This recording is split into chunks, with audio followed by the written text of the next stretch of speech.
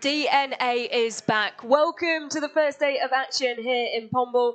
12 club teams selected by 11 national federations to compete in the third edition of DNA Clash of the Clubs. 7 are returning to the event, and 5 of those have been ever present and are appearing for the third time. DNA launched officially back in 2019 after more than 3 years of research and testing, with the first competition at the second European Games in Minsk. Since then, we've had 2 indoor instalments, 1 senior, 1 junior, 3 Clash of the Clubs international meetings hosted by Spain, Italy and now Portugal. We're 30 kilometres inland from the coast, equidistant between Lisbon and Porto, and Pombal hosts this third edition of the competition. It's a tournament format where the emphasis is on athletes representing their clubs on the international stage and a real focus on contributing to team success. Think the Champions League of athletics. It's been an incredibly busy summer for these under-20 athletes, with plenty competing at the World Under-20s and European Under-18 Championships. And all of the athletes round out their season by pulling on their club colours internationally. Where you can see some of the glimpses of the numbers and the kits there. We'll run you through all the teams. This is our first of 2 matches today, qualifiers for tomorrow's finals. 6 of the 12 clubs competing early this afternoon, the other 6 later on this evening. The top 3 in today's first match will go through to the A final. The bottom 3 will go into the B final tomorrow.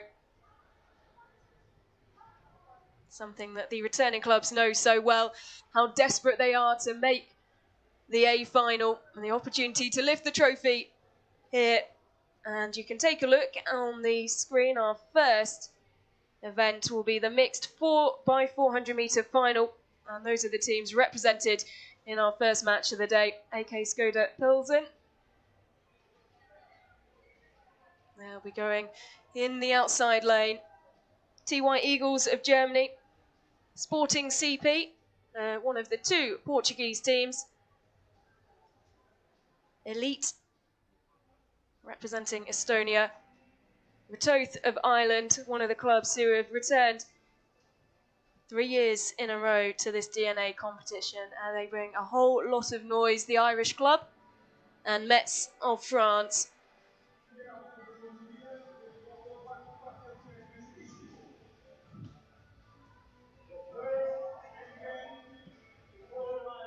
So time to meet the athletes.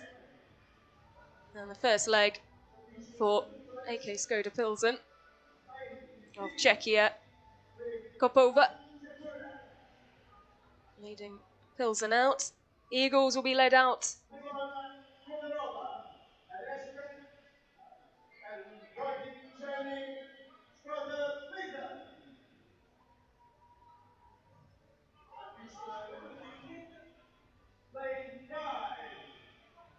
As we flick back to see the athletes waiting on.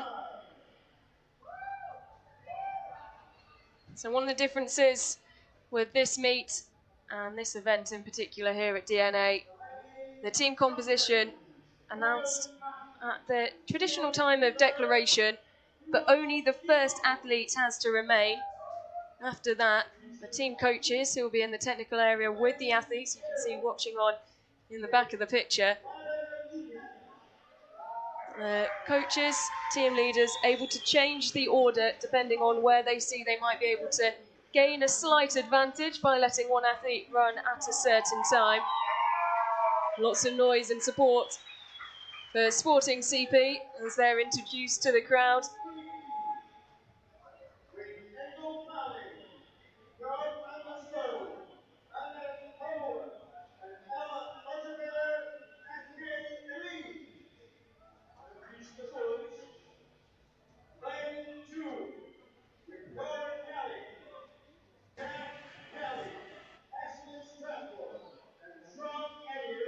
So this is a really strong Ratoth team.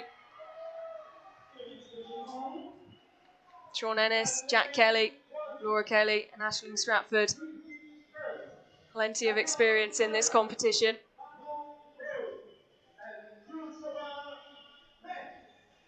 Team coach of Ratoath speaking before the event, saying how the younger athletes in the club starting to pay attention to DNA in this meet and wondering how they can find their way onto the team.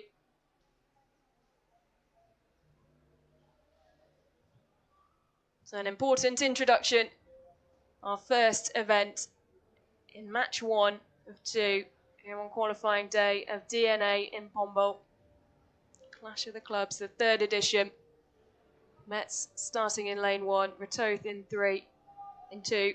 Elite go in 3, Sporting CP in 4, TY Eagles in 5, AK Skoda Pilsen on the outside.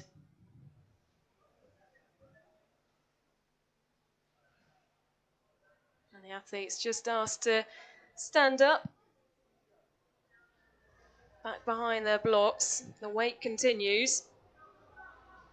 So our track events, all straight finals. First over the line, 12 points for their club, their team.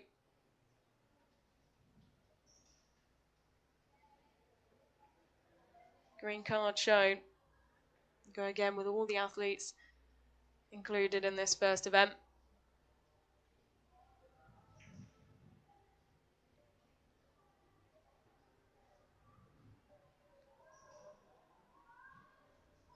Athletes back into their blocks.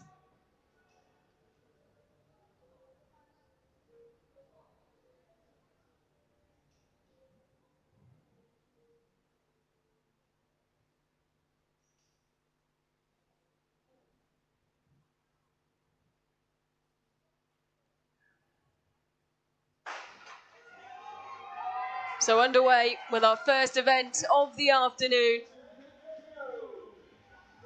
Quick start for TY Eagles and Ratoath. Both flying down the back straight.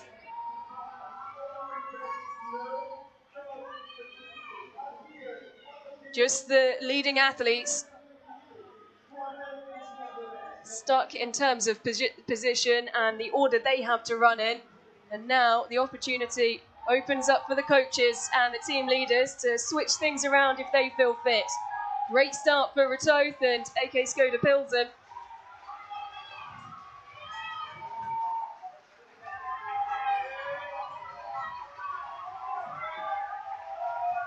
Will be Ratoath who hand over first, neck and neck with Pilsen.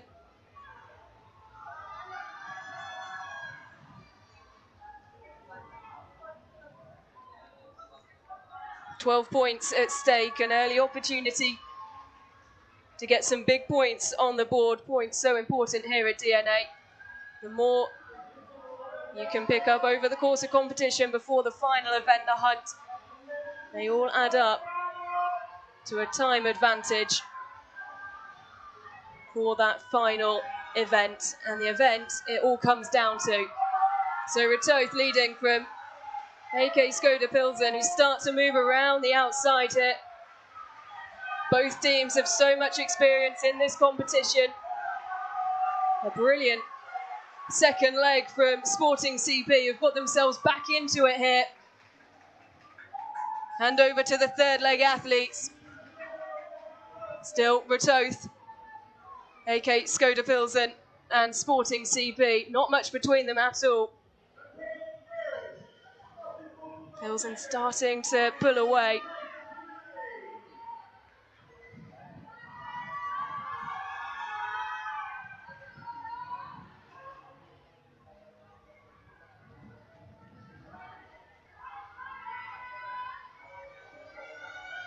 Ratoath now going round the outside of Sporting CP. Huge crowd in the stands in support of one of the home clubs. A rallying run from Ratoath round the outside.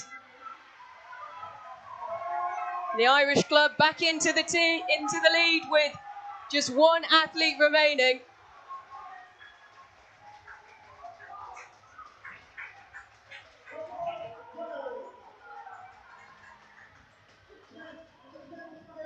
Ratoath and Pilsen, who will take 12 points in the first event here at DNA Clash of the Clubs.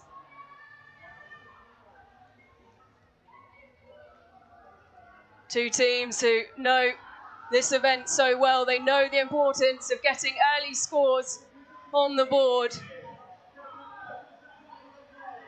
And particularly in Ratoth's case, they won the B final last year. They're so desperate to make it into the A final this year. It's going to be so close as they come into the home straight, neck and neck. Nothing between these two athletes who are driving towards the line. 12 points at stake and the smallest of margins to take it. Ratoth get there first. 3 minutes 36.2. Brilliant final leg from both of those athletes. Wojciech Czerny pushing the team from Ratoth all the way.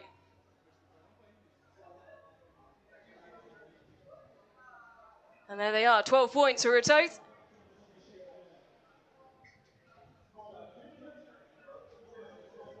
And some very happy team leaders there as well.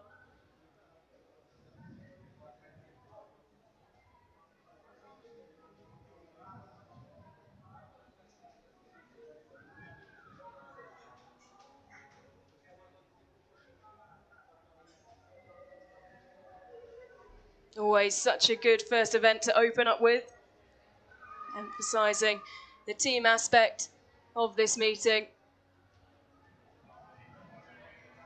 Take a look back at some of the highlights of where all the action happened.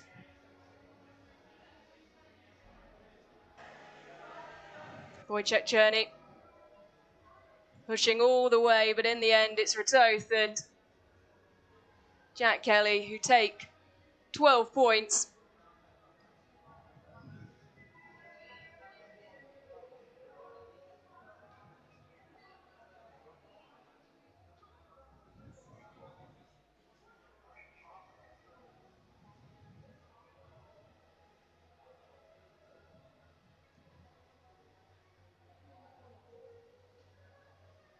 So confirmation of the times now appearing on your screens.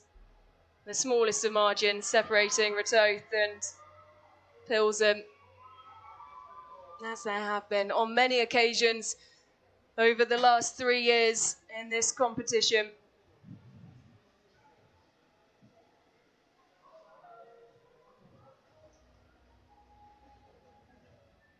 And we're quickly into the next bit of action, and it's out in the field.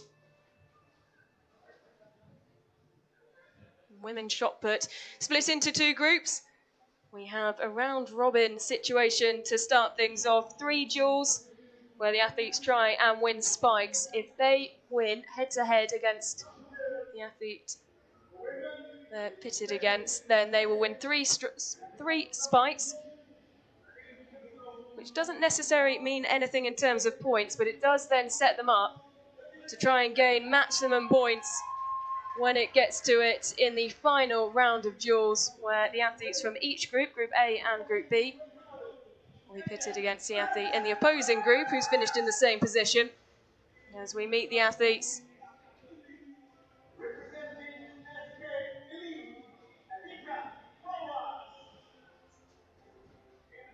Anika Polas of Elite, third at the Baltic Under 18 Combined Events Team Championships.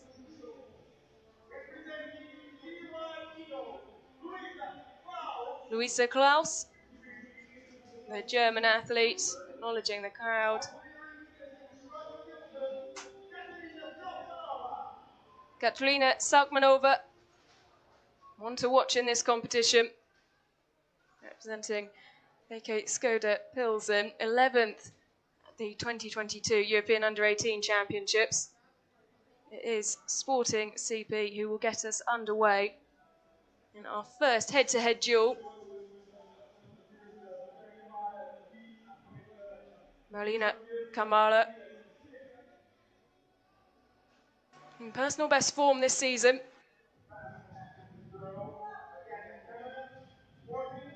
And she's up against Enya Silkena of Ratoth. A throw that's short of the 13-metre mark. mark that she's passed many times this season.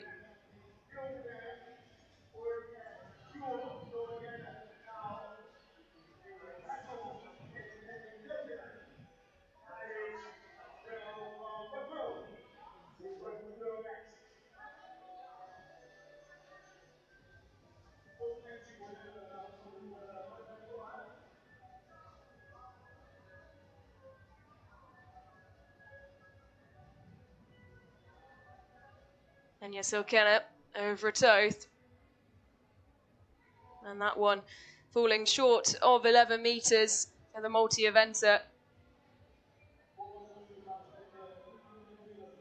Multiple Irish youth medalists.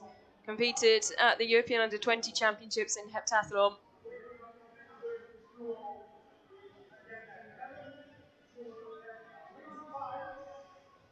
Marlena Kamara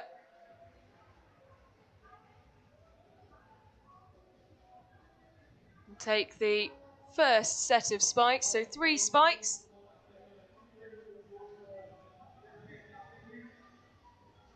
Those spikes added up in Group A and then in Group B to form standings before the final duels, where the athletes who finish in the same positions in each of the groups will go head-to-head to determine the points that will be dished out in the field events.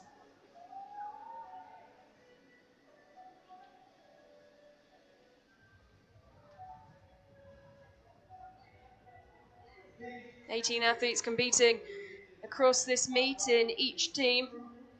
9 men, 9 women.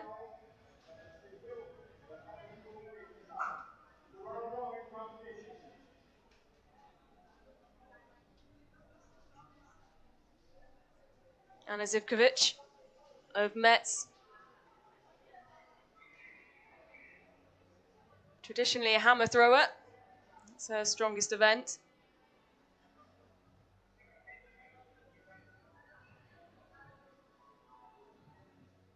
With it being such small teams for these DNA meets, there's a lot of overlapping. We'll see this event being favoured particularly by a lot of multi-eventers.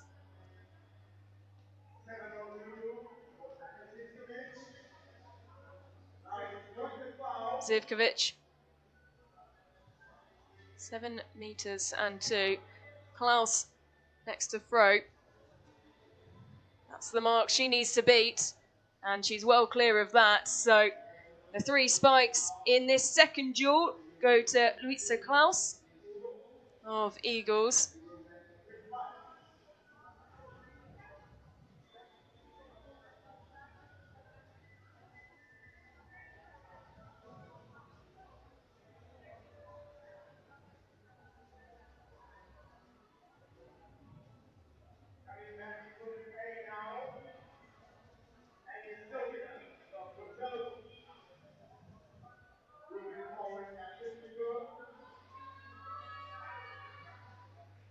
So back into the circle for her second duel.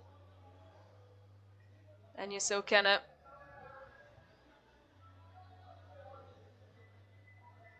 One of the younger athletes in this competition, just 16 years old. Over 17 metres.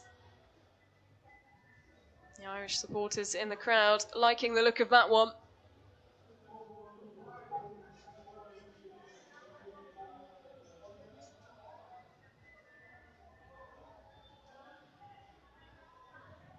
She waits on for confirmation of her result. She looks very happy with that indeed. Big improvement from that first duel. Breathed a sigh of relief. Gets the early competition nerves out of the way. As you can see, the hurdlers warming up in the background. Our focus is on one event at the time. And it is Annika Poluas.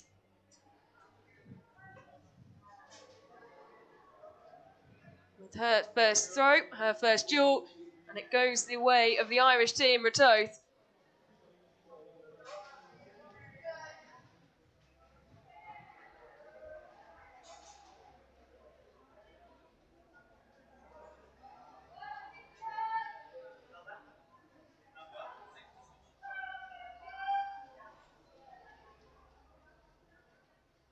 Hearing from a lot of the team coaches before, they say how important DNA is, so giving young athletes, particularly those on the younger age of the under-20 spectrum, an opportunity to compete internationally, but also do it in their club colours as well. It's something that we don't see particularly often.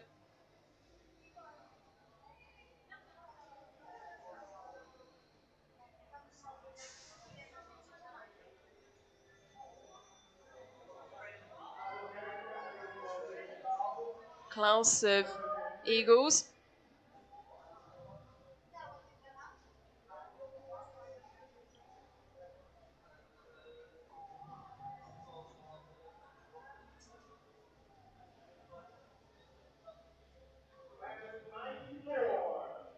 Happy with that one. 11.94. She goes in Group B.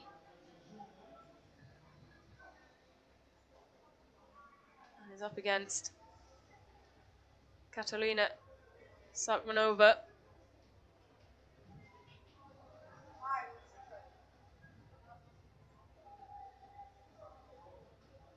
Well, it could be close there.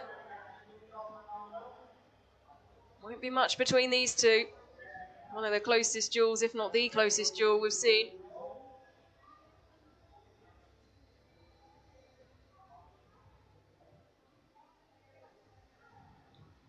Another of the talented multi-eventing contingent that have travelled over to Pombal.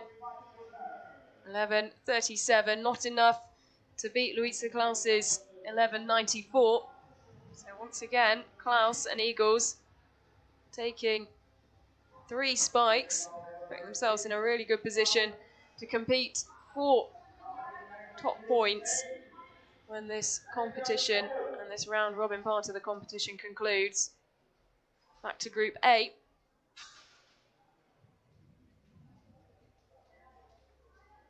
Follow us.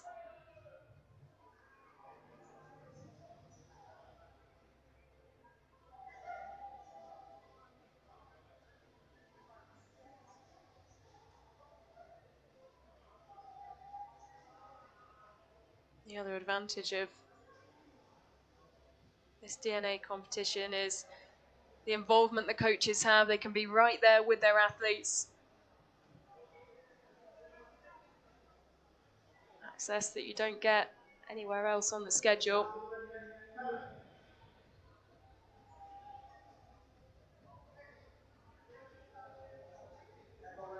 Mariana Kamala of Sporting. 8.77 the mark to beat. And she will take 3 spikes there. Good start to this competition.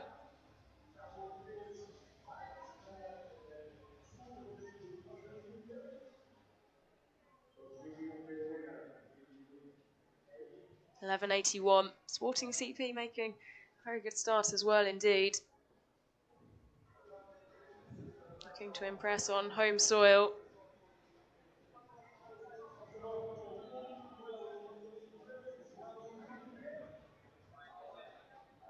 Sakmanova back into the circle once again. Duel 3 of Group B. So we're reaching the closing stages of this one before we will take a short break from the shot put before we come back for the finals. Almost bang on the 11-metre mark there. You can see the official have to pierce the tape.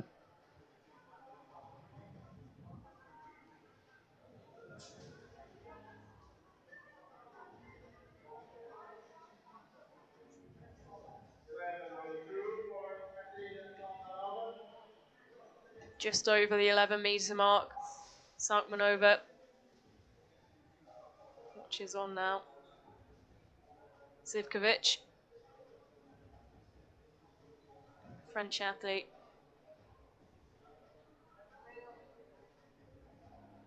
Needs to throw further than that 11-metre line. If she's to take the 3 spikes, and the spikes go the way of Sakmanova and Pilsen.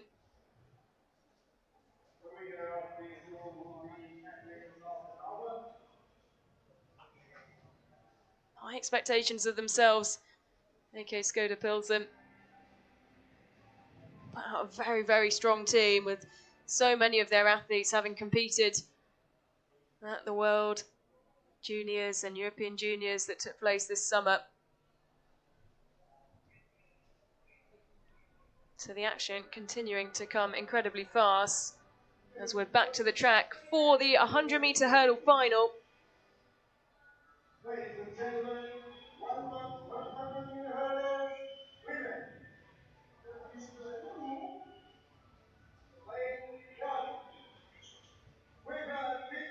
Caoimhe Fitzsimmons, the Irish under-20 combined events champion, going in lane 1. Marlene Rotari of Elite, runner-up in the Estonian under-18 championships. Letitia Rotario, wearing the colours of Sporting, going in lane 3. Mia Snitz, TY Eagles, goes in lane 4. Keep your eyes on this athlete, Adela Hanakova of AK Skoda Pilsen, represented Czechia at the World Under-20 Championships in Lima. Czech Under-20 combined event silver medalist. Pombal in Rio of Metz, going in lane 6. A lot of talent in this women's 110-metre hurdle final. Remember, the first over the line will collect 12 points for their team.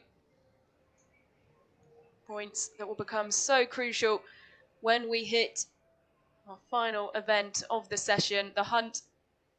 Points equaling time advantage, 1 point, a third of a second, 3 points then a second. So it really pays to be collecting points as early as possible. So keep your eyes on lane 5 and Hanakova and Fitzsimmons as well in lane 1. Rotari going very well indeed. Hanakova coming through late.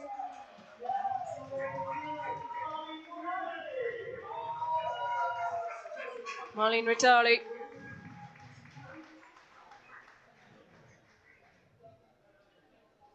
Some more important points for Elite. Making an impressive start. Well, Hanakova traditionally does come through a little later on. Pushed Rotari all the way, as did Fitzsimmons.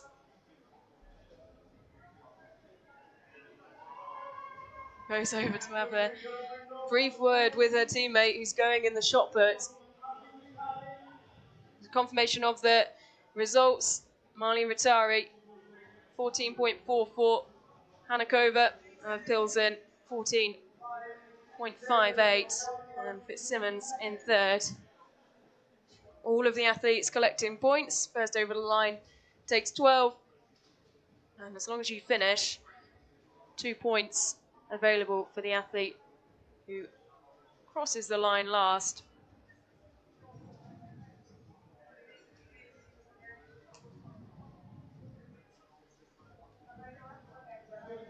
We'll bring you those point standings as soon as we can, and there they are.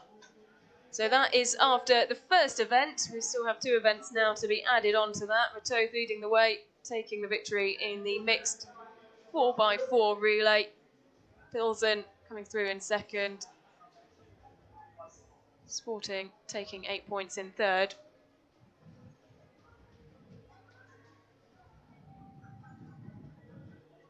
So the final point standings in the shot put still to be decided.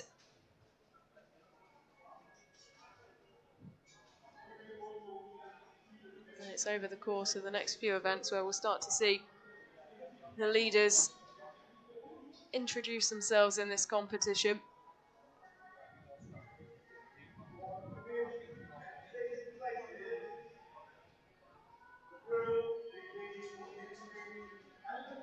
So the barriers being changed, the height being adjusted. 110-metre hurdles up next on the track. And we can see the final head-to-heads in the shot put, which is up next. So 3 head-to-heads to decide each of the highest places those athletes can achieve. So going for maximum points in this one. Eagles and Sporting, Klaus and Kamala, they will be the last athletes to throw head-to-head. The two standout athletes from the round-robin competition.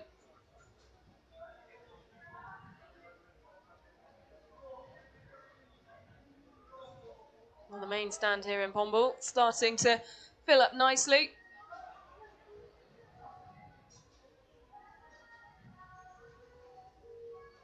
With another match to come later on, plenty of the athletes in that match coming down early to see their potential competition for tomorrow. As we await the start of this final of the women's shot put. Final preparations for Klaus, who has really shone.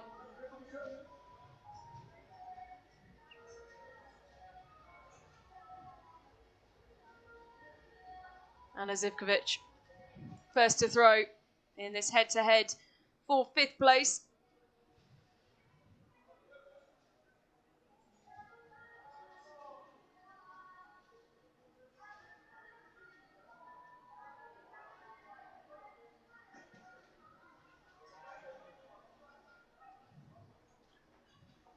A real opportunity for these athletes to compete internationally. Plenty of them have international experience, but for a select number, this might be their first time competing out of their home nation.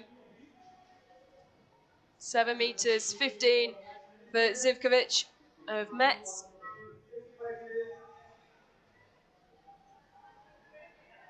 Poluas.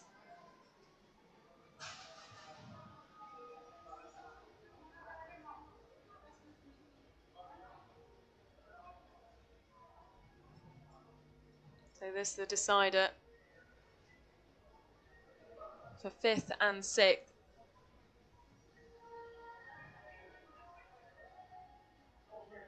Annika Poluas of Elite taking the 4 points and 5th place. Just over 9 meters her throw.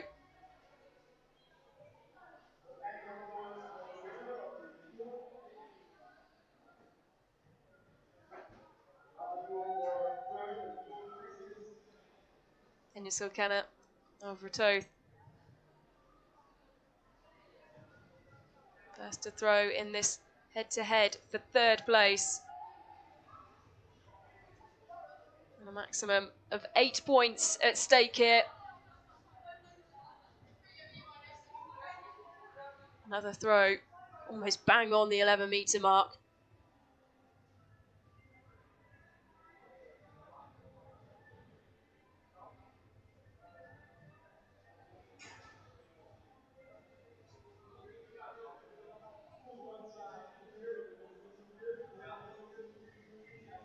$11 and 3, incredibly consistent for Sulkana, who just receives a thumbs up from some of her teammates who are walking past. Salkmanova of Pilsen. Well, you wouldn't be surprised if it's these two teams are going head-to-head for it at the end. And it will be Salkmanova and Pilsen who take the win in this 3rd place head-to-head. So 3rd place going to AK Skoda Pilsen. 11 meters 61. 8 points going to the Czech team. And now, the one we've all been waiting for, the playoff, the head-to-head for top spot. The two standout athletes from the round-robin phase. 12 points at stake. Louisa Klaus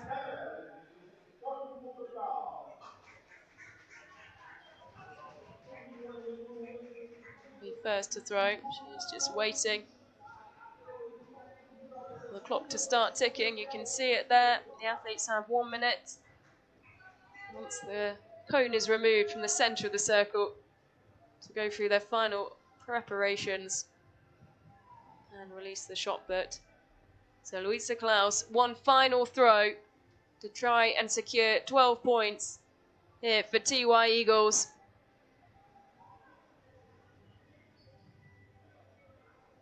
It's over 11 metres. I think she'd have wanted a little bit more from that. Mariana Kamala watches on. There's a door opened here for Sporting. She can better the throw of 11 metres 24. She will take all 12 points here for Sporting. Come into this with big expectations. One of two Portuguese teams will meet the other later on in the second match this evening.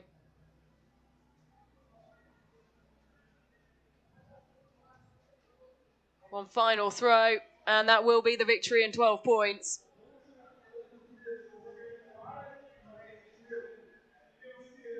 Mariana Kamalo watches on for confirmation.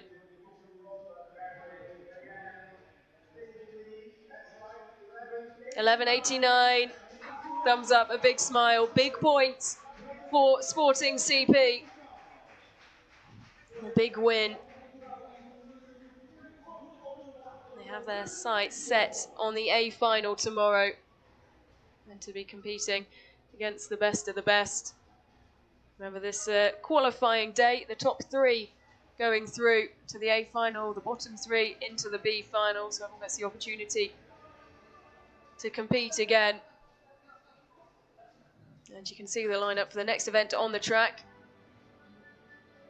110 metre hurdles for the men.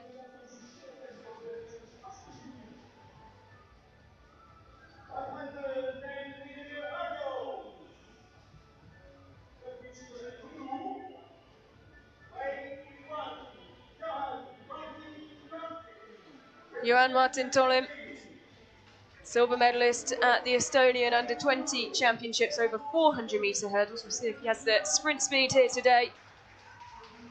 Afonso Fernandez,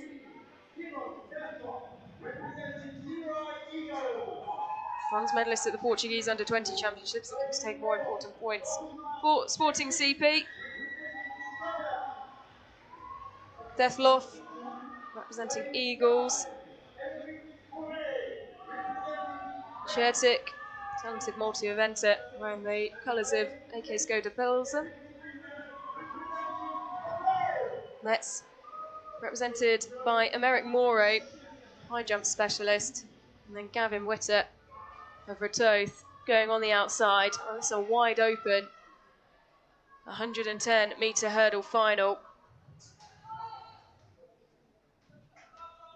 That's a big opportunity to take some important points. So Elite go in lane 1, Sporting CP in 2, Eagles in 3, Pilsen in 4, Metz in 5, Ratoath in lane 6. I'll have a points update as well after this event. The second of our sprint hurdle races at the third Clash of the Clubs DNA meets. Men's 110 metre hurdles. It's a great start for Eagles going in lane 3. Deflof leading the way, striding away from the competition. It's close behind him between Sporting CP and Skoda Pilsen. But the winner, Timon Deflof of TY Eagles, gliding over the hurdles, making that look very easy indeed.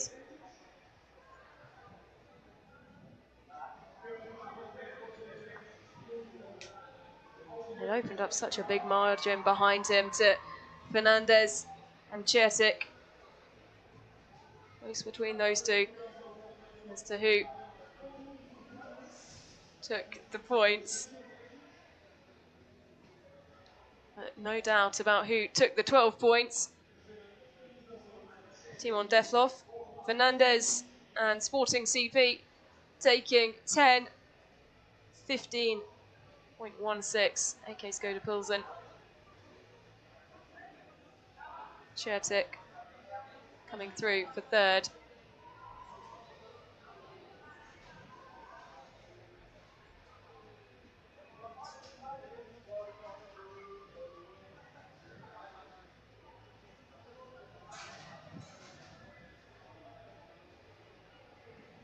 So flying through the first events here in the first match of the day at DNA Clash of the Clubs, the third edition of this under-20s Clash of the Clubs, and you can see the team standings.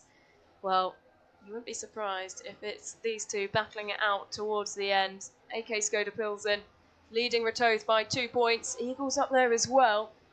Made a very good start, the German team. Sporting CP will be so desperate to make that a final on home soil.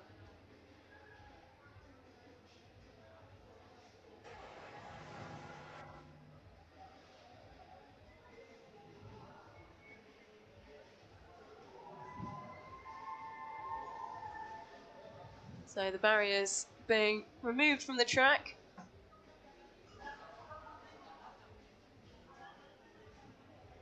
We'll be heading back to the field action very shortly, where our focus will be with the men's long jump. We also have the women's high jump, which is a very different spectacle here at DNA meetings, and the men's javelin to come as well.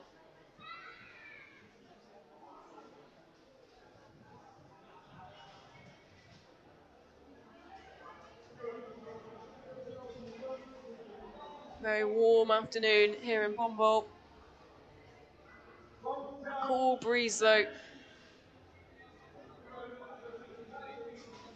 Perfect for competing in today. Fabian Kutcher of TY Eagles, regional indoor medalist, looking to make a mark here in Pombal. Michael Kent of Retoth, talented multi-eventer, competed at the European Under-18 Championships in the long jump over summer.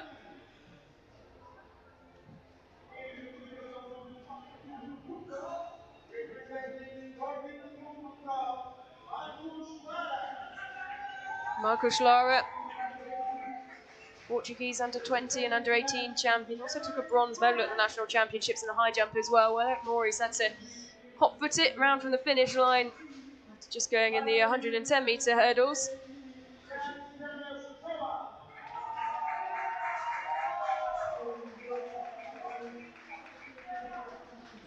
Jan Jonas Polak for elite. Estonian under-18 indoor combined events bronze medalist. As we mentioned so many times, a lot of these athletes, particularly the ones you'll see competing in the field events, talented multi-eventers. It was David Bimham of AK Skoda Pilsen, the athlete wearing the blue. We're quickly into the first head-to-head.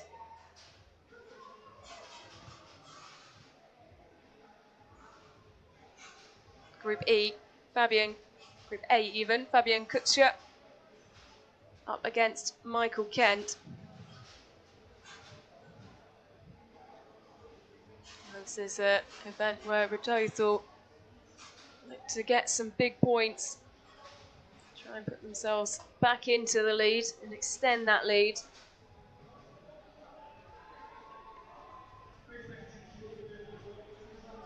.653 for Fabian Kutcher.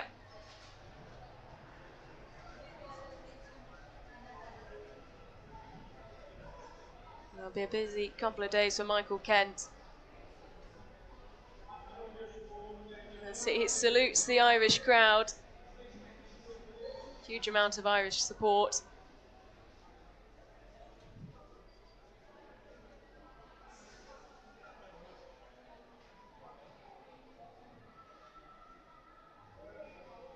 Whether Retoth travel to, in terms of the DNA meetings, they always make it feel like home. Michael Kent on the runway. looking to score big here for Ratoth. Good start. We need to be over the mark of 6:53. Also goes in the javelin not so long after this.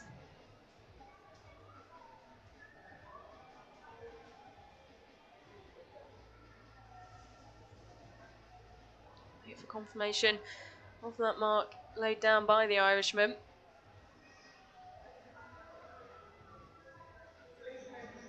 6:68. So the 3 spikes go to Ratoth and Michael Kent. Remember, in this round robin phase, we have almost a mini league table going, where within the 2 groups, the athletes jostle for positions, and then the points are decided as they go up against the points of the athletes who have scored and found themselves in the equivalent position in the other group. That will determine the final points. Sporting have made a good start.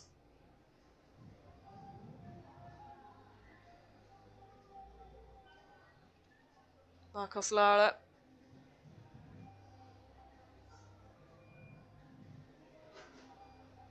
taking titles in both the age categories, junior age categories, that he's eligible for in Portugal this summer.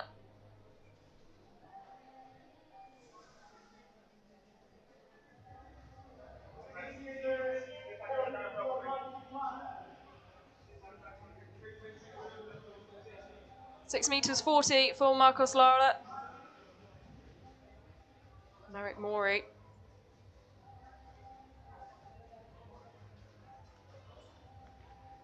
calling on the crowd for support.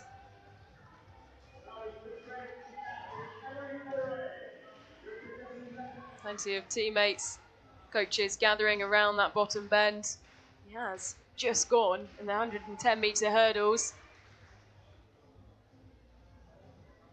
He needs to find over 6.40 if he's to win that duel. Frustration as he raises his hands to his head. It's a quick turnaround.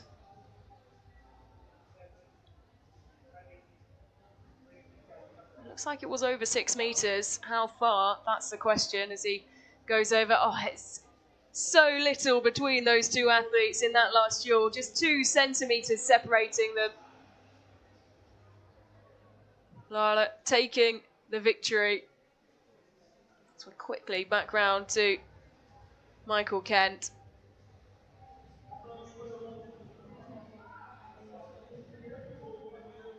Up against another multi-eventer in David Bimham.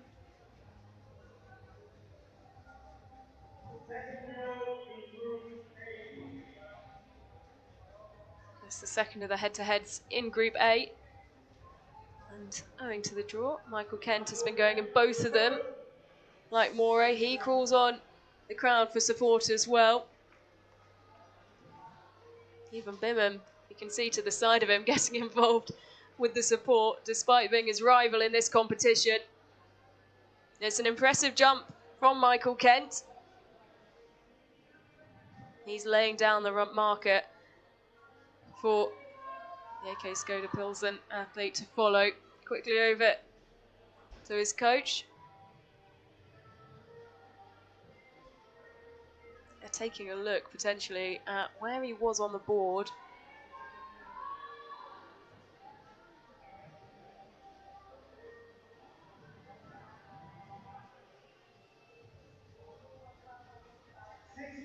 It is being measured, so he must have squeezed all the space he had out of it. 6.77 for Michael Kent. David Bimham.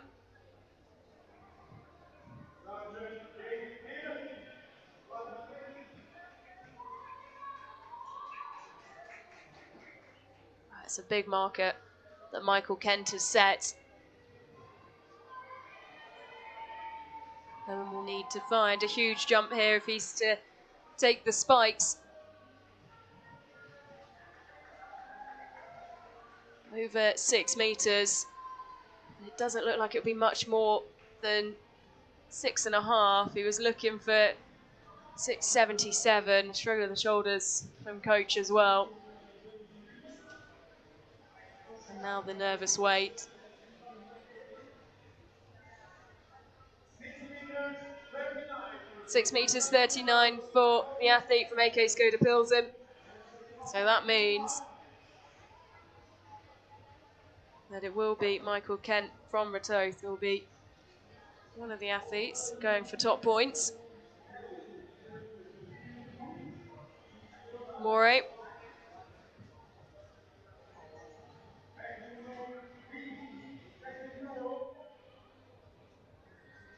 As you go back to Group B, second duel within this group.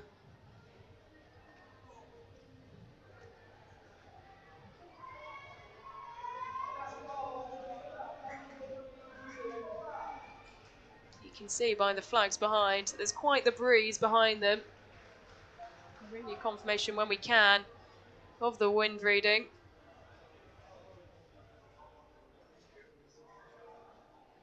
Not too frequently you see a long jump pit on the bottom bend.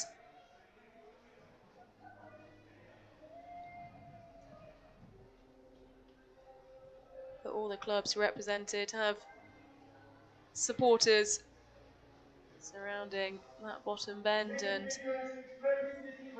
along the starting area at the bottom of the track. 6 meters 36 for Morley of Metz. Just brushes the sand off his leg. That's the mark that Jan Jonas Polak of Elite will want to better.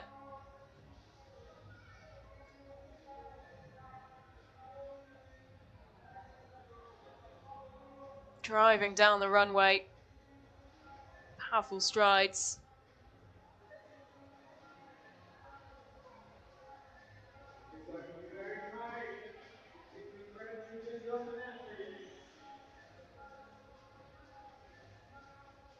Now the head coach of SK Elite saying how impressed he was by the team spirit that he saw in Rome.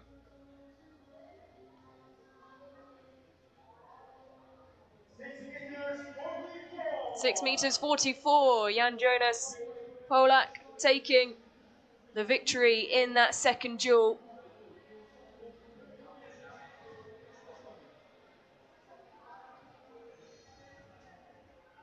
We go back quickly to Group A. Biman of Pilsen.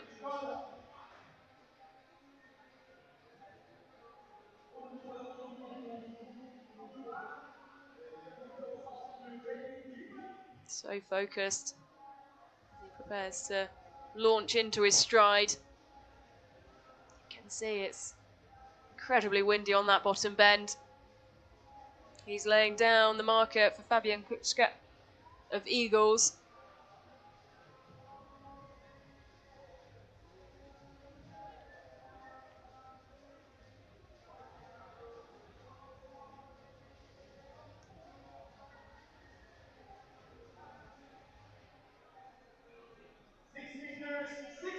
Six meters 60 for David Biman.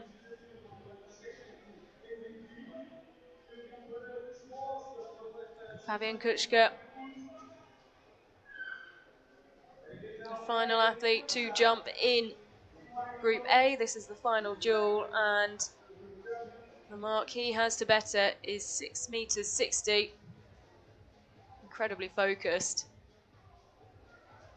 Waiting for the cone to be removed.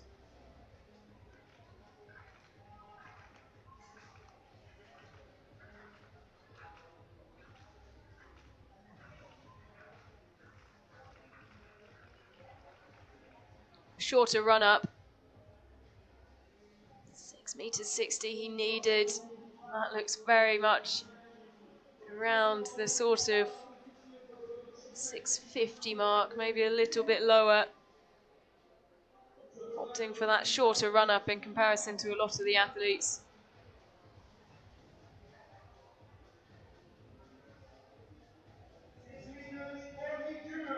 6:42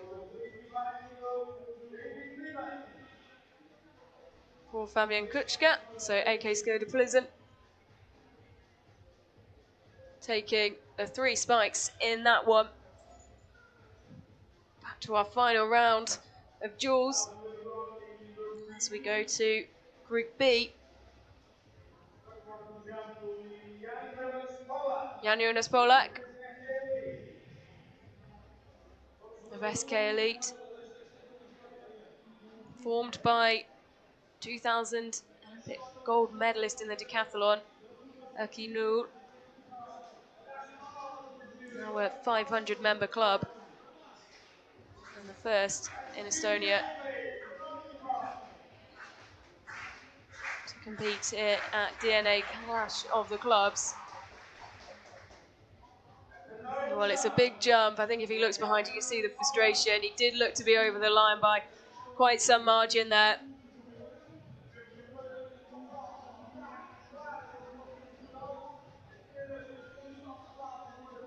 So he's really opened the door for Marcos Lala, a Sporting CP, who just needs a clean jump now to take the 3 spikes to help him out in this mini leaderboard.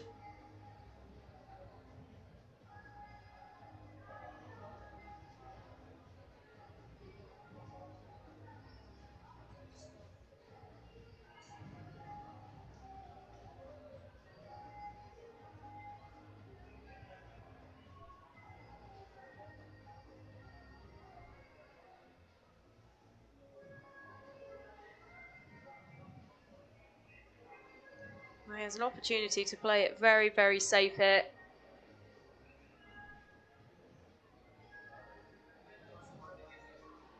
And it looks like that is exactly what he's going to do. It's all he needed was to get a clean mark in. It doesn't matter how far it was, as is the tactics of DNA. As soon as someone else in your head-to-head faults, it opens the door for you to take it a little bit easier. No need to risk anything. He already found himself in such a good position after his first duel.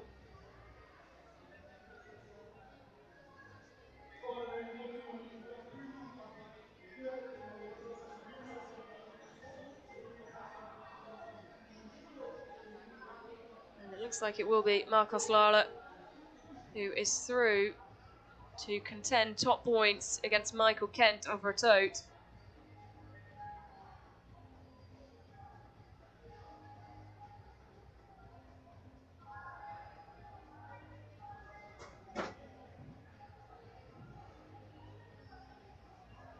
And let's look at the team standings. Well, Eagles up into second place.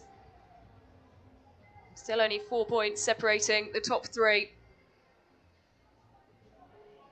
6 points separating the top 4. An incredibly tight hunt if things stay as they are.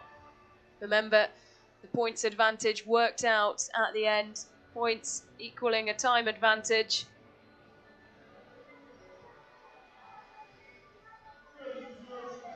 One point equals a third of a second that you can set off ahead of the other teams in the hunt. Up next on the track is the 800 metres final for the women. Paula Parlin representing Elite.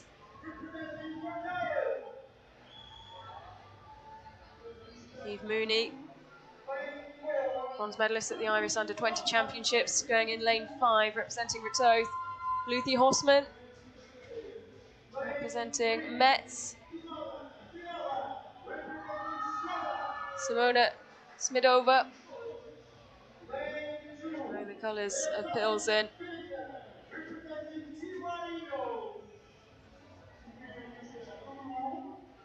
Weininger, going in lane 2. Looking to add to the impressive points collection the Eagles have started to build up. Keep your eyes on the athlete wearing the Sporting colours.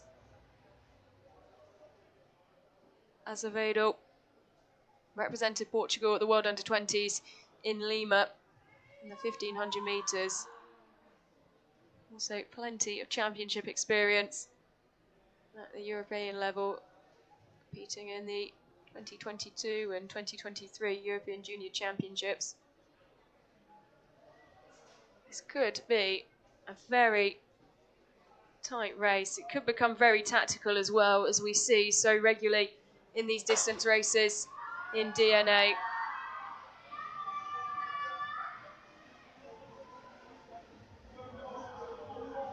Mooney and Azevedo, two making quick starts as they break from their lanes. Beatrice Azevedo just slowing things down the back straight, and there's no surprise to see that happen. And points are at stake rather than times, so regularly it becomes tactical.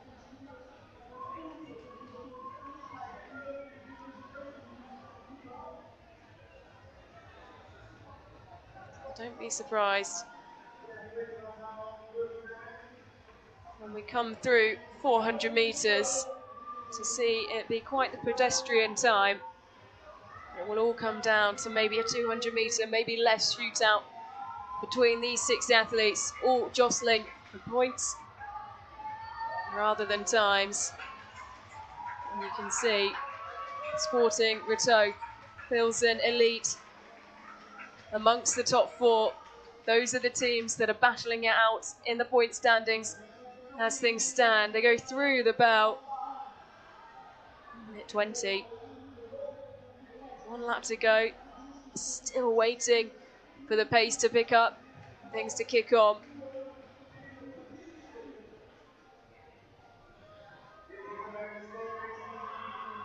300 metres to go.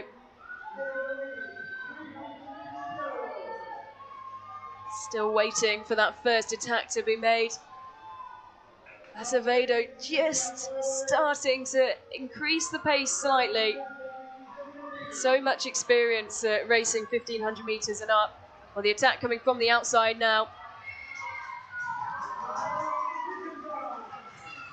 Well matched by the athletes from Rateau and Sporting, and now Pilsen coming round. It's going to come down to the last 100 metres. 3 athletes in it, 100 metres to go, as it has been for the entirety of this race. Rateau and Sporting neck and neck. Pilsen coming round the outside. Smidova's going to take it here. Perfectly timed effort from the Czech athletes. Simona Smidova to take the victory. 2 minutes 28 flat. Well, it was never going to be a quick race. It was always going to be tactical. It's more of a 200 metre, 150 metre race, really. Simona Smidova.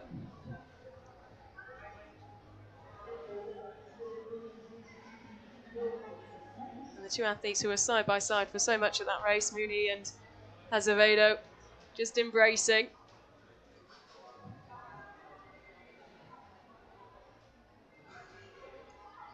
Another opportunity for these athletes to do something different. It's a different style of racing, try some different tactics, embrace the opportunity to race tactically and have to read body language of the athletes around you rather than just racing for time.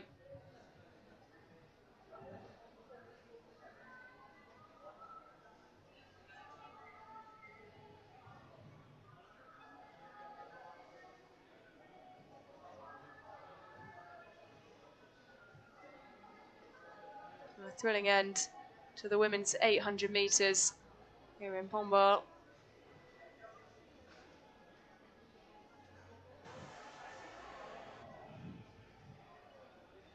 The Irish team on the bottom bend waiting for the conclusion of this men's long jump competition. We're into the final round now, after the round robins have been decided.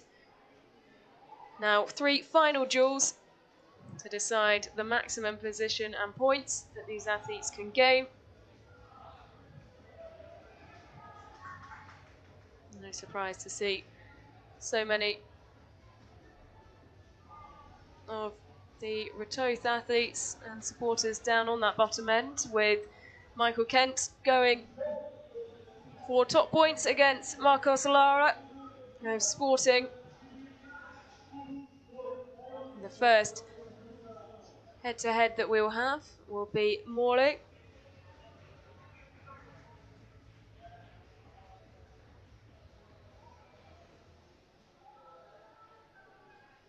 of Metz, first to jump.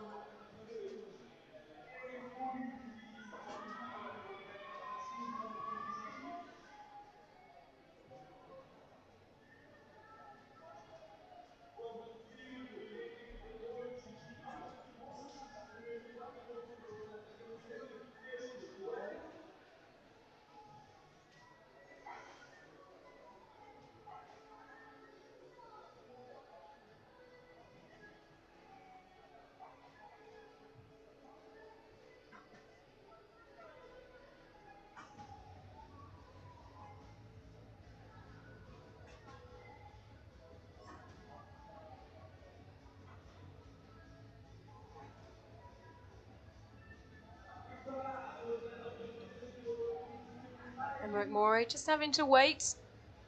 Cone still in position on the bottom of the runway. Around the outside of him, the hurdles being placed down for the men's 400-metre hurdles, which will be the next event on the track after this.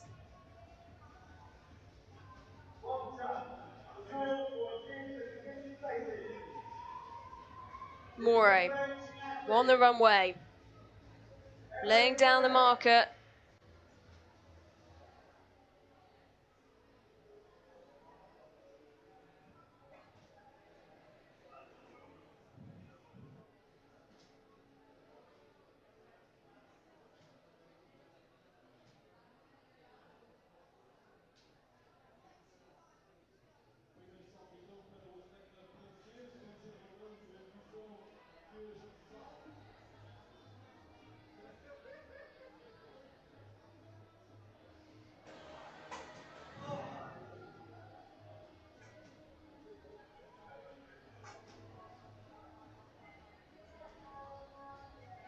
Morey of Metz just having to wait. See how far he's gone in that final jump. Jump that could be the difference between 2 and 4 points for his club.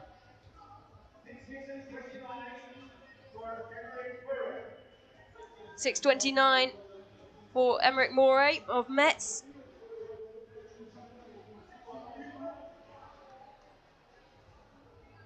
Simon Piper of Eagles.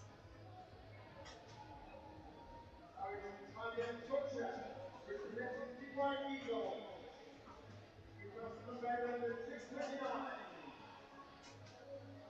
6:29, the mark needed for the athletes from Eagles.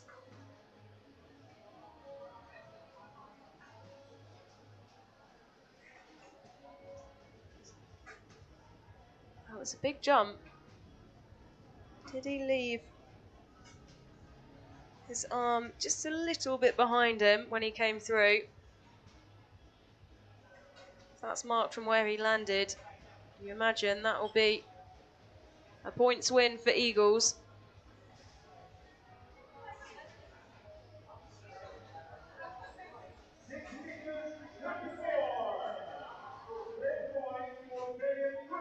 .634. Eagles take the victory in the first of our head-to-heads. They take 5th place and 4 points.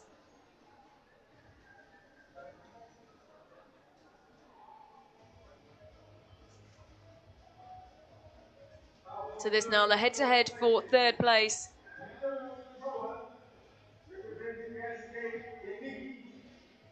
And a maximum of 8 points. Jan Jonas Polak raises his arms above his head, asking the crowd for support. Readies himself on the bottom of the runway. The wind still blowing down on the bottom bend.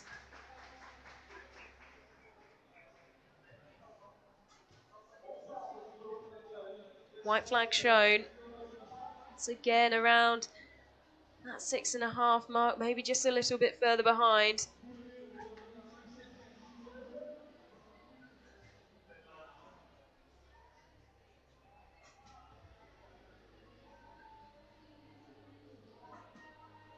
Judging by the other flags around the stadium, it looks like the athlete's contending with a bit of a side wind.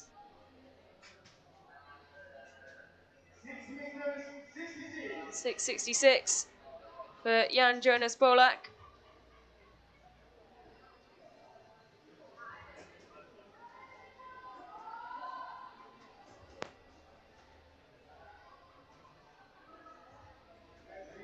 David Bimham watches on.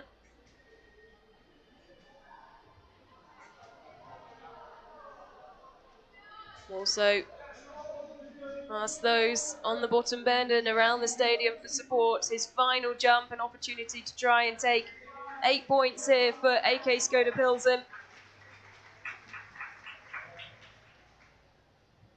And he just left that trailing leg, he didn't quite bring it all the way through. And so it won't be more than 6 meters. That will be elite who take the maximum points from the third place head-to-head.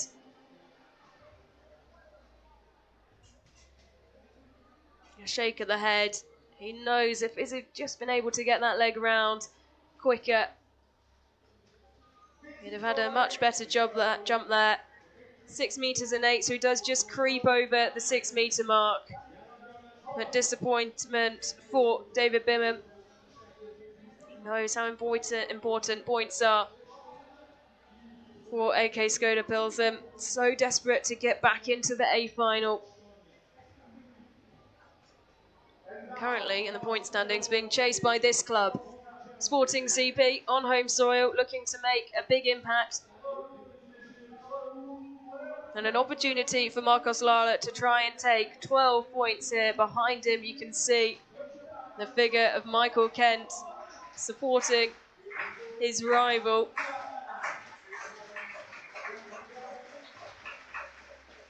Well, he's very close to the line there. It's a big jump. Will the red flag be shown? Well, it's a white flag. Squeezed every last bit out of the runway and the board there.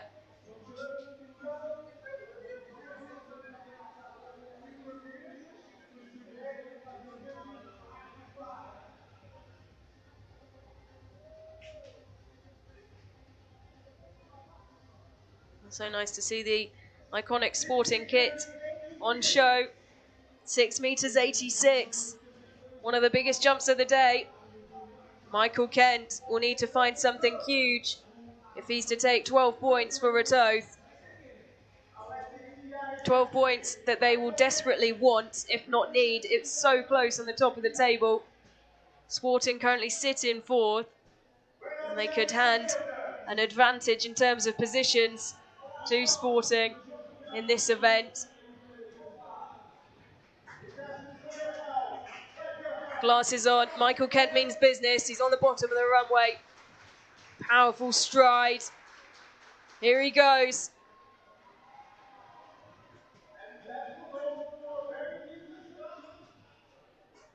Oh, we'll have to wait and see. 6.86, the mark to beat. He takes another look in the pit there.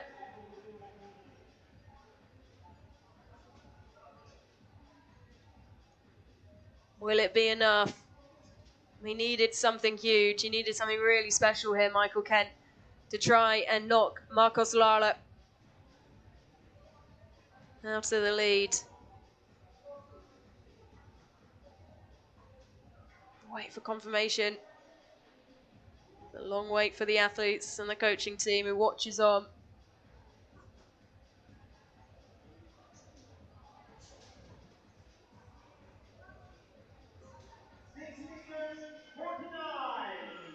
Well, it's not enough by quite some way. You can see the reaction there on Michael Kent's face. It did look maybe there was an arm trailing, a mark left in the sand. Marcos Lara and Sporting CP taking top points there.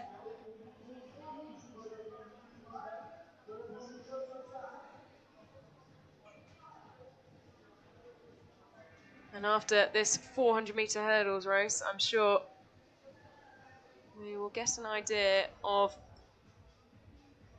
how that changes things potentially in the points standing.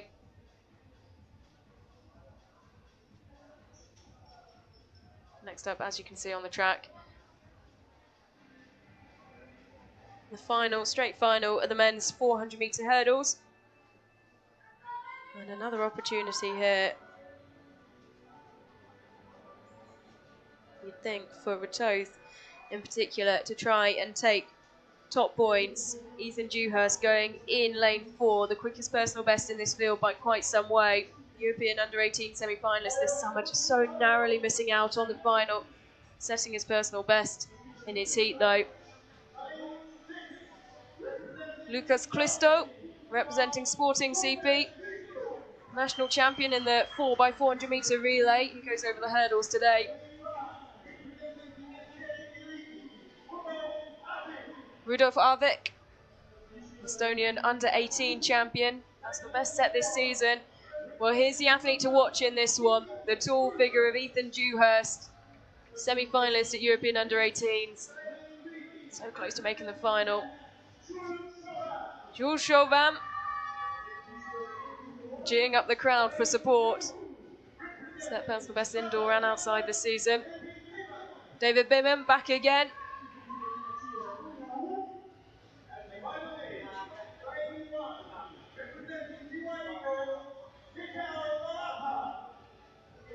Mikel Dolata, representing Eagles. Going in lane 1, he'll have all the athletes to chase in this straight final of the men's 400-metre hurdles.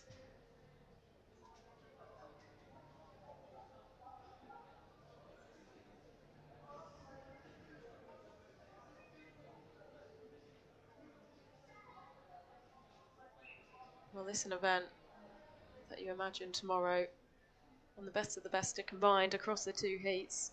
That's the way it works out. This will be one of the events to watch. It could be today one of the deciding events in setting up that lineup for tomorrow's A and B finals, and it's already, as expected, Ethan Dewhurst, who is flying around the top end. The margin that he's made up within the first 100 metres is quite extraordinary already. David Bimham of AK Skoda Pilsen in second place, but the margin is huge. Ethan Dewhurst gliding over these hurdles, making it look so easy as he hits 200 metres. He's had an incredible summer, setting his personal best in his heat at the European Under-18 Championships, and well, he's just enjoying this one, isn't he? Huge smile on his face. He's got this one all tied up with a barrier to go. G's up the crowd. Dips on the line still. 54.4. Well, particularly where he was waving to the crowd on the far side of this stand. That's where Ratoth have camped out. Really is an exceptional athlete. And particularly after such a busy summer with European under-18s. We've had athletes who have travelled over to Lima for the World Under-20s. It's always a pleasure to see some of Europe's best talent on show here at DNA Clash of the Clubs.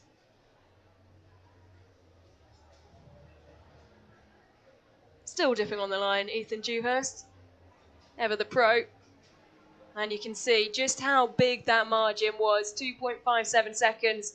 Ethan Dewhurst led David Bimham of AK Skoda Pilsen. Some more important points for Elite Eagles as well. But once again, Ratoth and Pilsen. The teams out front, and you can see how that is represented now in the team standings where things are starting to open up. AK Skoda Pilsen leading the way, but only by 2 points still. It's then 2 points back from Ratoth to Sporting CP, and then 8 points back to Eagles now, who had force their way up into the top three. They've dropped down now after the last two events. Remember, the top three going through to the A final. The bottom three will see out the B final tomorrow. And well, here's one of the quirks of DNA, and one of the things we all get particularly excited about when it comes around, the high jump competition. This time round, it's the women who will be competing the high jump.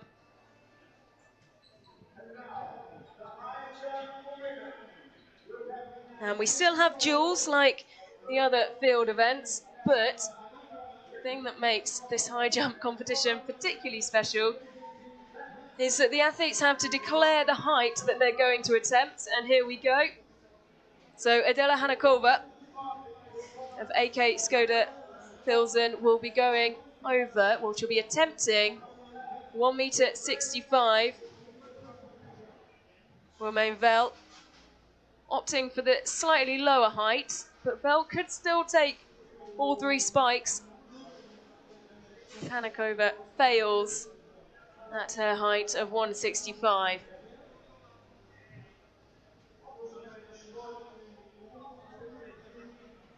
Hanakova, one of those athletes who has come off the back of a very busy summer, and a summer that's been full of travel as well, having to go over to Peru for the World Under-20 Championships, pulling on her national best of Czechia. She's already competed in the 100-meter hurdles today. This is her other favoured event, the high jump. Equal best height in this field this year.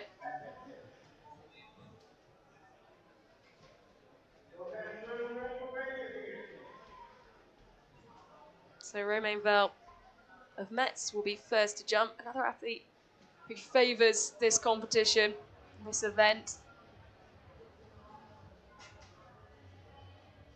but is very talented in other aspects of track and field as well.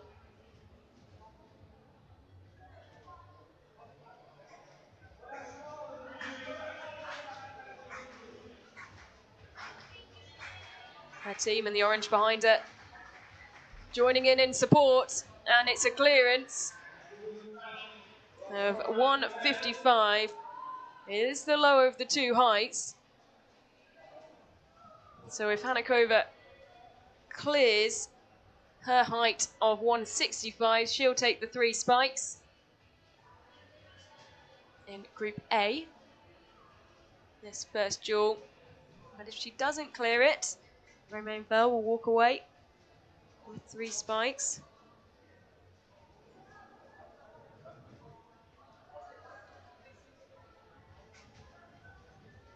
Final adjustments made to the bar.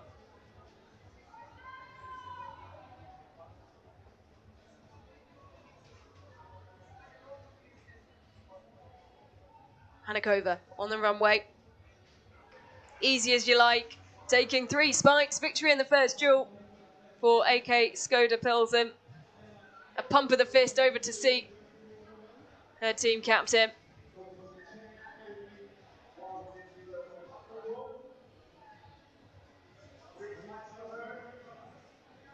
You see a glimpse there of Tara O'Connor. You wouldn't be surprised to see these two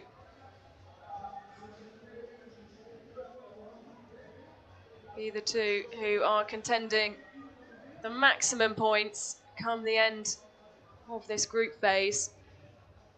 Equal personal bests of 1.79 meters, and Tara O'Connor has cleared that height already twice this season. So that will be an interesting one when it comes down to taking risks and those tactical decisions that this format for the high jump encourages. Just a quick word with her coach, Tara O'Connor. Does look like she's settled on the decision for the height though.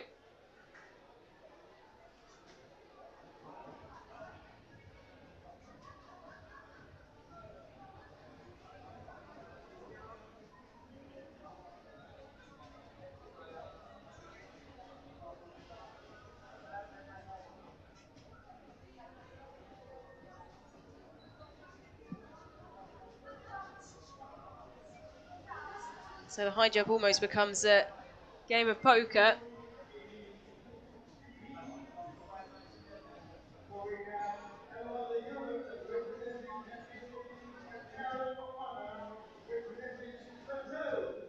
So Tara O'Connor,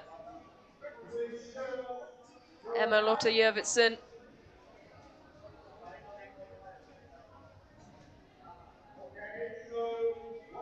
171 for Tara O'Connor, 167 for Jørgensen.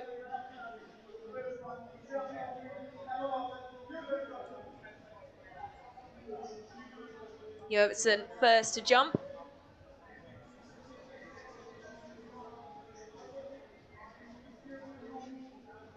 Elite in desperate need of some points as we're flying through the schedule here in our first of 2 matches today.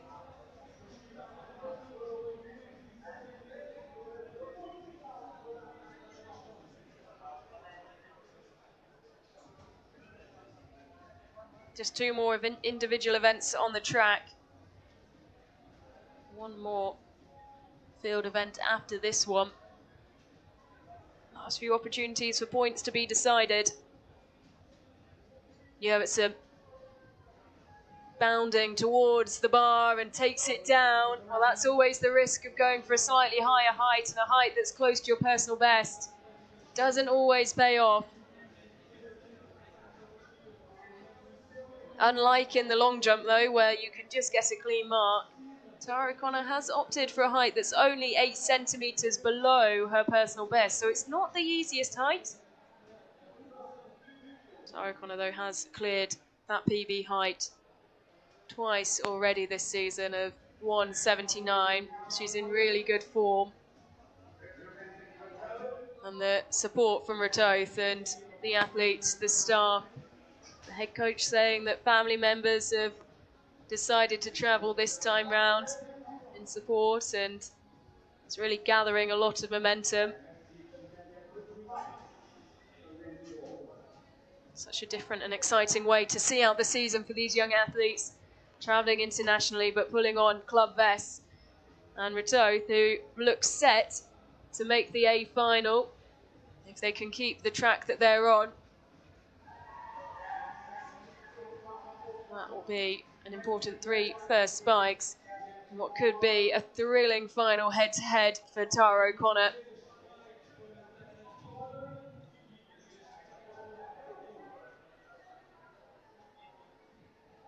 Smile on the face of the Irish athlete.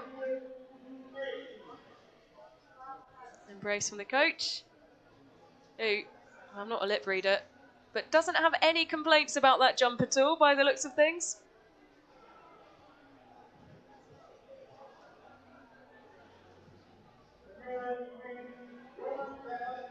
Roman Vel.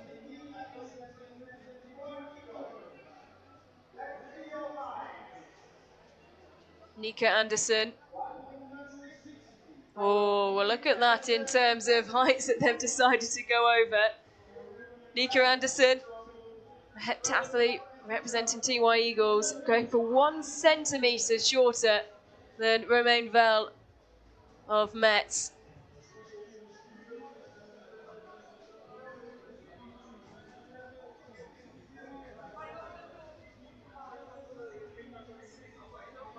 Always love to see the difference in not just team kit, how they choose to adorn themselves. Metz opting for the face paint. Plenty of the clubs are moving into their allotted areas in the stands early. We've got some bunting, a Great British flag on. Ethan Bromley going in the next match. This is Nika Anderson. Clear at 1.60 meters. So pressure on Romain Vel now, who's gone just 1 centimetre higher.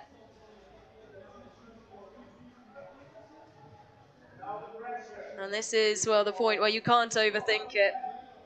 Nika Anderson thinking, well, I had a good clearance there. Maybe if I'd have put 2 centimetres on it and gone for 162 instead. You've got to commit, and you've got to see through the height that you commit to.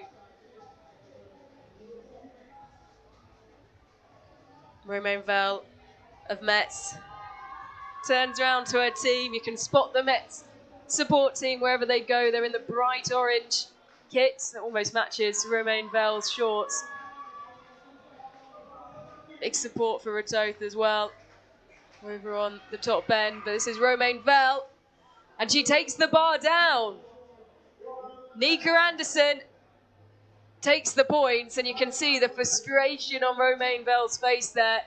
Well, she didn't have anywhere to go, really. If she had opted to go any lower, Nika Anderson would have still taken all the points. And you can see as Anderson continues to get some coaching from the team from Eagles, who are all in the yellow. She's won the duel, takes the 3 spikes.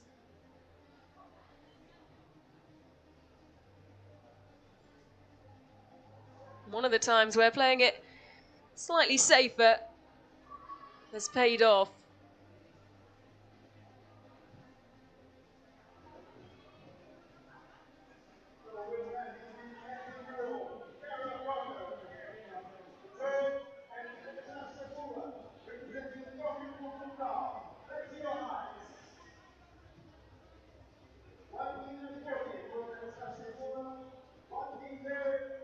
Well, we're trying to identify what the height is that Tara O'Connor's written down.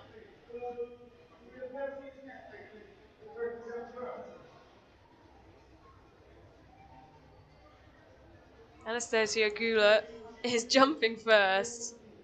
As I think one of the officials goes over to check the height that Tara O'Connor wanted. She hasn't had the best luck with the whiteboard. She's had one that was upside down and then one that was half rubbed off. Part of the fun of DNA. Anastasia Gula, her first duel. Portuguese under-20 champion in the triple jump.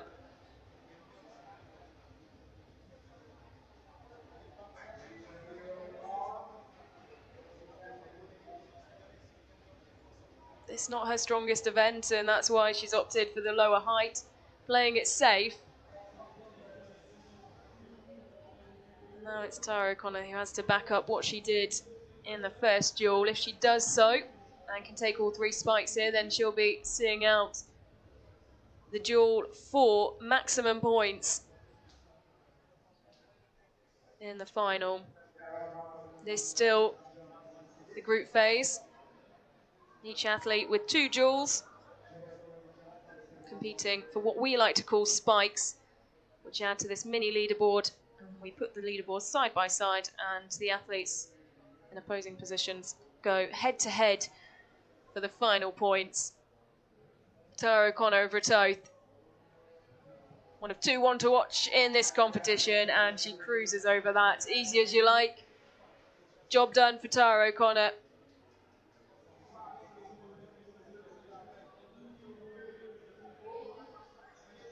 Bit more flick next time.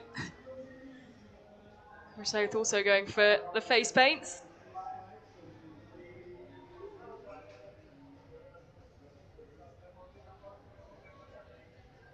Also bringing their own speakers and creating a party atmosphere in the stands before we got underway with the action.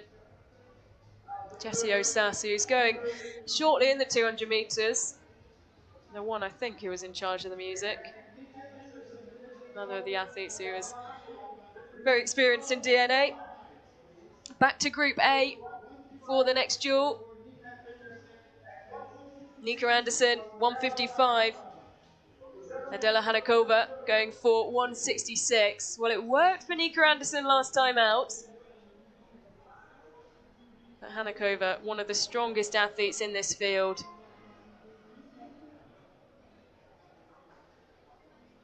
An athlete with so much experience, so much championship experience at junior level, and still only 17 years old.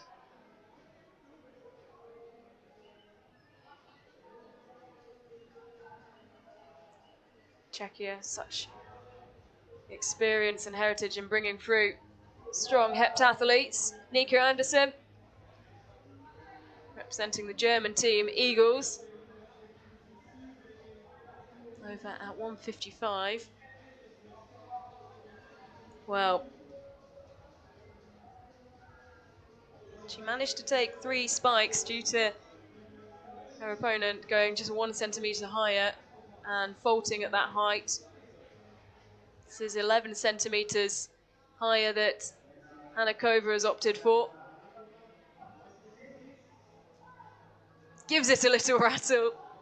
Looks up, slightly nervous there before celebrating. The bar still rattling, you can see in the background. She just caught it. She knows she's capable of so much more than that. So that is a big relief. It was almost 2 from 2 in terms of results for Nika Anderson.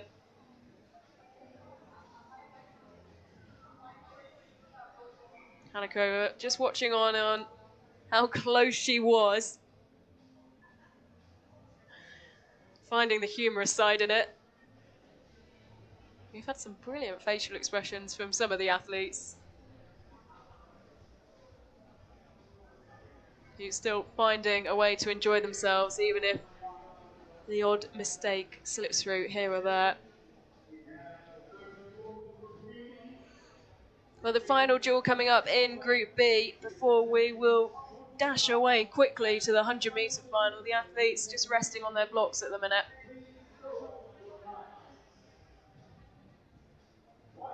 Jurvetson and Gula. Jurvetson of Elite going for 21 centimetres higher than the athlete from Sporting has opted for. Mind it, Anastasia Gula is... Well, she prefers the horizontal jumps. Portuguese under-20 champion in the triple jump.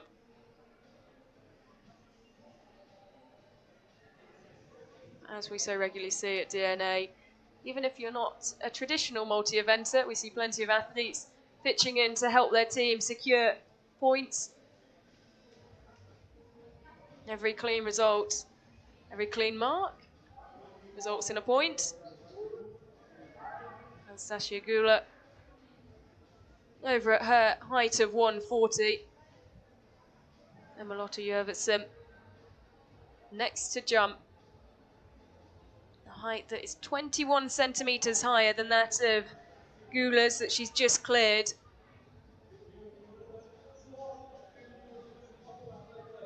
You can see the men warming up for the javelin as well.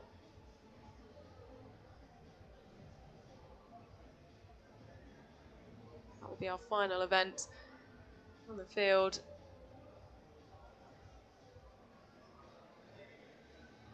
After we come back for the high jump final, but this is to decide those final standings before the final. Jurvetson, easy as you like, nicely done.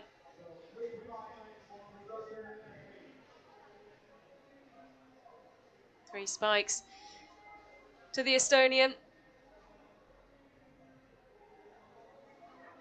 Who shoots a quick smile just the way of her team and support. Well, that's how close it is at the top.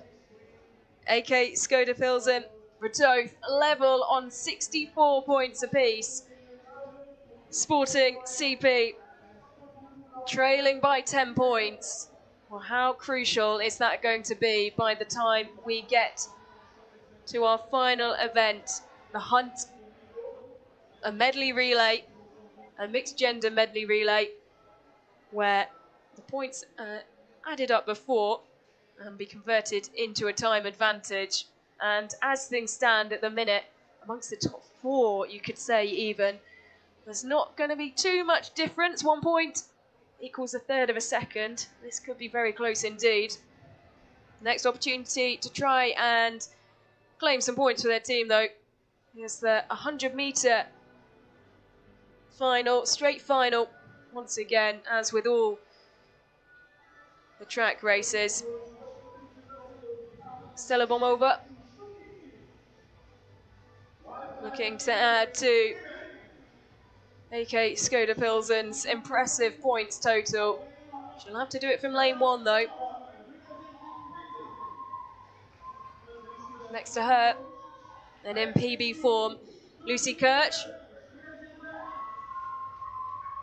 adorned with the face paint of Metz. Katie Doherty, one to watch in this one, going in lane 3, second in the B final last year, selected for the Youth Olympics and in incredible form. Adamsu going in lane 4. Estana of Sporting CP in 5. And Sophie Bath of TY Eagles in lane 6.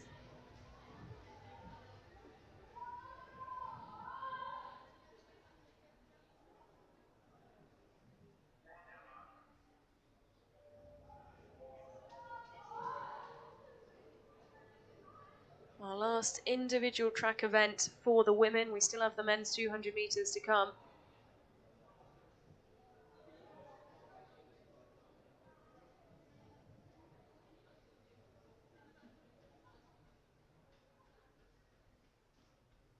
Keep your eyes on lane 3 as Katie Doherty just starts to adjust her hands slightly.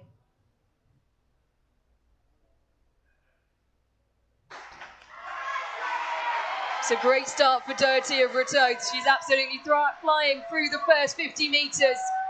Such a talent in Irish sprinting at youth level. Takes the victory in 12.2. Well, she saw out the B final last time out, taking second place. And if Ratoath stay on the track they're on, she could be going in the A final tomorrow. An important 12 points to try and assist her team in getting there.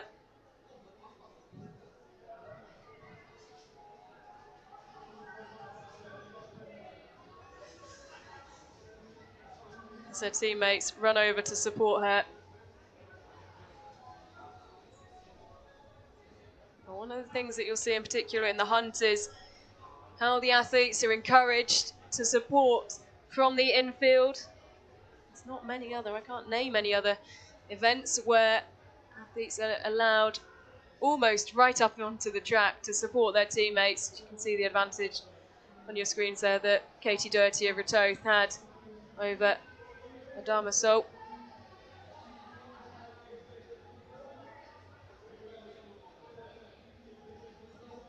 Come over of Pilsen taking third. So some important points for elite, won by Ellen Ingrid Adamsu.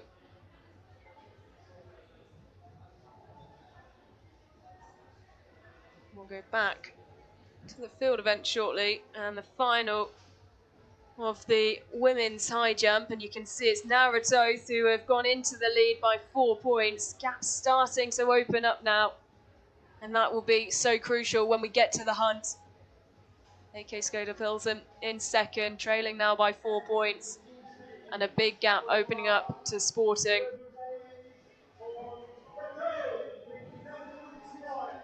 Not much between Eagles and Sporting CP, and only the top 3 to go through to the A final from this first match. The next 3 will be made up from the second match, which is next to come.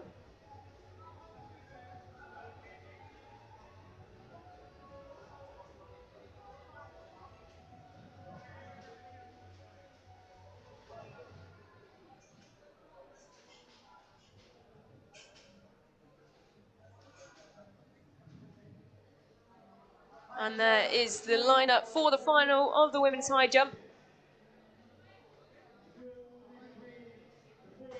And the final head-to-heads to see who can secure maximum points for the positions. Anastasia Gula going for 140. Romainville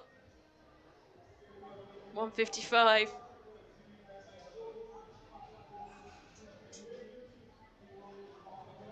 Romainville's competition becoming stuck slightly with that failure at 161.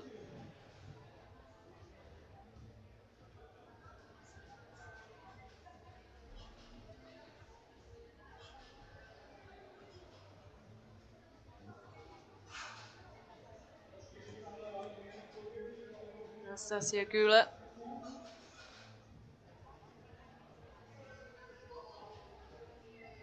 First to jump.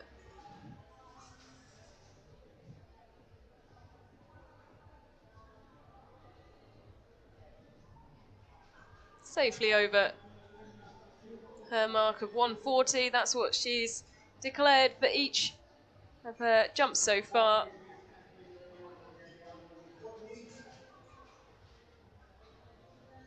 Helping her team out. She's usually triple jumper, long jumper, having to go for vertical jumps in order to support her team. And she's secured at least 2 points. It could be 4, but that is in the hands now of Romain Vell. If she clears this height of 155, 4 points go the way of Metz. If not, it's 4 points to Sporting.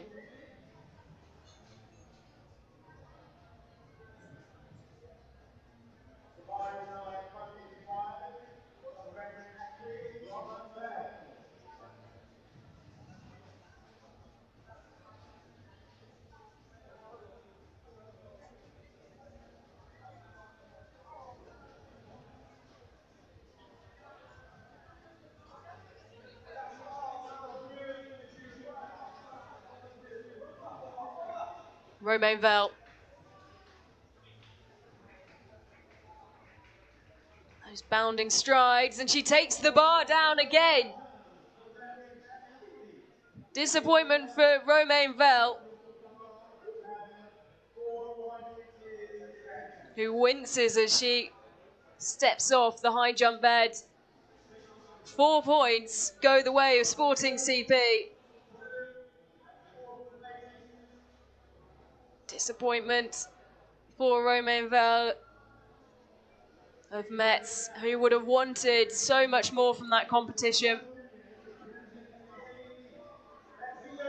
Well, her failure at 161 opened the door up for Nika Anderson to now try and compete for a maximum of 8 points.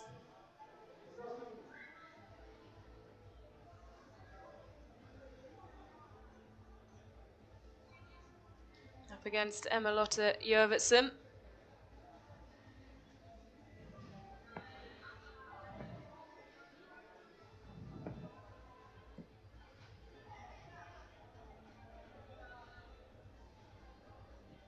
Points could be so key now for Eagles in particular, with the position they find themselves in and wanting to close the gap to the teams ahead. As we get closer and closer to the hunt, first athlete to jump though is Emma-Lotte Jørgensen.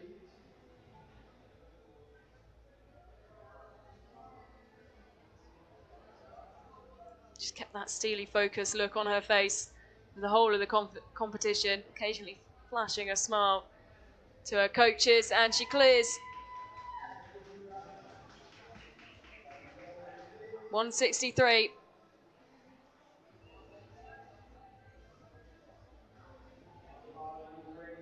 Nika Anderson will need, well, even if she clears this, it won't be enough for Nika Anderson.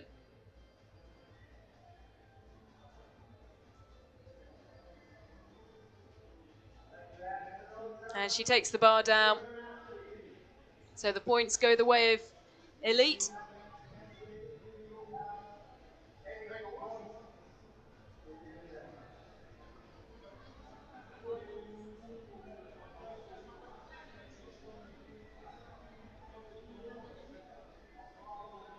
Well, now the matchup that we all wanted to see in the final, and we're very happy that it's come in the final and not in the group stage. It all hangs on this jump between Adela Hanikova and Tara O'Connor. Adela Hanikova, well, she gave the bar a little bit of a rattle in her final duel. And Tara O'Connor, well, opting for the slightly higher height, just 2 centimetres in it.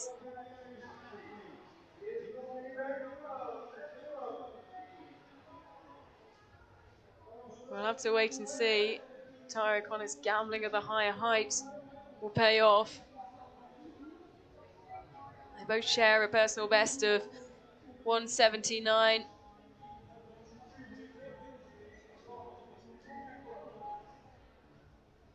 Hanakova, heptathlete, Tara O'Connor, specialising in this event, the high jump. Hanakova calling on the crowd, a number of which have gathered behind this top end, particularly as well with the javelin starting in the field next. And takes the bar down, it's advantage Tara O'Connor.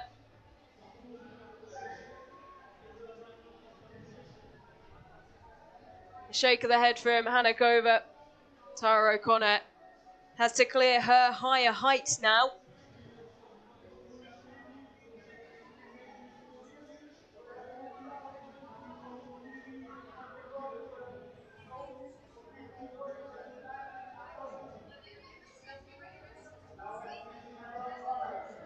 .176, the height that Tara O'Connor is trying to clear to secure 12 points for Ratoath.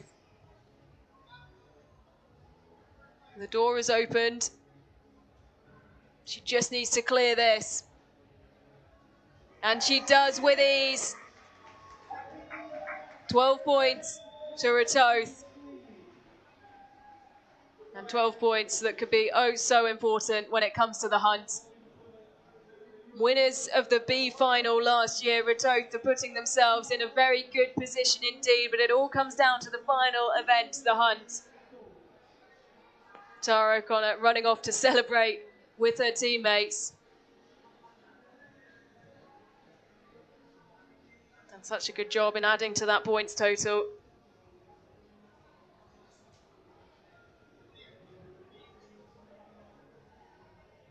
She's done her bit, and now she'll get to watch on.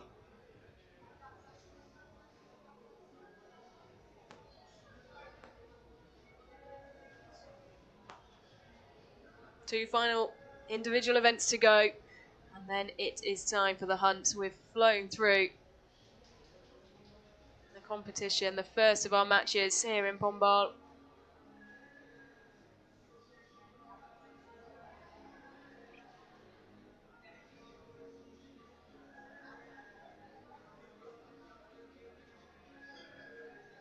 You can see both the groups there for javelin throw. Once again, we will have Group A and Group B. It will be a round robin to decide who is going for which points in the final, which will be our last opportunity to gain points before the hunt. 200 metres will separate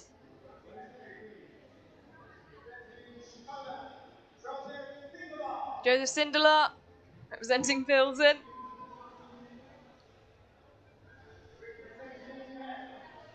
Nathan Freiberg lining up for Metz. Felix Henriks with the Portuguese arm warmer. Doing his best Sims impression there, I think. He's back again, Michael Kent. After taking second in the long jump, the multi-eventer is back in the javelin.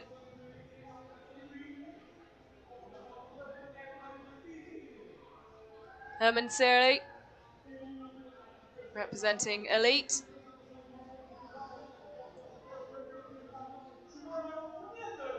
João Fernandes, the last athlete to be introduced to the crowd in those traditional sporting colours. Finalist at the World Under-20 Championships. That was just over 3 weeks ago now in Peru. The athletes as well, he's had to face a lot of travelling. Not just competing. The stresses that travelling to the other side of the world adds to the body. But also an incredible experience as a young athlete.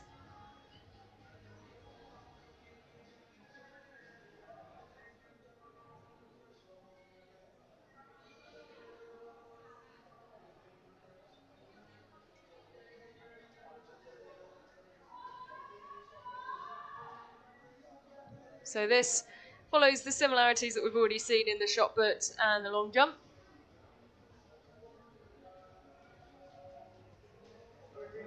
Joseph Sindelar of Pilsen, first to throw. He'll be laying down the marker. Nathan Freiberg of Metz has to follow.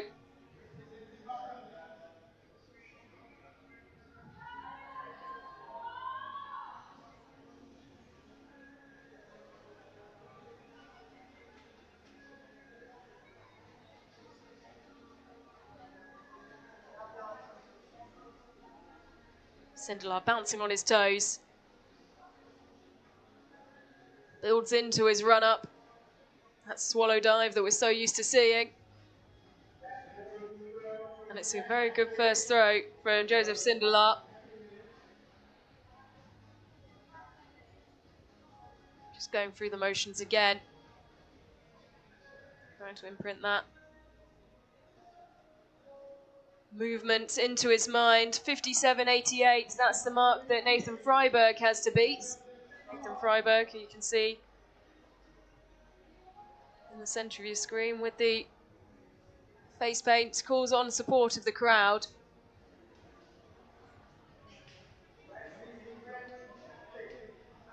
Well, he's the regional 200 metre champion.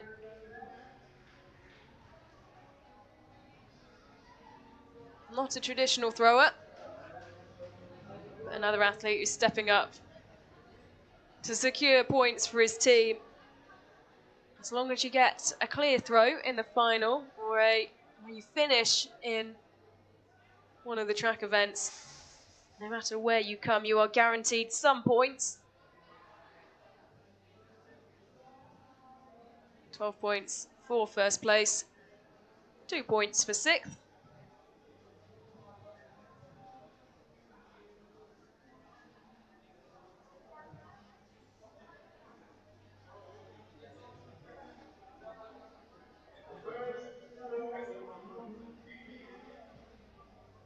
And the first head-to-head in Group B, Michael Kent back again. Multi-eventer. At long jump, his preferred event, came second in that and drops down just over 30 metres. Maybe just a little short when you account for the bend.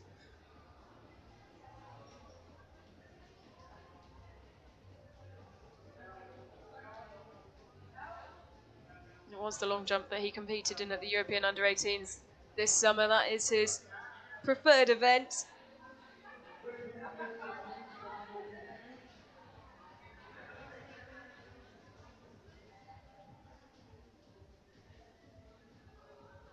Herman Searle,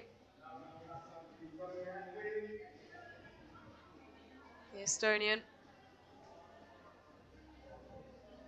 needs to beat 30 metres and 2, and well, that looks like it will just be there, but it could be close.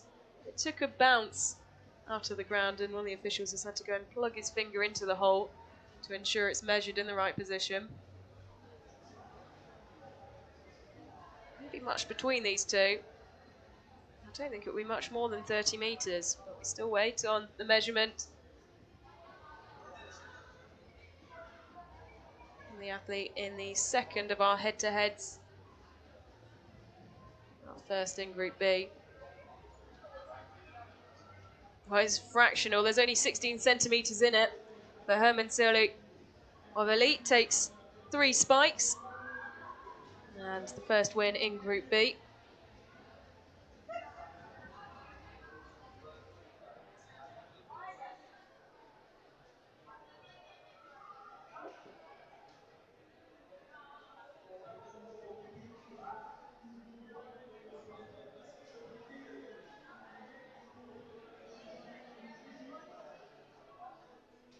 So back to Group A.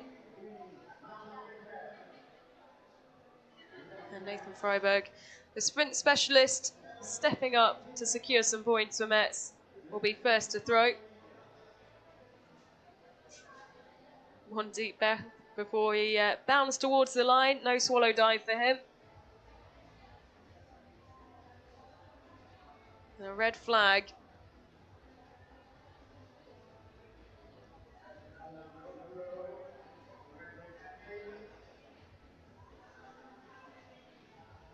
And with that, does Felix Henriks make his run up any shorter? You can see he's wearing that Portuguese arm warmer.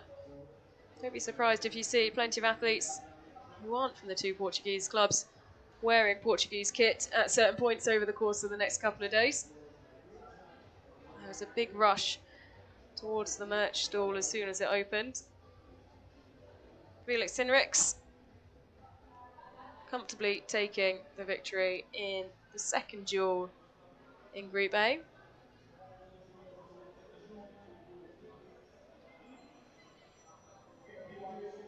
He'll be back in the third of our duels, up against Josef Sindelar.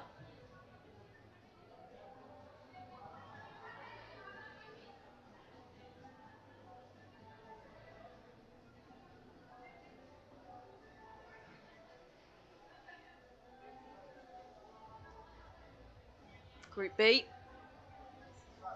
Herman Silly.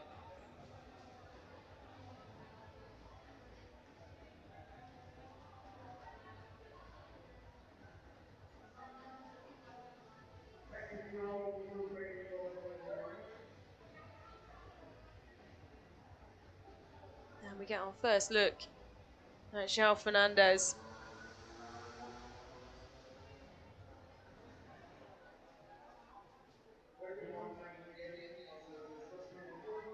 Him and Josef Sindelar, the two athletes who are opting for this further run-up using the whole length of the track available.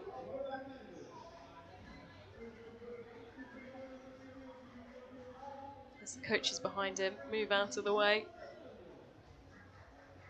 Fresh off the back of the World Under-20 Championships, this is first throw in the competition. Just about keeps himself in range there, and it's over the 60-metre mark. It will be the biggest throw of the competition so far. An impressive start for João Fernandes and Sporting, while they need some points.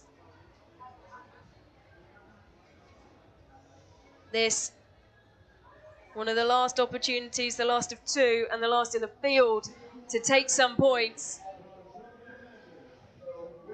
That will be converted into a time advantage for the hunt.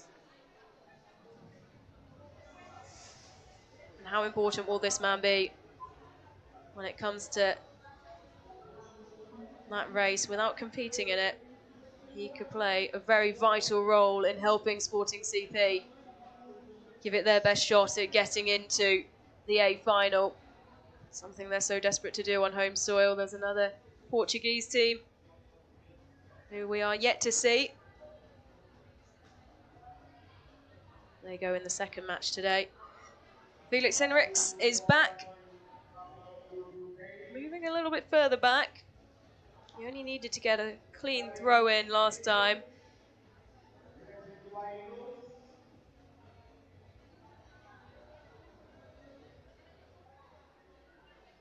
Eagles, another team, have found themselves in and out of the positions where they want to be. And did he keep himself in there? The white flag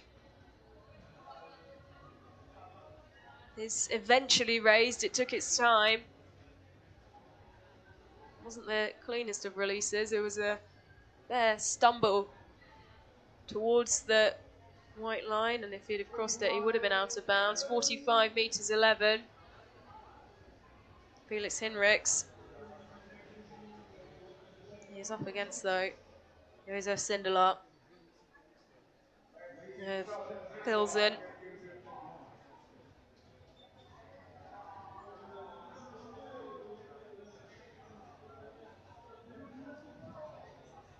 He had a big first throw to kick off the competition. He needs to throw over 45 metres 11. He went just shy of 60 metres, as it was around the 57-metre mark, his first throw. So you imagine he'll be feeling quite confident here.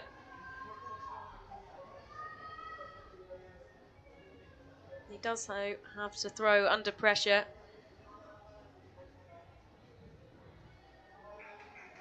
Dives again. And it drops down. Well, it won't be as far as his first throw. But he will set up a tie, you imagine, with João Fernandes, which could be thrilling in the final.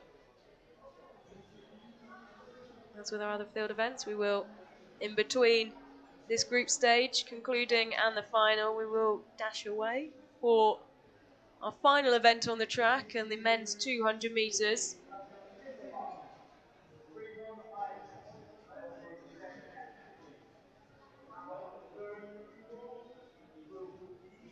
So our third and final duel in Group B and our final duel of the competition.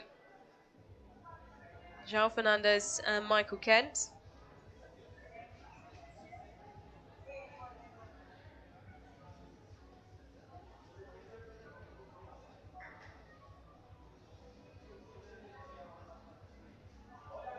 João Fernandes calling on the support of the home crowd. They willingly get behind him in the stands.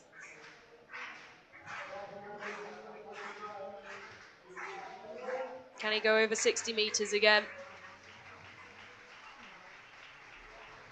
If so, you imagine it will secure him all 3 spikes in this final duel. The turf flies up as the javelin hits the ground. Another impressive throw from Sporting CP's star man. Then surely he set up a tie as the leader of Group B with Josef Sindelar. Michael Kent will try and do something about it. Just about, I think, keeps the javelin in bounds there. It's very, very close. The white flag does go up, almost piercing the tape on the far side.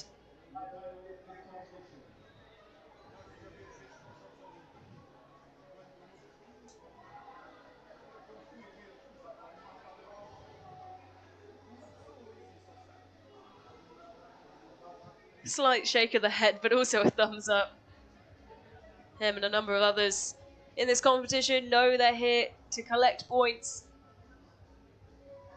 He's already competed in his favoured event and taken 10 points for Retoth in that. As the warm-ups for the final continue with João Fernandes, you can see just in the background. Here's the team standings with just 2 events left to go.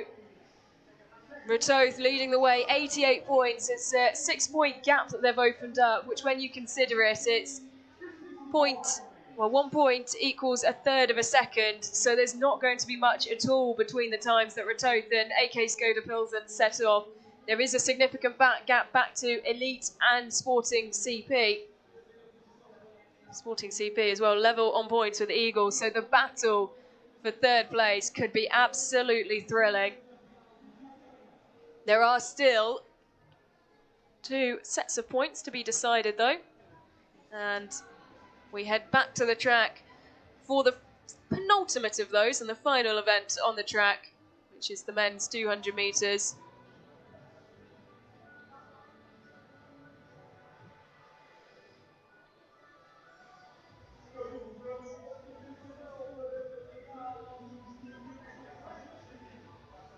Oliver Vesely going in the outside lane for AK Skoda Pilsen. Regional indoor silver medalist over 60 metres, so he has the pace. Expect him to be quick out of the blocks. Next to him is Noah Muller of Eagles. Eagles in that battle, remember, for third place. Villa Molida representing Sporting CP going in lane 4. Ondel Parlin of Elite in lane 3. Jesse Osas going in lane 2. He has so much experience in DNA competitions.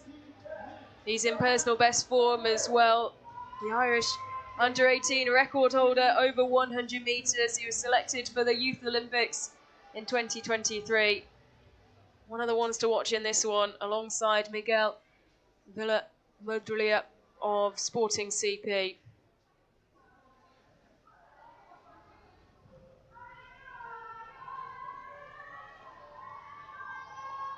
Johan Bothero of Metz is the athlete you can see going in lane 1 with the vibrant spikes. As soon as they get out of the blocks, they'll be straight into a headwind, as you can see the way that the flags are taking a fair battering on the bottom bend.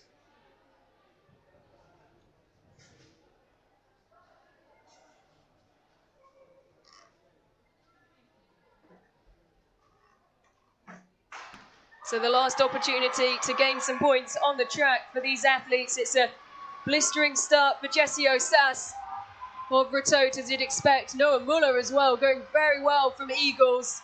Potentially a surprise package in this one. Side by side with Ostas, there's not much between them as Ostas starts to pull away through the closing stages. He'll dip on the line. A confident victory for the man from Ratote, who loves competing here at DNA events so regularly. The hype man brings the energy with the rest of Ratote. Was leading the charge into the stadium this morning, adorned with a speaker, plenty of face paints.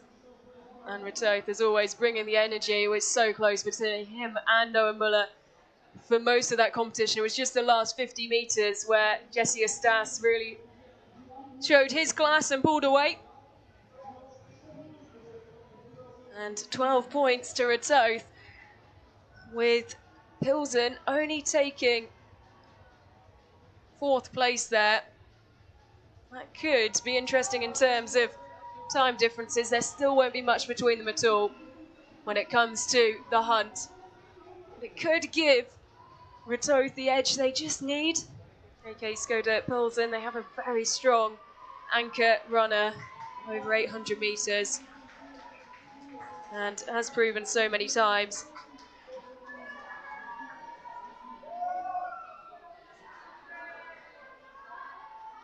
That is really when it comes down to.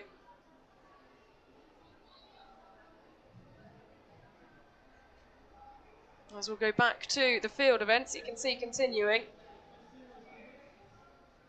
We're into the final of the men's javelin throw.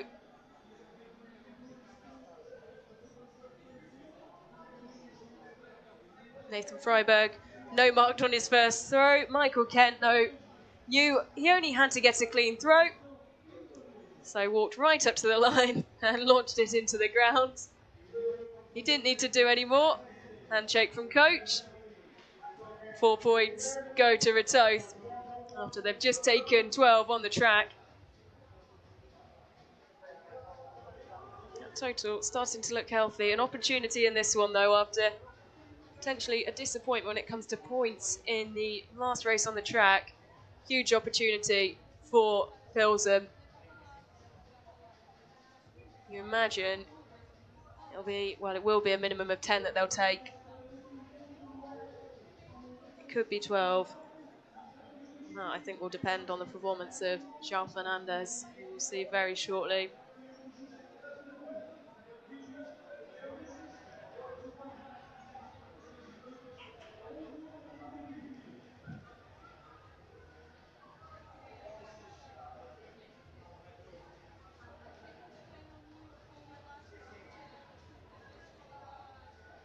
So next up, our 3rd place head-to-head for a maximum of 8 points. Searle of Elite up against Hinrichs of Eagles.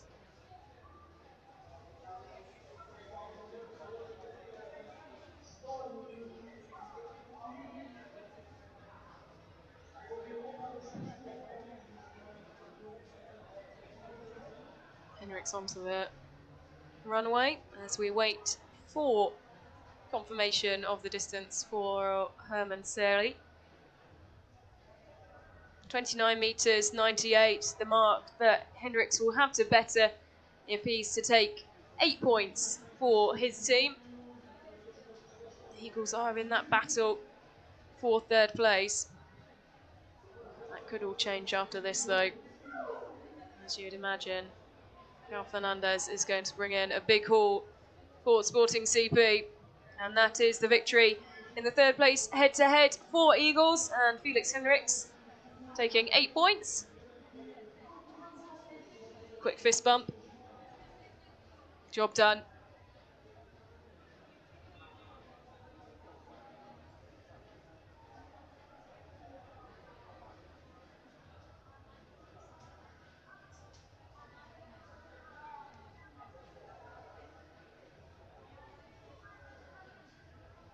So the final head-to-head before we go to the piece de resistance in the hunt. And that's when it all comes down to.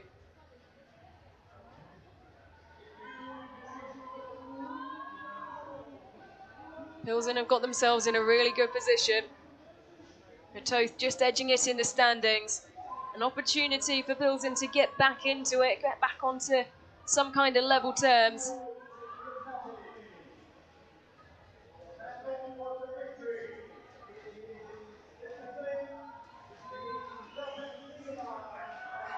Joseph Sindelar on the runway.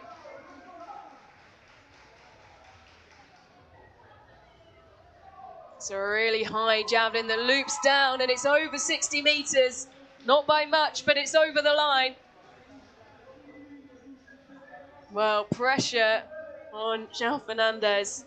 Really, Sindelar needed to throw over 60 metres because it's something that Fernandes had done in both of his duels. 60 metres 08 for Joseph Sindelar of Pilsen.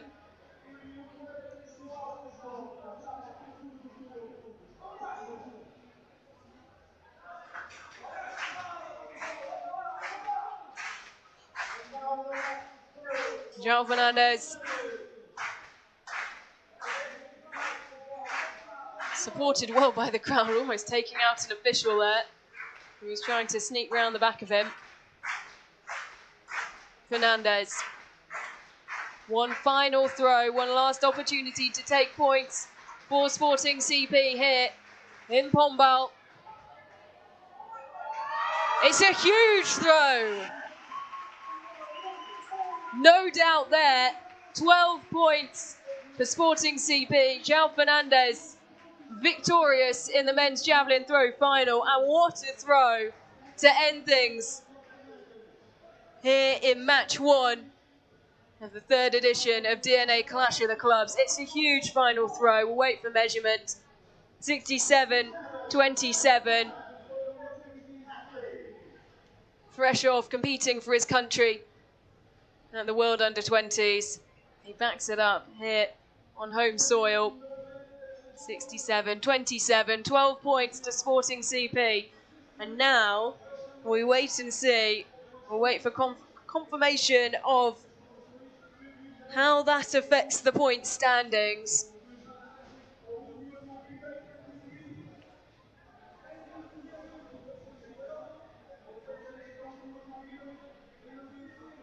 So the hunt is up next. The points are being totaled up. You can see the brake lines being put out. It's just behind the javelin. I wonder if we'll get a glimpse, but the brake lines are being put out on the back straight. We're going to start with 600 metres.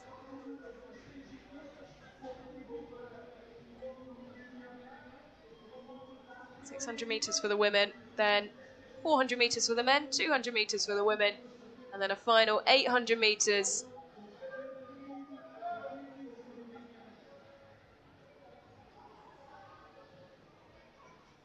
And the team over the line first. Well, they are the team who will take the victory. Well, here's the standings after all the events. Toth taking the victory in terms of points. Will that equate to a victory on the track, though? We'll have to wait and see. 104 points. Okay, Skoda Pilsen just 6 points behind them. So in reality, it doesn't equate to much in terms of a head start. 1 point equals a third of a second. So they're going to be starting in incredibly close succession. Sporting CP 2 seconds or 2 points ahead of Eagles. Just under a second, they'll be setting off almost side by side. Mets have a lot of work to do in the final event if they're to overcome the time deficit. But the battle for third could be incredibly exciting here.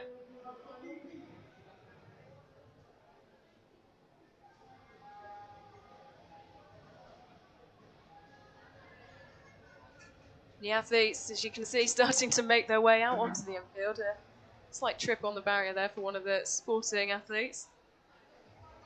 Just tripping as he makes his way onto the infield.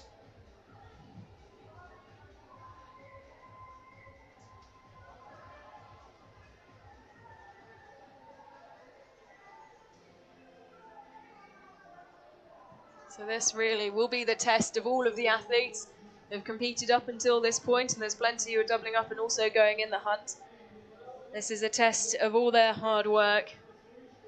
The athletes of all the different teams taking their team flags, team colours onto the infield, encouraged to support their teams. And I do feel for some of these athletes, they end up doing more running than some of those on the track as they dart from side to side across the infield to try and get a glimpse of all their athletes wherever they can see them. Toth flying the Irish flag. Winners of the B final last year, where if they can hold their position and capitalise on that slight advantage they have a slight advantage over Pilsen, but a big advantage over the teams who are battling it out for third. If they can keep hold of that, they will be competing in the A final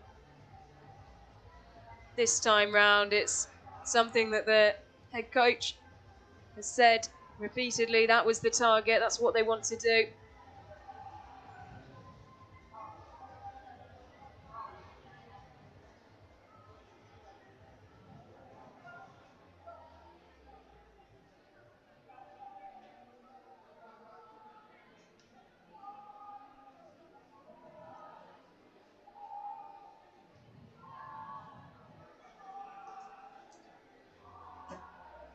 So the final points being decided. We've seen some points up on the screen. We have been notified of a disqualification in the 200 metres for the athlete representing AK Skoda Pilsen, which will give Toth an even bigger lead now and will potentially bump Pilsen slightly further down the field. They did have a big advantage over the teams in third, or battling out for that third position. There wasn't much between them in terms of points, and they do have a very strong 800 metre anchor leg, the fastest in the field by around 6 seconds.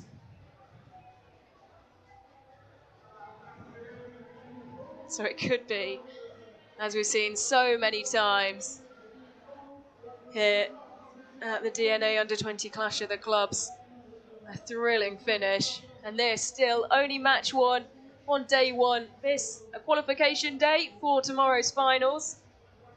And there you can see the updated team standings. Toth keep their 104 points, and it's Pilsen who have lost points due to the disqualification in the 200 metres. Maybe some relief from a Pilsen side. Their athlete only finished 4th in that race. So it hasn't been a huge number of points that has been lost due to the disqualification. They're still 12 points ahead of Sporting, who in turn themselves are 2 points ahead of Eagles. Well, it all comes down to this.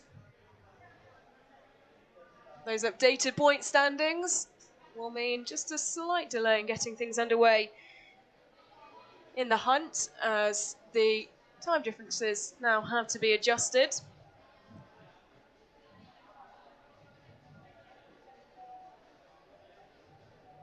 Each point equaling a third of a second.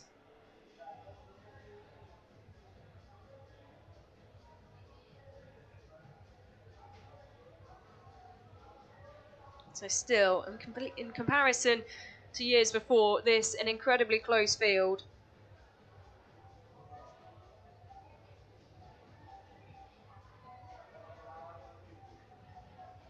And testament to the quality of competition that we've seen in this first match today.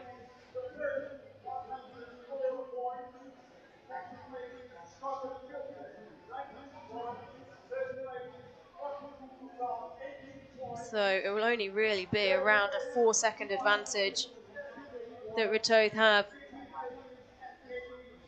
for the hunt, which is delayed as well, not just by the reordering of the points, slight technical issue.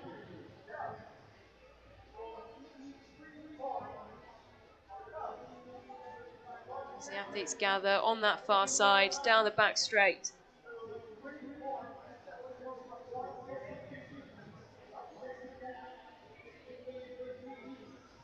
Our Sporting CP will need plenty of support from those in the stands and those on the infield.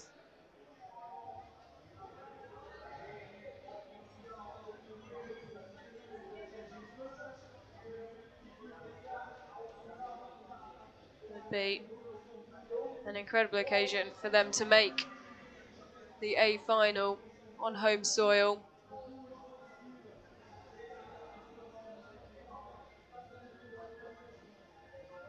Pedro Reis from the club saying that their primary aim is to compete well enough on day one to aim for the A final.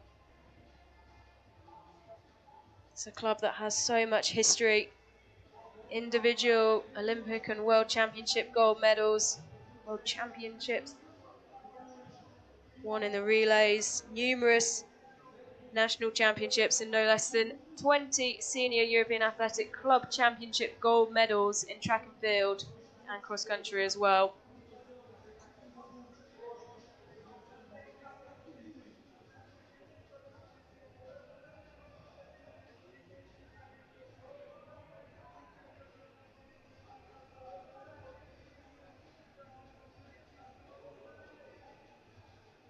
Eleven nations represented in this year's Clash of the Clubs, 2 Portuguese sides.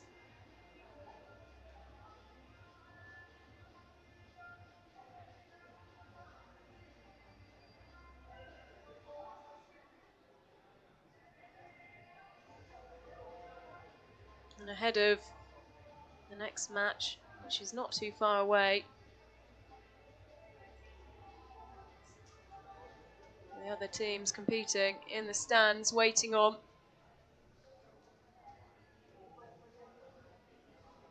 Pedro Pessoa, the other athletics club from Portugal, represented. Their star man, Tiago Machado, just in the centre of the stands, relaxing before he goes on the final leg of the hunt in the second match. Such a talented 800-metre runner. Lazio, Sparta, Blackheath and Bromley, as well as the team from North Norway, all in the stands, ready and waiting. And also an opportunity to take a glimpse at the competition they might come up against tomorrow.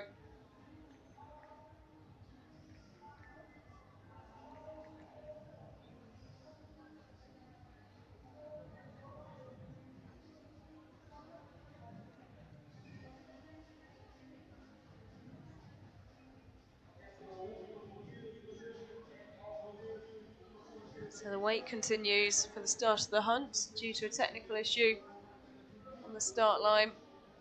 Group of officials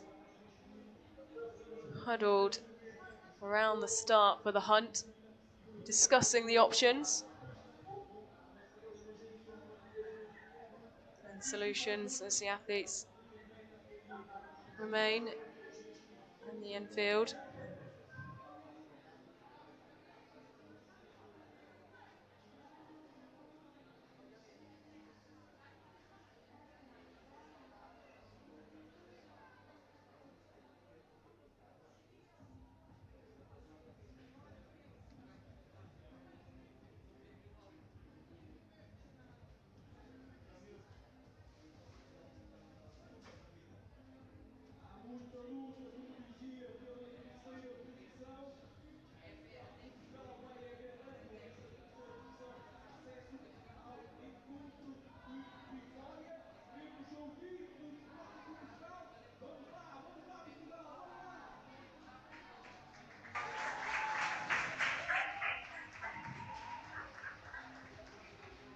Sporting taking the opportunity to practice their chants, encourage their athletes, some of which are bearing themselves behind where the Sporting team have located themselves.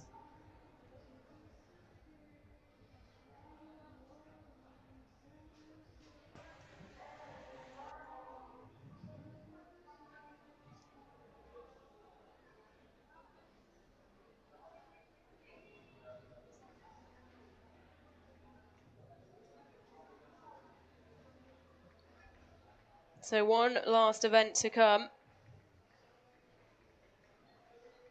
as we await the start of the hunt. Technical issues on the start line, delaying things at the moment.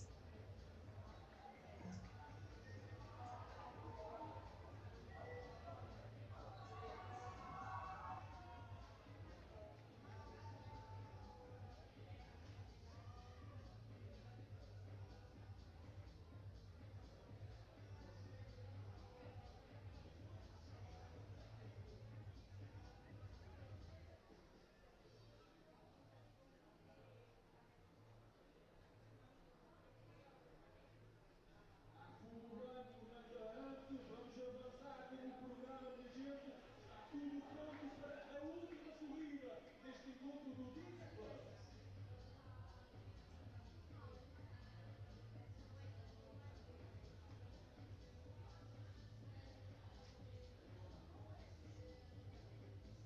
Let's move on to the final event, the hunt.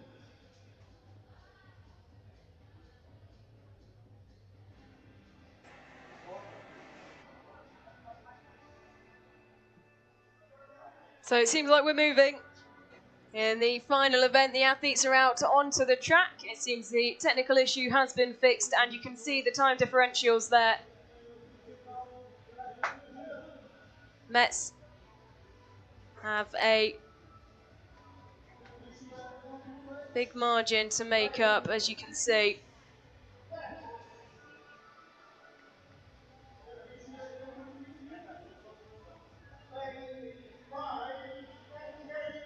SK Elite having to make up 10 seconds. Eagles they'll be just ahead of them, just over 8 seconds. Won't be much between Sporting and Eagles at all.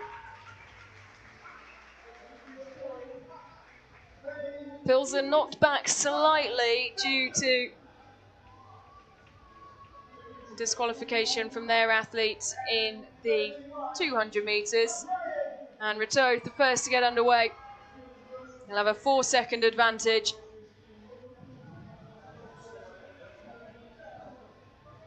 And this, well, it'll be a fairly even start to the hunt. Something we don't see too often.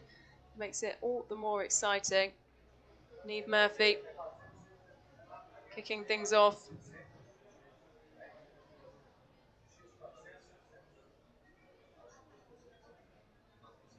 And Neve Murphy first to go.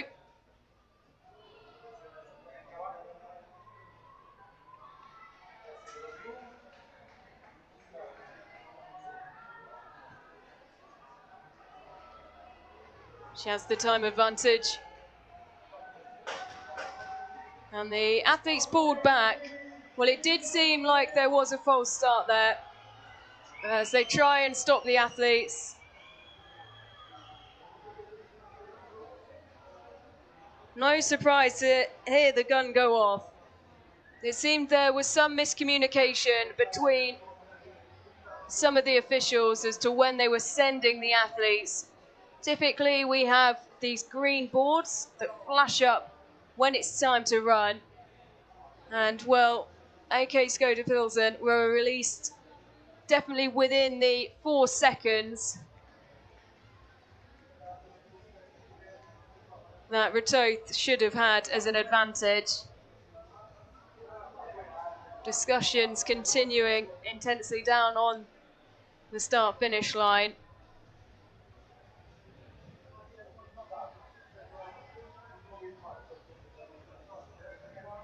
Metz as well, I think, going far too early.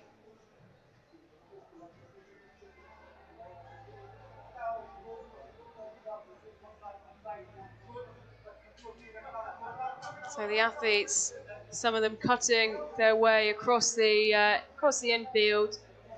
We'll have to wait and see what the decision is. I hope that due to the technical issues before,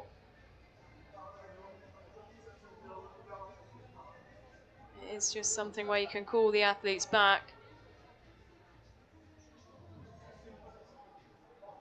Allow them an opportunity to rest after making it almost 200 meters and then go again.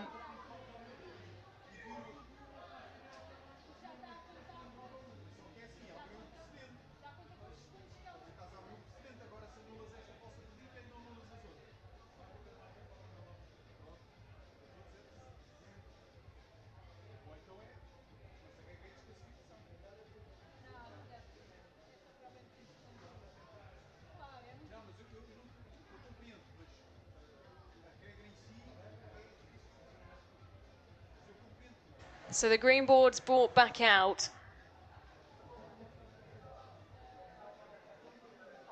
Those boards should flash up green when it's time for the athletes to start. Programmed with the time advantage and the differentials.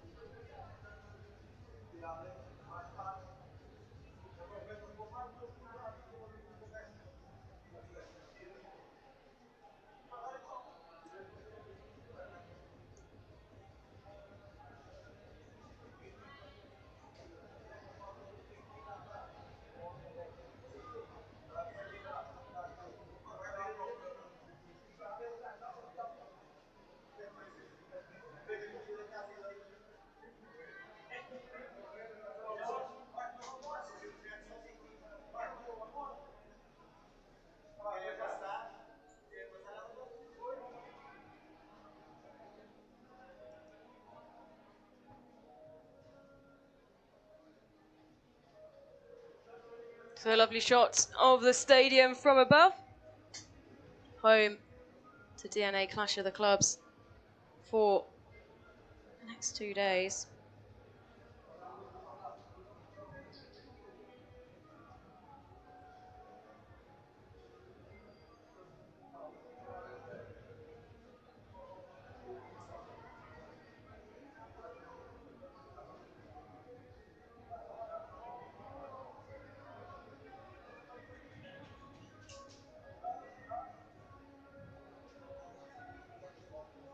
As you can see, the athletes preparing for the second of our matches, which will get underway very shortly after we finally get underway with our final event of the day and the deciding event.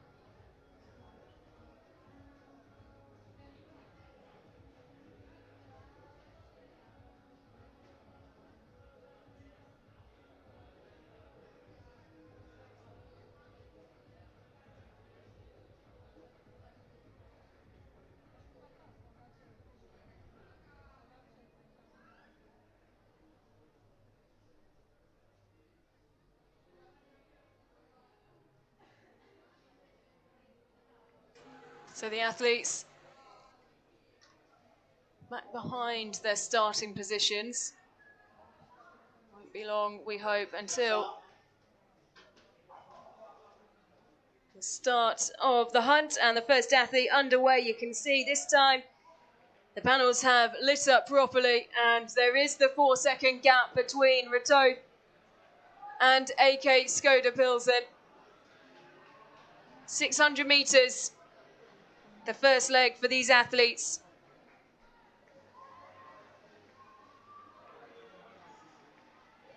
Andrea Bailakova is the athlete who is chasing for AK Skoda Pilsen. Ratoth being led out by Niamh Murphy. And that gap yet to be closed. As you can see, the athletes who have competed already, the teammates, start to spread themselves out around the infield.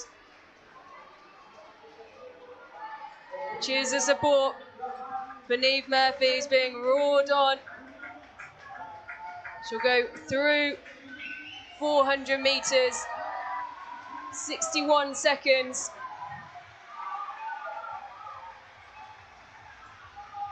That gap far from closing.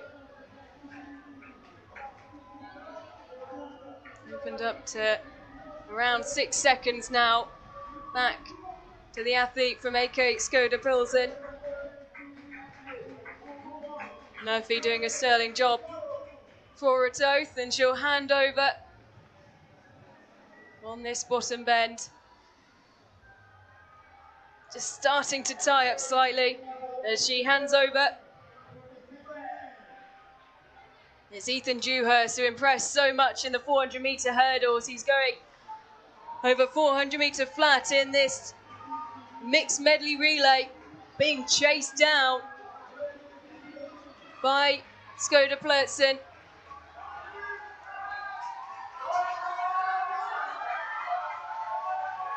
Jan Levica is the athlete trying to close the gap. Sporting now up into third, and that's such an important position. Third place, the cut-off for the A final. Ratoth being led by Ethan Dewhurst. He'll hand over, and it will be a 200 leg from Katie Doherty, who's already gone in the 100 metres, won the 100 metres so expertly. 200 metres here, she leads. She has about a 50-metre gap.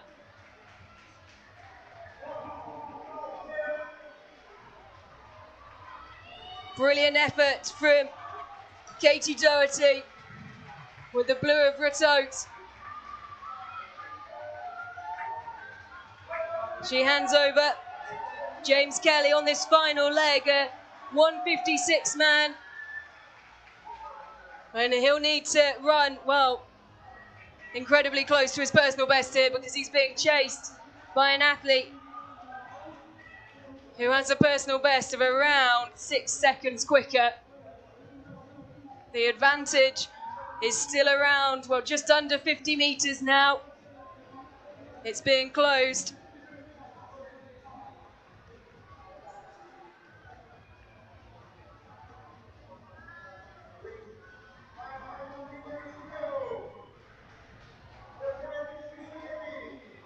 A look over the shoulder. The gap is being closed. James Kelly's going to have to dig deep here. Yuri Spiroch is the athlete chasing. An athlete who has a personal best of 1:49, and that gap is getting smaller and smaller. Kelly's going to have to dig really deep here with 300 metres to go. The Ratoth supporter sprinting over to the far side to try and get behind him.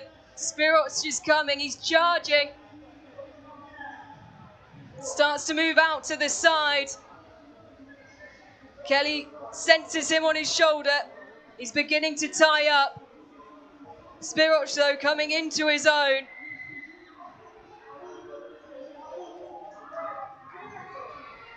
Does Jack Kelly have anything left? He looks over his shoulder. He knows he's done enough to secure a final for tomorrow.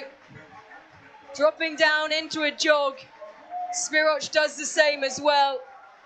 It's the athlete from Sporting finishing strong to take third. Now look over the shoulder. Sporting have done it. They're through to the A final alongside Ratoth and AK Skoda Pilsen. They're your top three here in match one. Here is Spiroch doing such a good job to anchor Pilsen home. Such an advantage to having a strong 800-metre runner on your final leg.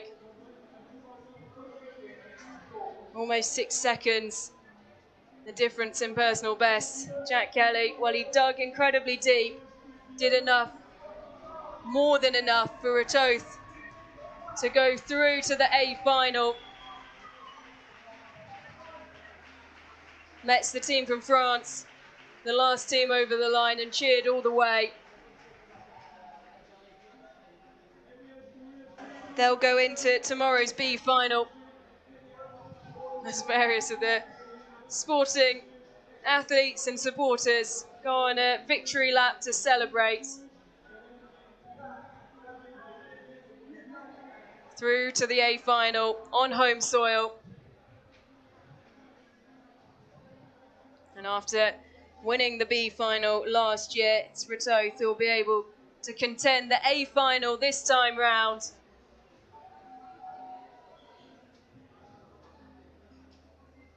Huge effort from the team from Ireland. They're ever present in this competition. Been here since day one. And continue to improve year on year. AK Skoda Pilsen, well, they said that they were so desperate to make the A final once again. That was their goal. They've gone and done it, winning the hunt and winning match one in qualifying day here at DNA. Under 20 clash of the clubs. Ratoth taking second. Jack Kelly knowing he'd done enough and easing up towards the line. And Sporting CP on home soil.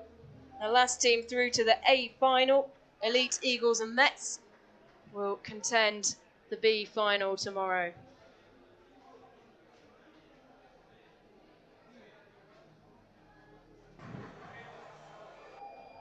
So more action to come shortly with match two, as we will find out the other teams will be going through to the A final tomorrow. That to come shortly. AK Skoda Pilsen, champions in match one, through to the A final alongside Ratoth and Sporting CP.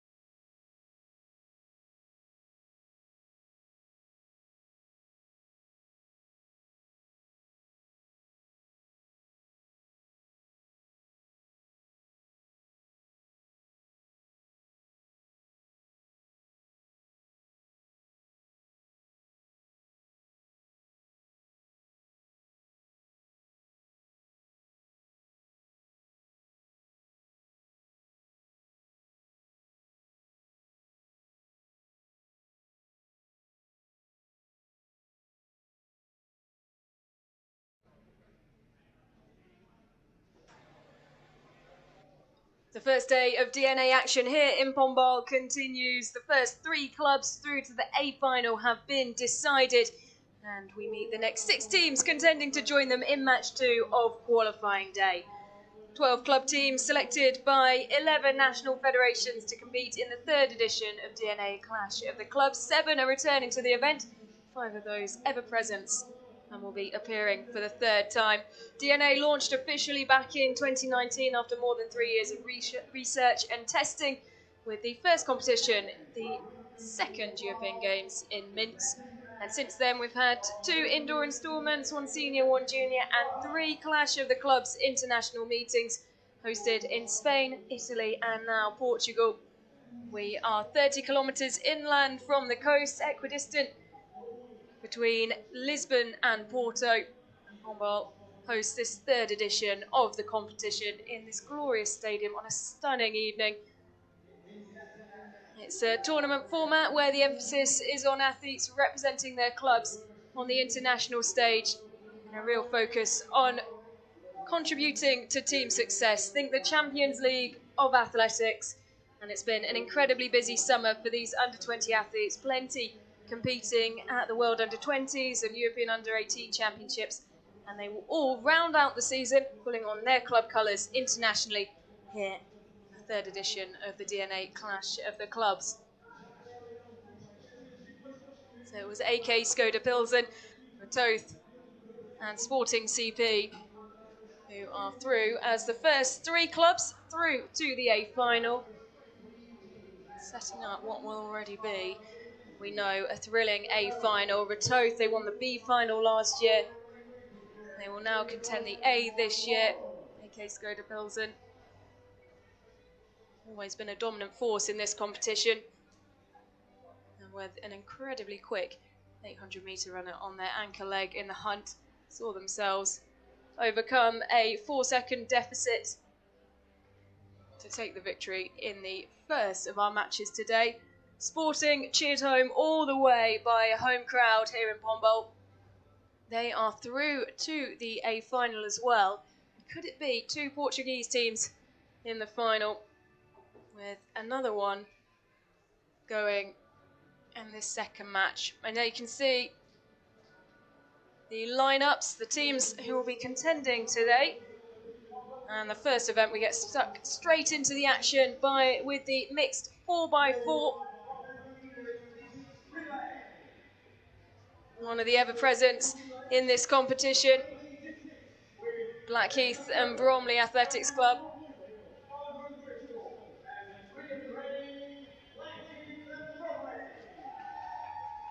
Alyssa Furler, Amber Bloomfield, Oliver Driscoll and Ryan Rennie, the quartet, Blackheath and Bromley Harriers. Going in lane 5, North Norway.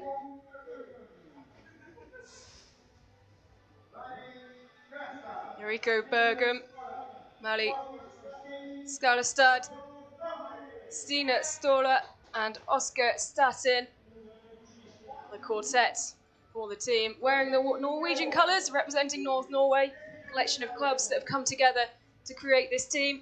Castillon, they won the A final last year. They hosted the first ever DNA Clash of the Clubs. Sergio Calado, Berta Calvera, Julia Garcia and Adrian Gomez, their quartet. Lazio back once again. De Santos, Salerno, Koblian and Malala, their quartet. Sparta, the Danish team. Near Klostergaard Oldfield, Ingrid Volland, Matthias Hojen and Vitus Rosenkrantz, the quartet in light blue for Sparta. And CPP EA, the other Portuguese team contending in this edition of Clash of the Clubs. Vasco Lopez, Lala Barroso, João Silva and Matilde Golelo.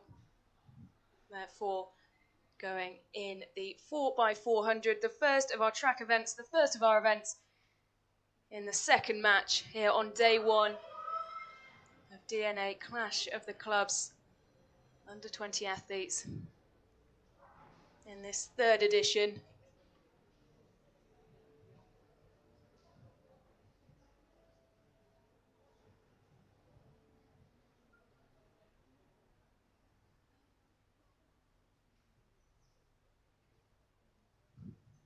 A hush falls around the stadium.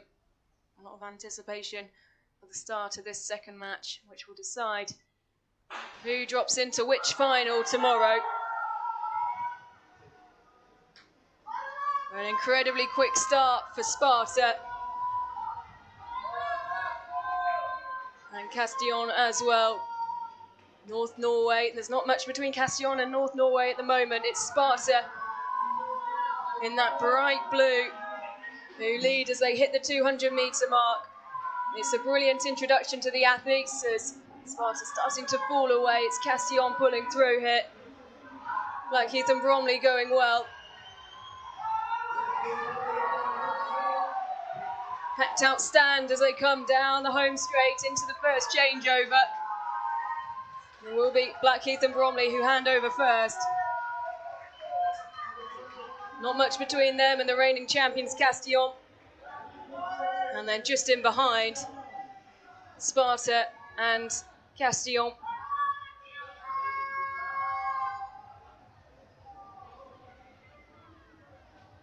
So they hit the break point.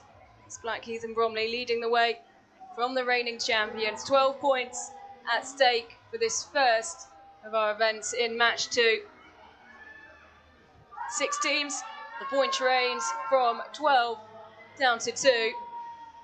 Castillon starting to come back. They've only got 100 metres left of this leg. Young Blackheath and Bromley hold them off. A brilliant surge down the home straight. It's neck and neck. It's a thrilling second leg as they prepare to hand over. Castillon will just get there first, ahead of Blackheath and Bromley. North Norway, Sparta.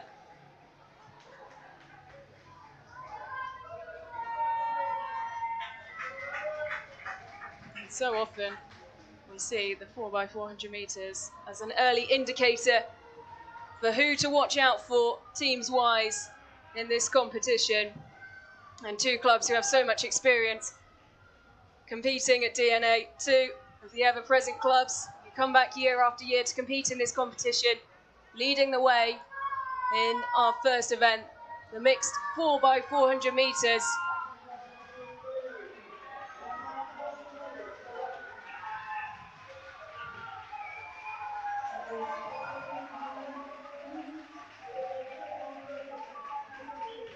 Lazio up into third as Castillon, reigning champions, hand over first, Blackheath and Bromley, and then Lazio. Sparta just dropping in behind the team from North Norway, running in their national colours. Castillon leading the way. Not much separating the 2 teams behind. Could be the difference between 10 and 8 points, which as we saw in match 1, they start to build up those gaps. Points also important when it comes to our final event of the day, the hunt. Points become a time advantage. Castillon cheered all the way down the home straight. The reigning champions looking to make a winning start. A look over the shoulder, Blackheath and Bromley rallying well. Castillon take victory in the mixed 4x400 metre relay ahead of Blackheath and Bromley and then Team Lazio.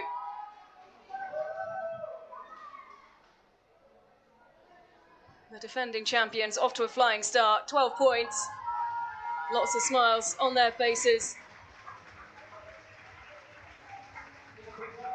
And delight from the Spanish fans in the crowd.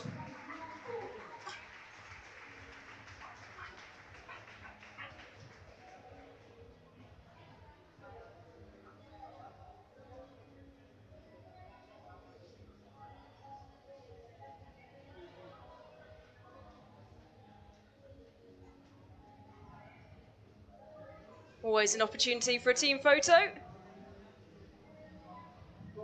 As the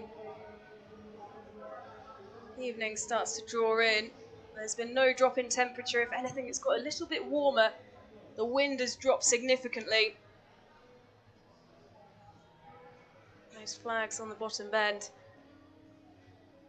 taking a bit of a rest. They were flapping in the wind, causing some havoc to the events on the bottom bend. You can see confirmation on your screen, the results from the first of our events. Castillon taking the win ahead of Blackheath and Bromley. Lazio coming through for third. Portuguese team CPPEA taking 2 points.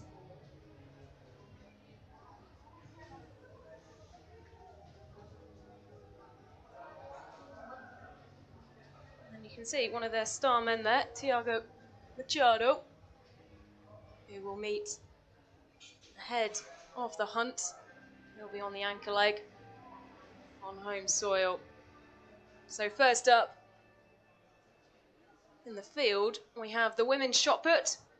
And you can see the 2 groups there. The athletes split into 2 groups. We have a round robin before they're then pitted against the athlete who's finished in the same position in the opposing group.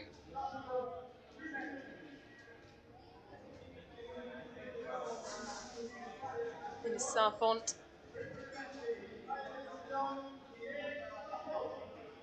Being introduced to the crowd, representing Spain at the 2022 European Under-18 Championships.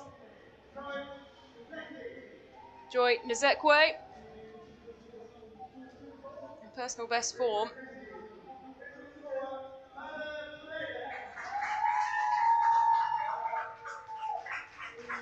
Sala Pereira.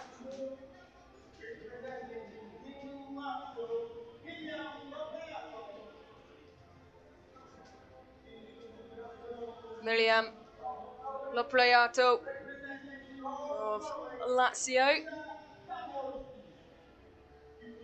Ida Jarmond, Norwegian Under-17 Championship silver medalist. Christina Skiftler-Bitsk, the last athlete to be introduced to the crowd in that bright blue on Sparta.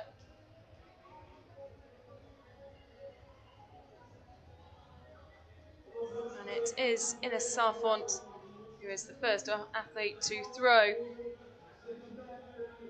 In Group A, the first of our duels, she is up against Joyce Nzekwe.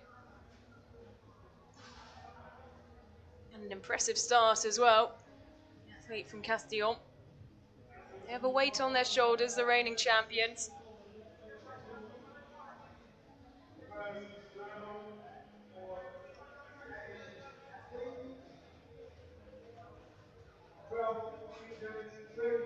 Blackheath and Bromley feel like they're coming out potentially with a little bit of revenge.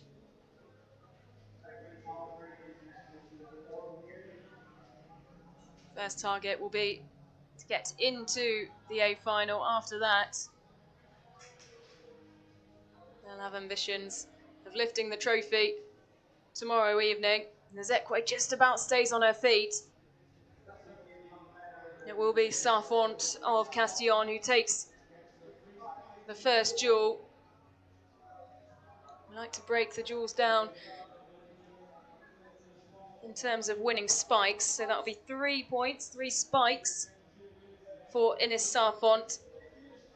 And then once the group stage is complete, they'll have the opportunities to compete for spikes, for points even, against the athletes that they've been matched with from the other group.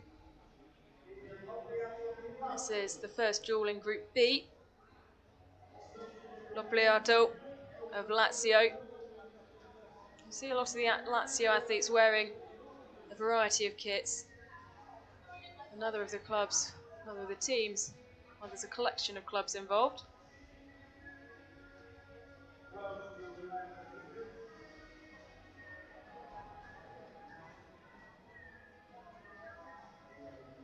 against Jarmond of North Norway.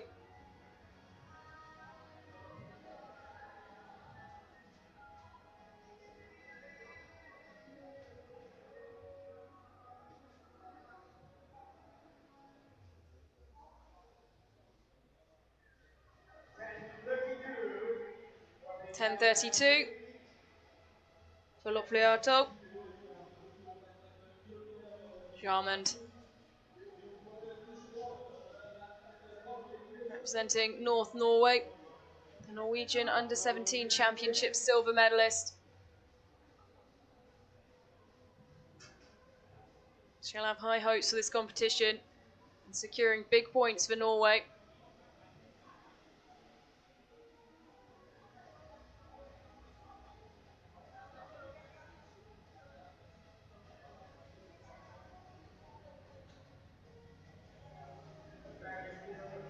Now falling down far short of the 11-metre mark.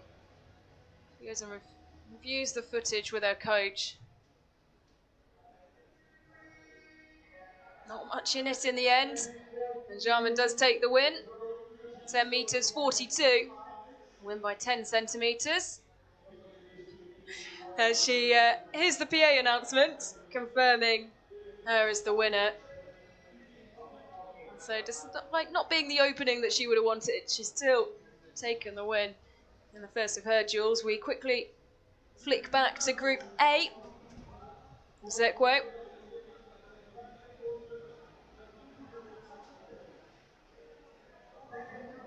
British athlete in the circle. Just about keeps that in bounds.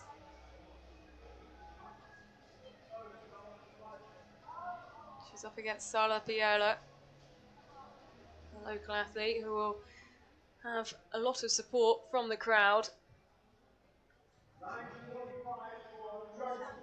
And the mark that Sala Piola is looking to beat is 9 metres 45.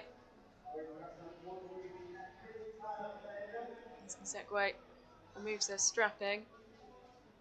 Kolela into the circle.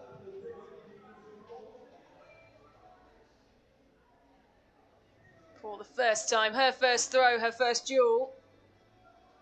Well, it needs to be more than 9 metres 45. That could be close. The athletes wait on, wanting confirmation. The Zekwe takes the win. Just the team colours that she's wearing in her hair. You can see that beautiful backdrop. The Pombal Castle.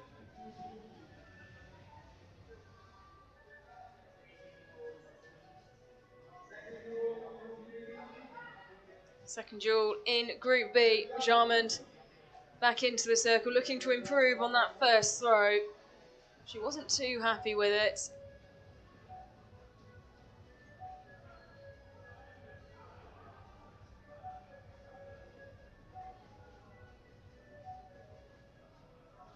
Took the win regardless. This time it's just over 11 metres.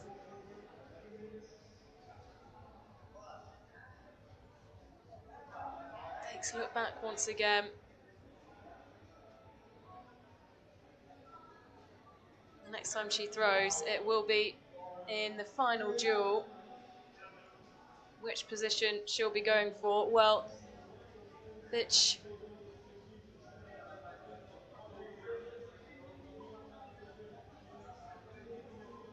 will be deciding that. 11 metres and 12, the mark to beat by the athlete from Sparta, and that's big.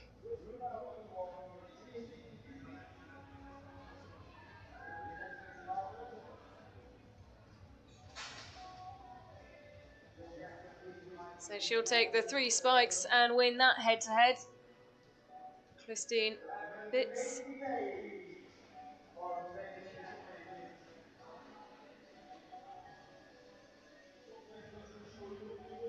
Sparta with high hopes for this competition.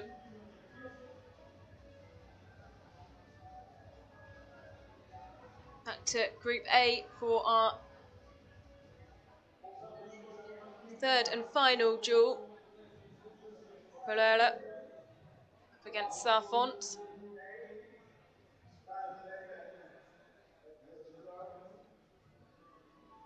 Not too dissimilar a throw from her first one for Sara Pereira.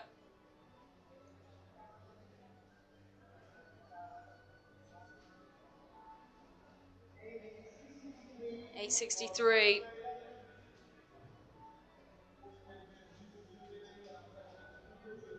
That is the mark to beat for Ines Sarfont from the reigning champions Castillon. Quick tap of the toes.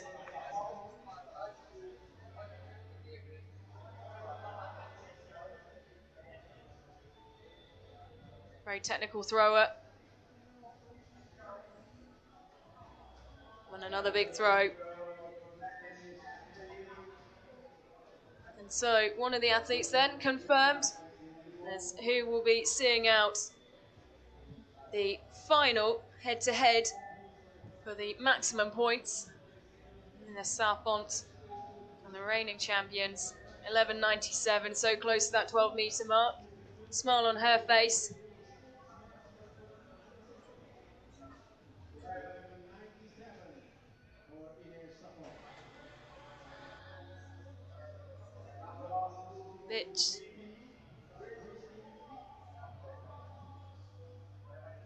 Of Sparta.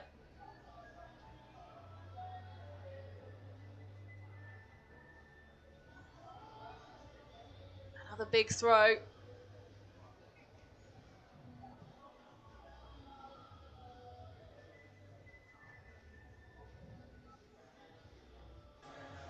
She has a PB of 12 metres 72 set this season. That's 11.56. William Lopliato of Lazio is going to need to produce something big here.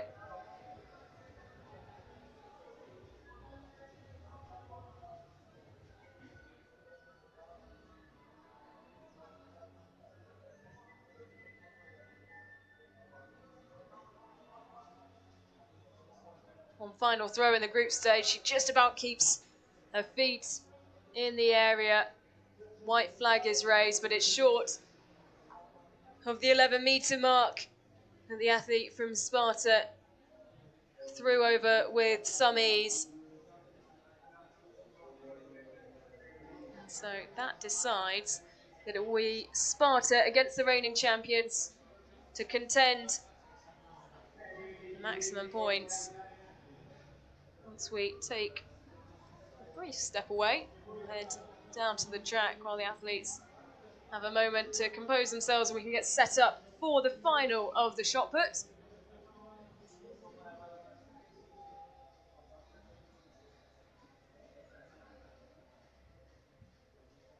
But the first of our head-to-head field event group stages complete. The athletes will now be matched with the athletes of the same performance in terms of spikes collected in the groups, and they will go head-to-head in the final. So there's the standings after the 4x4. The only event to be completed yet was still the final to come in the women's shot put. Castillon leading the way, the reigning champions with 12 points. Blackheath and Bromley, 10 points. Lazio in third with 8, and you can see there exactly how the point system works. First place, 12 points. Sixth place, 2 points. You only fail to receive points or won't receive points if you no mark or fail to cross the finish line.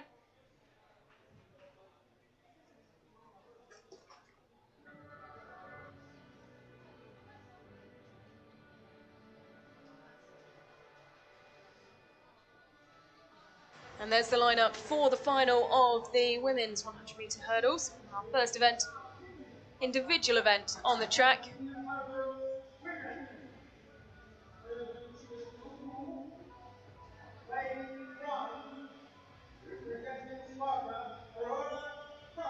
Sparta going in lane 1.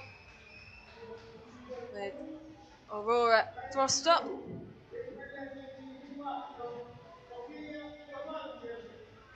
Sofia Angeli of Lazio going in lane 2. Reigning champions represented by Elsa Bardal of Castillon. Sophie Sund wearing the colours of Norway.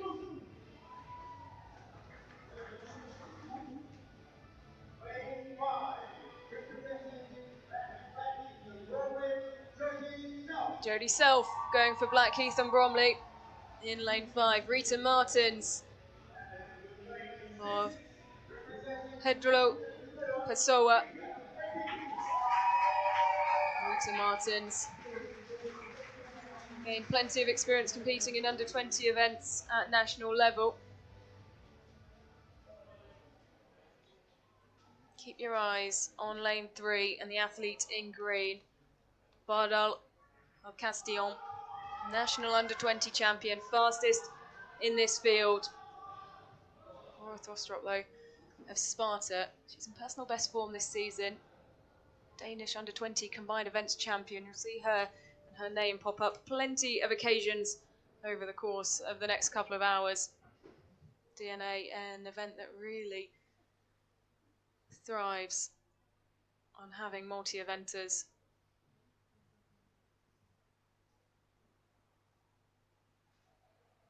There's Jaco Angeli just adjusting her hands, and then Lazio athlete going in lane 2. So the reigning champions represented by Elsa Bardal going in lane 3. She's made a really strong start, but so is Jodie Self from Blackheath and Bromley. She's absolutely flying in lane 5. And what a dominant performance. 14.3 for Jodie Self, who takes the victory ahead of Elsa Bardal, who flies to Castillon.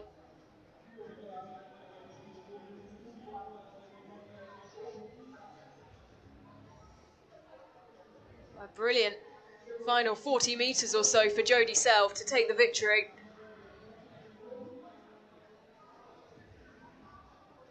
Quick high five.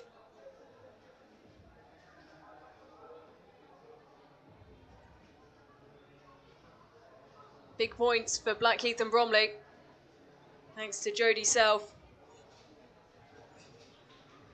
Laura Thostrup taking second. Elsa Bardal taking third spot, and 8 points for the reigning champions. Good work from lane 5. 14.22 for Jodie Self of Blackheath and Bromley.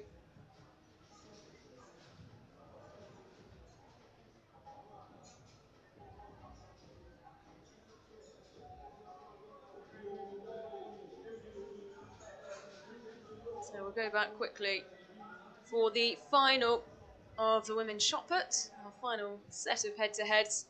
One of the benefits of DNA in this format, to focus on one event at a time, no events run simultaneously. This is the 5th place head-to-head, Sala Priela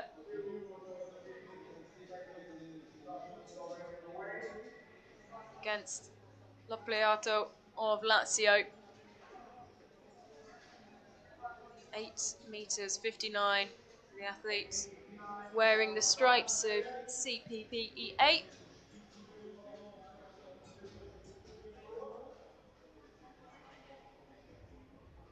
Predominantly youth club, named after Pedro Pessoa.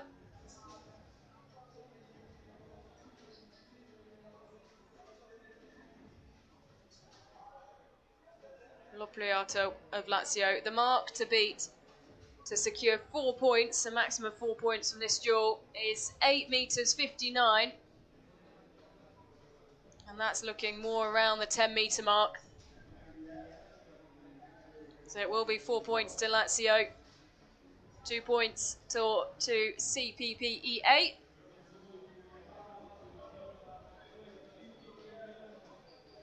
(10 metres 14 for Lopleato.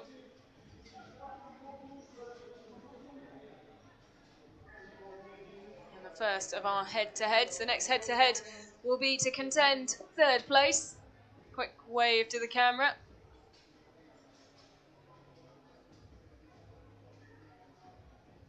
Now for third and fourth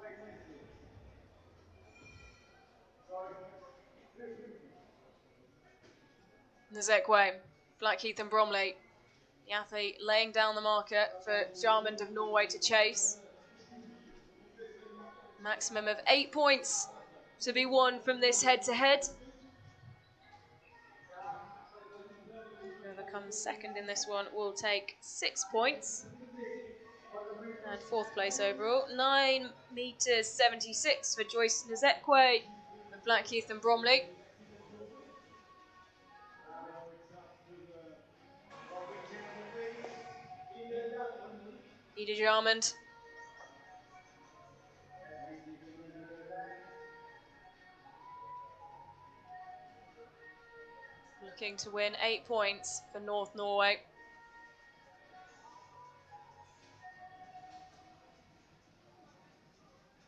In the first of our field finals.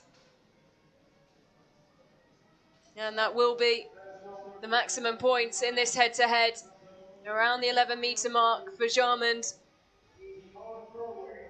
Wait for confirmation of the result.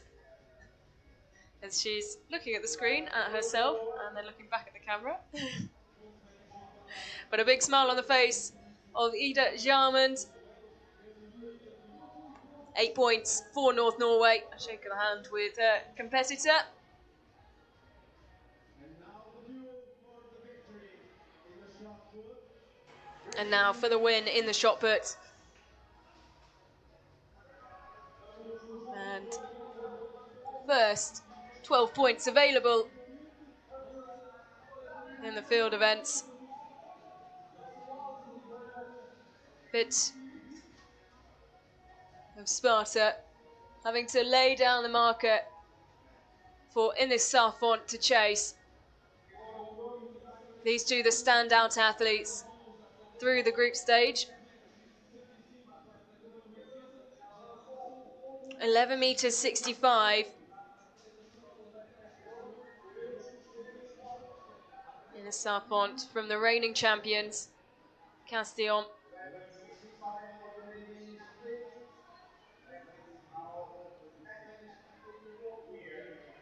Represented Spain at the 2022 European Under-18 Championships. That's a big throw. She just about keeps it in.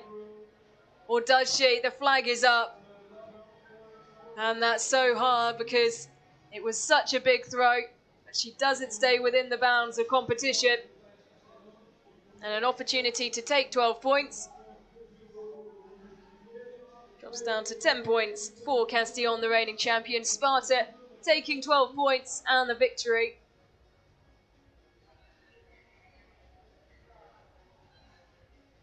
Disappointment for Ines Sarfont.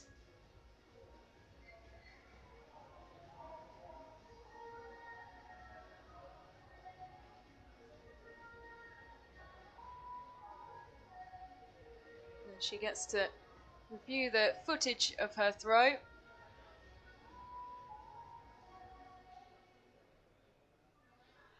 Still takes 10 points.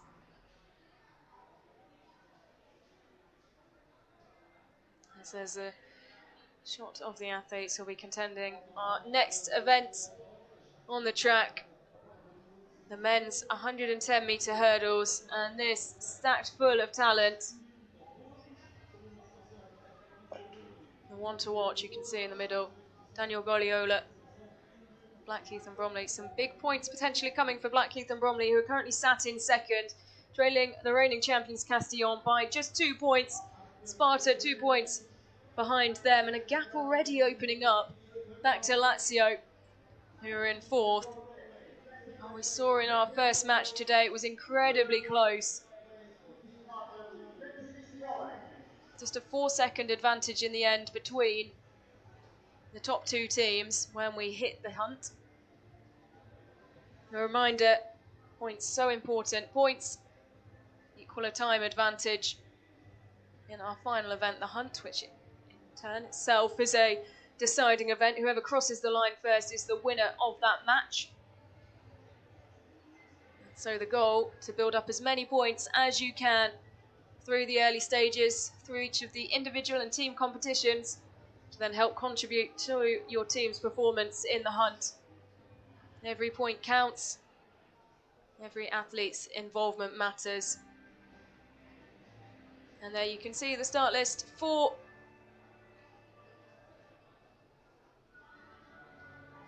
the next event on the track, the men's 110-metre hurdles. Daniel Gorliola, the one to watch. National champion at senior level this summer for Great Britain and Northern Ireland. We meet the athlete first in lane 1, Molio Grasefa, representing Lazio.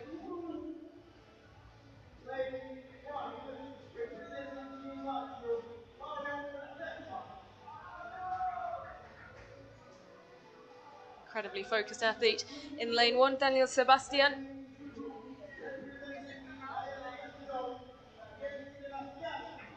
Representing Playas, he's the Spanish under-20 championships finalist.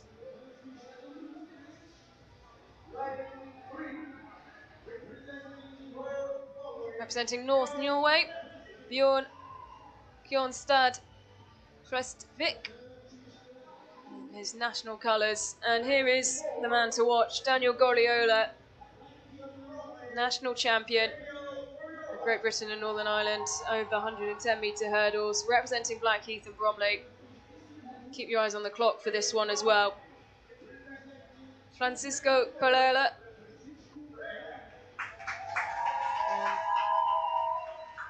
local side CPPEA, and Sparta with Mads Vincentsen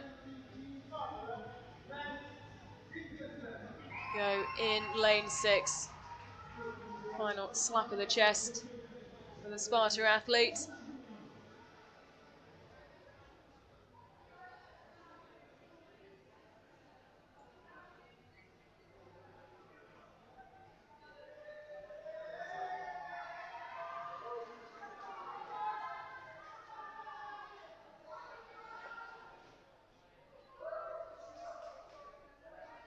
So Lazio in 1, Castillon in 2, North Norway go in 3, Blackheath and Bromley in 4, CPPEA in 5, and Sparta on the outside in 6.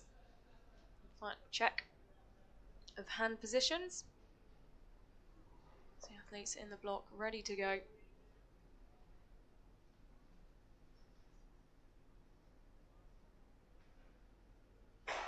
Keep your eyes on Daniel Gorliola. He is so quick out of the blocks, flying through and over these hurdles, gliding. Daniel Gorliola, no doubt about it, takes the victory in a blisteringly fast time. The clock stopped trackside at 13.49. So incredibly fast, Daniel Gorliola.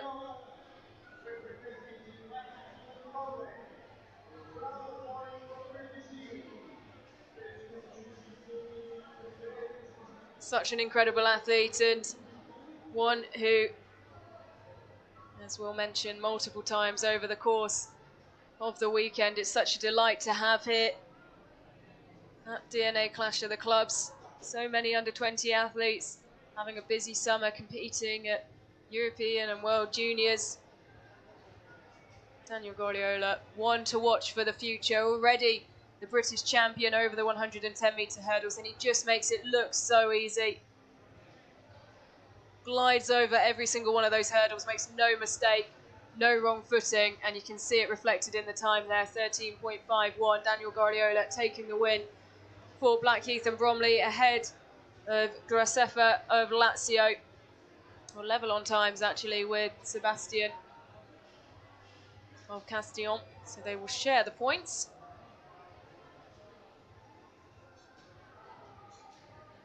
Kjørnstad Prestvik of North Norway 4th, Vincentsen of Sparta taking 4 points, and Pereira home soil from CPPEA, taking 2 points. Daniel Goliola, no doubt about it. Dominant force. Over 110-metre hurdles.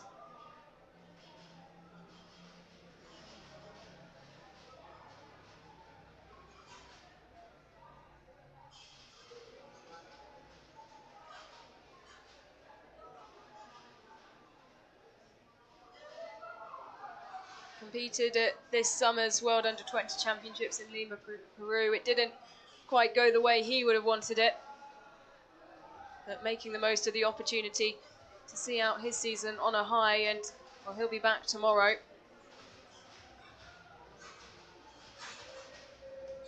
And he'll be hoping he's coming back in the A final.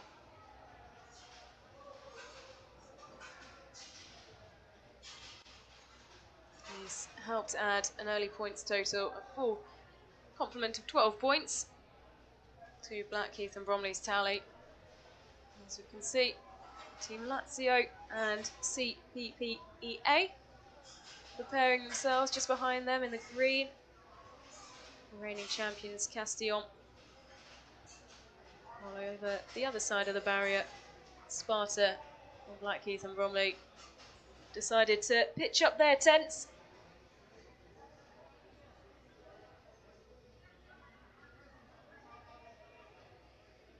Always interesting to see how each team marks their territory. British club have come with plenty of bunting, and less than you'd expect.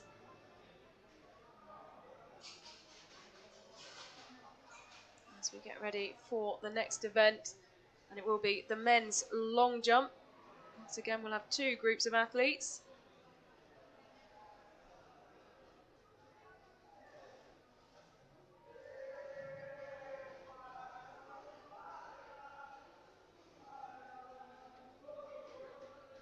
And there you can see how they're split across the 2 groups.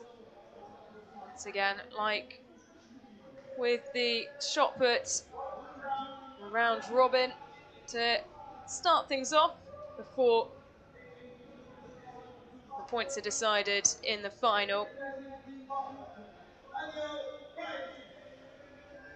Daniel Weiss, wearing the colours of Sparta.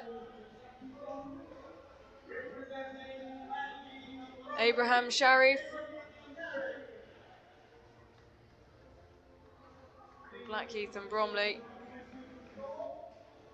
one of the furthest personal bests in the field.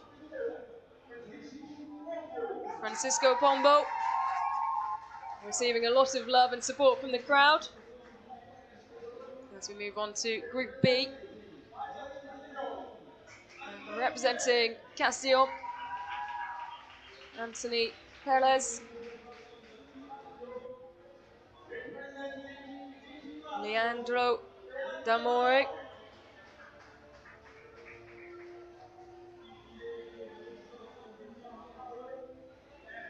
Axel Vormdal, the athlete from North Norway. And that is the lineup for Group B. So the athletes, a round robin, going head to head in duels. And then once all the duels are complete, the athletes who have won the most and collected the most spikes, 3 spikes for a victory, 1 for a draw, nothing for a loss, will then go head to head with the athletes from the opposing group who has won the same number of spikes and found themselves in the same position. Daniel Weiss, the athlete who'll be laying down this marker in the first of our duels in Group A.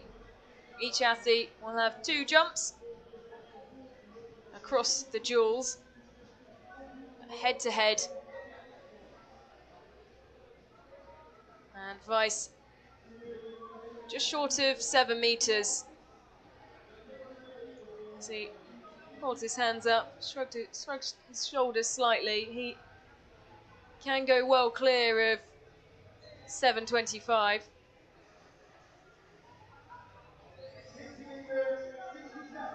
6.67. So he knows he's capable of a lot more than that. Abraham Sharif.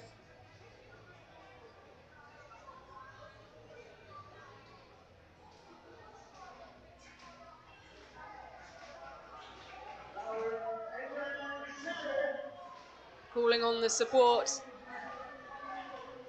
from the Blackheath and Bromley athletes, coaches, supporters. Powers down the runway, such a tall figure. Oh, he's squeezed, if that is a white flag, he's squeezed absolutely everything out of that board. He's happy with it, it's over 7 metres, so that will be a victory in the first duel for Blackheath and Bromley.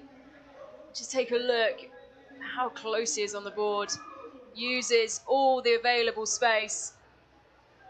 And the white flag goes up.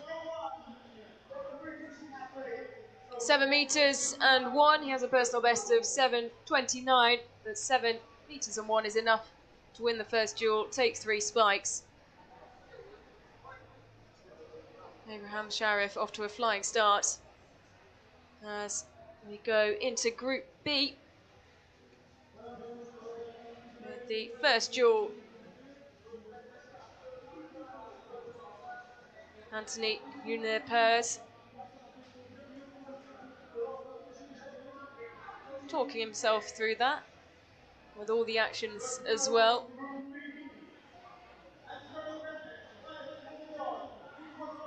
Such a powerful runner. Has to chop his stride slightly though as he came into the board.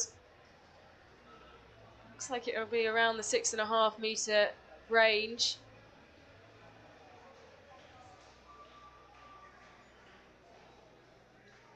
He has the furthest personal best in the field, so he would have wanted a lot more from that, but you can see he's so powerful when he starts off his run-up, but has to just chop his stride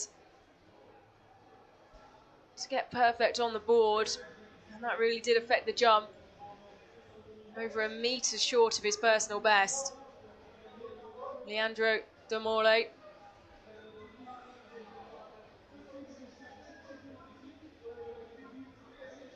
The wind picking up once again, slightly down on that back straight. It's nowhere near as bad as it was this morning. This long jump pit actually on the bottom bend. Something you don't see too often. An interesting start to the run-up as well for Leandro Domole. Opted for one of the longer run-ups. Well, there might not be too much between these two athletes. It looked like it was much further than Anthony Pelez laid down his effort at.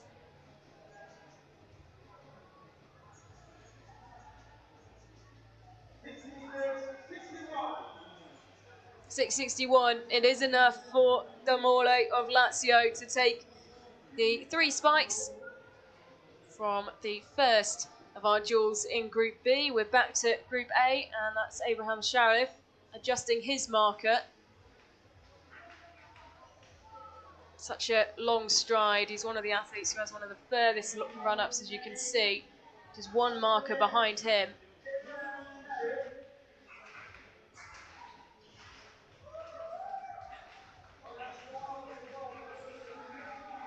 Blackheath and Bromley fans need no encouragement in getting a clap started.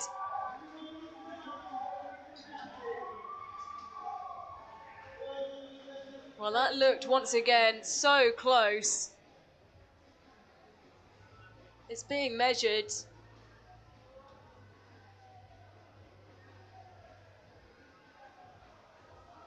He's getting his foot placement absolutely perfect. 6.89, it's still short of what he would have wanted.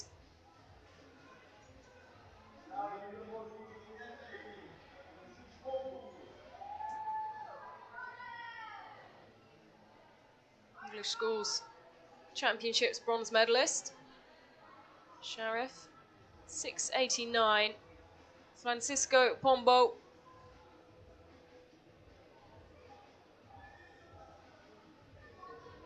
Shorter run-up.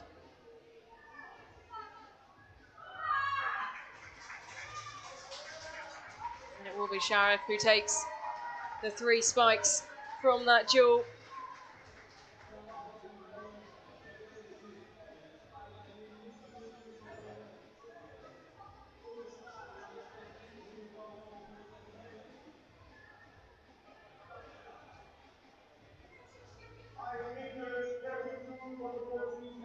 Confirmed as 5 meters 42.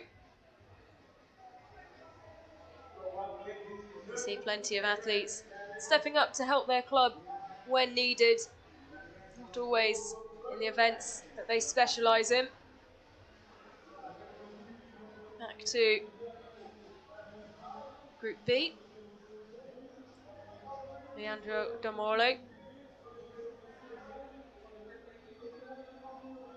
ventures on to the 200 metre start to begin his run-up. A really interesting, almost racewalk style as he gets into his bounds. Way behind the board there, and he knew it. So the door wide open for Axel Wormdahl of Norway. Domolo holding his fist to his head. He knew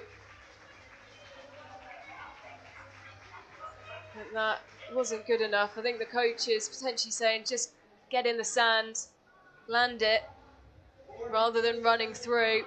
He was far behind the board, but not far enough that he wouldn't have made the sand, as you can see where he put his first mark down. Well, 4:79. Axel Wormdahl of North Norway. Big opportunity. This is his first duel. Also behind the board, but he didn't really need to push it. As long as he got a sensible marking, he was always bound to win that one. So plays it fairly safe behind the board. No risks taken by Wormdahl of Norway. As we go back shortly to Group A.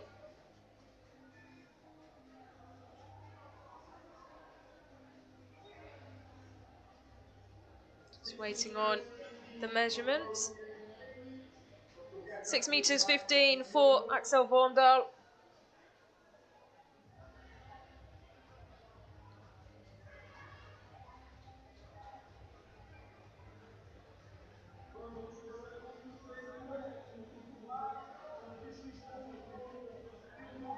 Pombal. His second jump around the same mark, it seems, as the first. The athlete from CPPEA.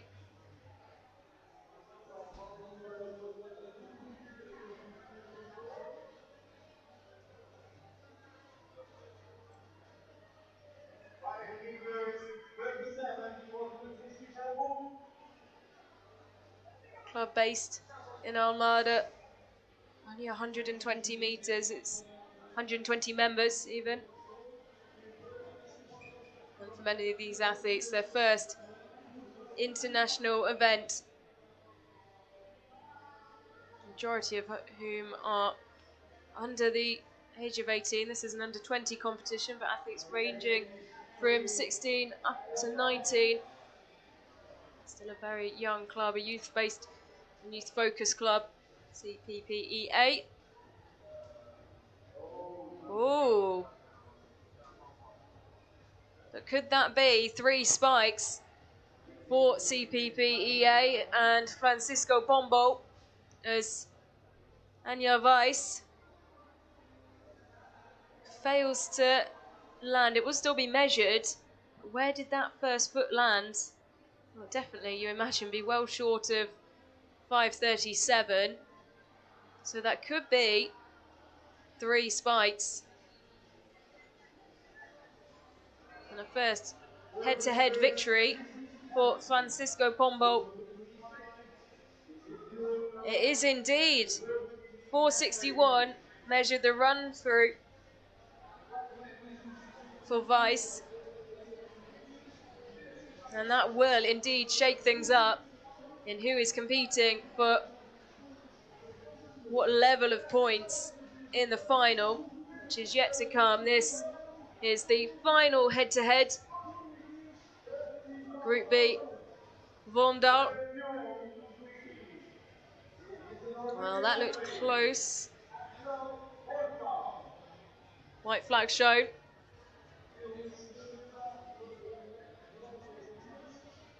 So a clean mark for Axel Pombal.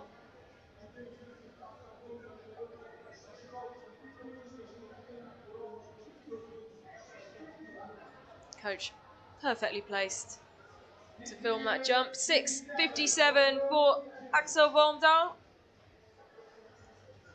Perez.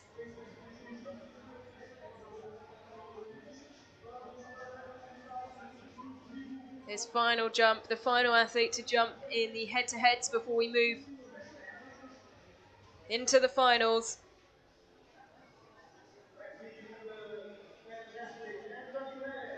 Perez, the Spanish under-18 champion, and that's a big jump. And that should be more than enough for Perez. Represented Spain at the European Under-18 Championships.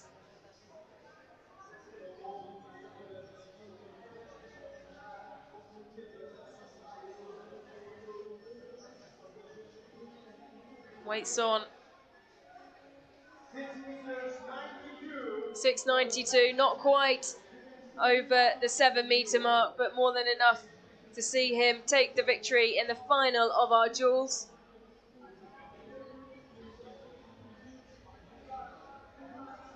The head-to-heads will continue, but it will be the final head-to-heads.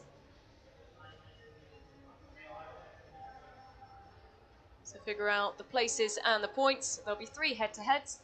1 for 5th place, 1 for 3rd place, and 1 for top spot. And there are the team standings after the first 2 events. There's 3 events even. Blackheath and Bromley leading the way. Castillon just 1 point behind. Sparta in 3rd. And the gap between Blackheath and Bromley and Sparta was already 10 points. And then it's 9 from Castillon back to Sparta. Lazio are 3 points behind Sparta, who sit in that all-important, at the moment, 3rd position. That becomes increasingly important as we get to the hunt, where everything can change, everything can shuffle around. It's the top 3 in today's match, qualifying match, who go through to the A final tomorrow. The bottom 3 go through to the B final, so there is an opportunity for everyone to compete at least twice. I say at least twice. There's plenty of very talented multi-eventers and young athletes who are taking up more than 1 event. As we're back to the track for what is always a fun watch in the women's 800 metre final.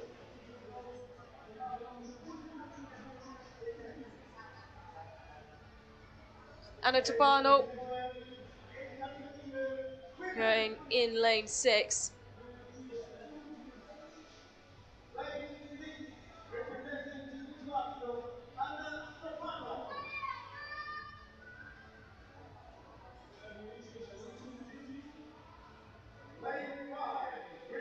Larka Thygesen. And the colours of Sparta on her face as well. Isabel Luis in the stripes of CPPPA.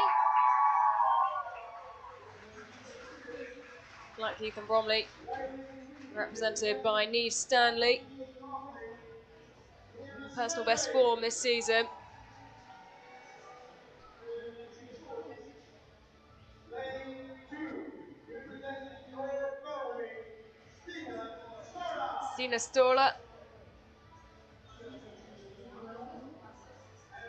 lane 1, representing Going for North Norway. Carla Jimenez, fastest in the field. Although, as we so regularly see in the 800 metres here at DNA, it becomes oh so tactical. Keep your eyes on Carla Jimenez with Castillon in the green.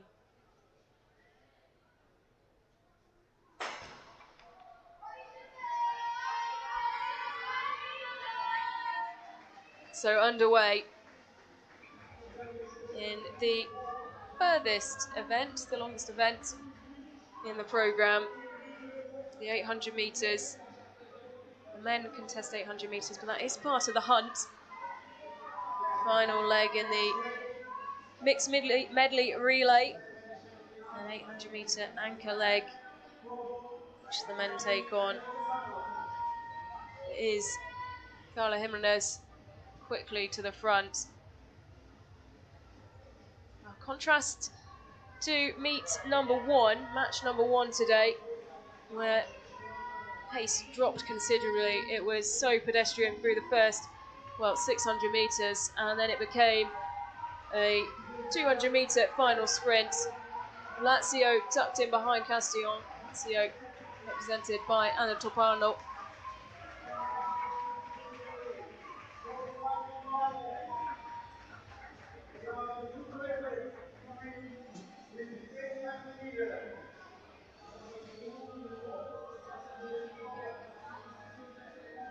Anna Topano with a very quick personal best, one of the fastest in the field, and it's three who are pulling away now.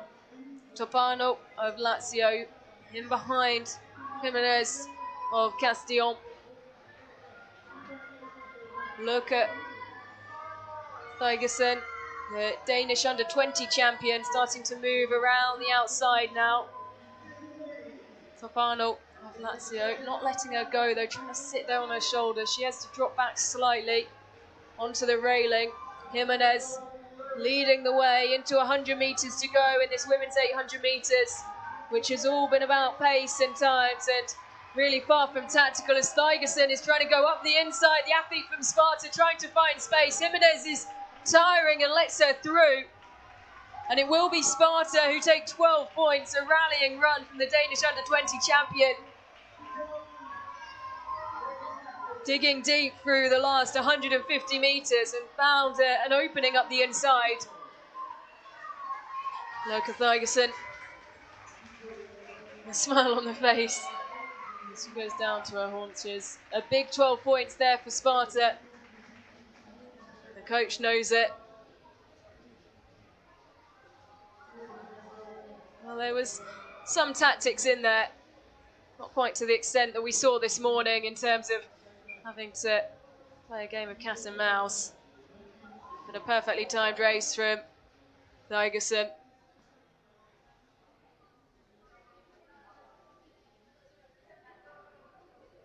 "12 points, maximum points going to Sparta."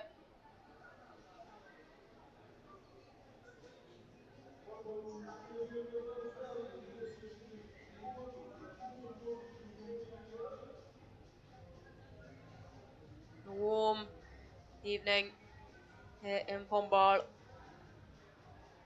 And confirmation of the results, a much quicker 800 metres than we saw yesterday or this morning even, and I do wonder how that will impact the racing tomorrow. Carla Jimenez of Castillon taking 10 points for the Spanish club. Lazio and Anna Topano, 8 points. New Stanley coming through for Blackheath and Bromley, 6 points. And Isabel Luis, 2 points for CPPEA. So there's the current standings. Castillon, reigning champions, still leading the way in terms of points. That could all change when it comes to our final event and the hunt, where anything can happen, and whoever crosses the line first, whichever team that is, are the champions.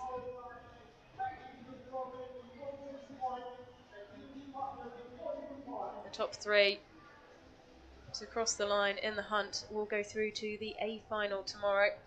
And we're back to the men's long jump, our final head-to-heads for 5th place, 3rd place and 1st place.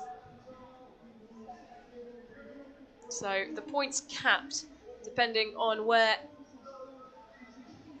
how the athlete fared in the initial round robin head-to-heads. Vormdal and Weiss, Norway, and Sparta going head-to-head for 5th place. And a stroke of luck for Francisco Pombal of CPPEA. He will be contending a maximum of 8 points, a minimum of 6, which would go a long way for the club. Scoring in terms of points through the early stages, but as their head coach has spoken about, they are a very young club, and this is vital experience at international level. North Norway and Axel Varndal getting us underway in the 5th place head-to-head. Well, no jump. So all Anja Weiss needs is a clean jump here. No distance required.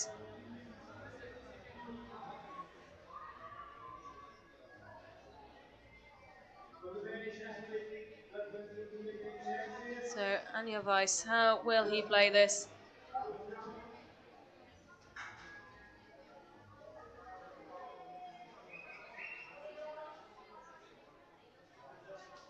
Calls on the crowd for support.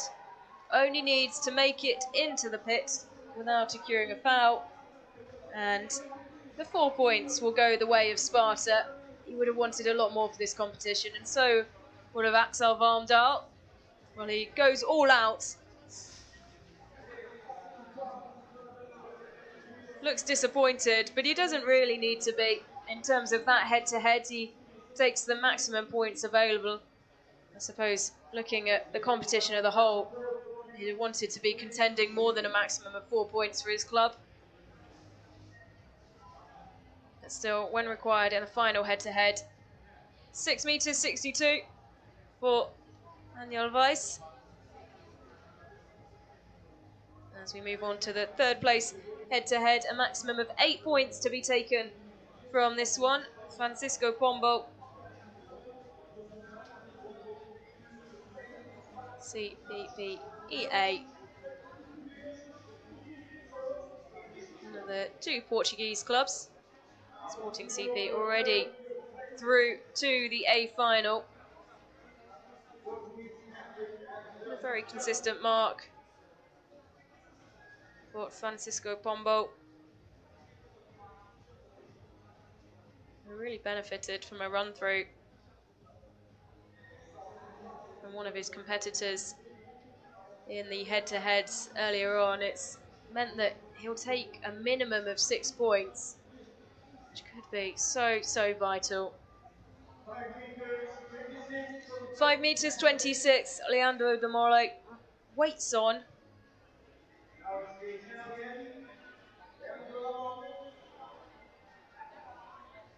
Always a very interesting athlete to watch, particularly at the start of his run-up. The furthest, longest run-up out of the field, talks himself through it, and then gets into his run-up in almost a race walk style. And then into his strides, head bobbing, driving forward. And he will take the maximum points from that head-to-head. 8 points will go to Lazio.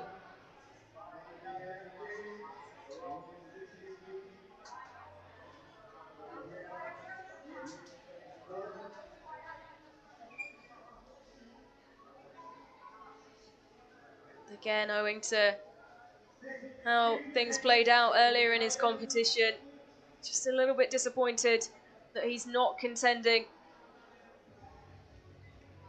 that top spot head-to-head. First place head-to-head, Anthony Pelez is going first. Asking for quite the technical clapping rhythm, but supported by Abraham Sharif, who will try and follow, if not better, his marker. Pelez driving down the runway. Oh, it'll be around, maybe just under the 7 meter mark. Another shake of the head. The pressure of these head-to-heads always affect athletes differently. You don't have the opportunity like you do in traditional long jump competitions, to have maybe the first round or two to ease into it before, you see, the cut tends to happen at round 3. It's just short of 7 meters, 6 meters 99 for Pelez. So Abraham Sharif will have to go further than 7 meters. He has done it in the competition. He'll have to do it again if he's to take 12 points. Blackheath and Bromley, well, they've been known to rock up quite big totals in terms of points in the past. That'll be the aim once again.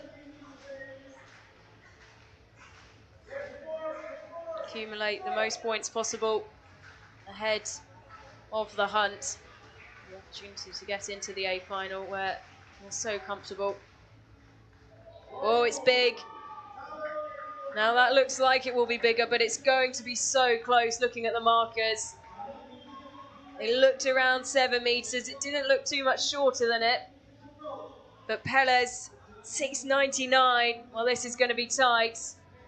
As Abraham Sharif just signals to his coach, pinching his fingers together. It will be marginal. There won't be much between these two. 7 meters 09 for Abraham Sharif to take the victory for Blackheath and Bromley. 12 much needed points for the British team, and you can take, there's quite a nice look at where he was on the board. He's had brilliant foot placement through all 3 of his jumps. Really uses up the whole of the board without overstepping the mark. Shake of the hand with Pelez. Well, a great start for Blackheath and Bromley. And for Castillon as well. Just 1 point separating these two clubs who, well, based on history in this competition, you wouldn't want to try and separate in terms of standings, or at least bet on where they are going to end up.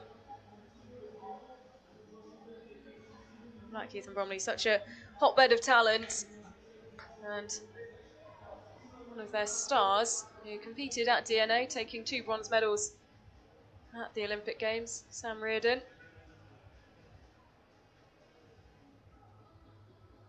One of the many DNA graduates who have gone on to do great things at European and world level.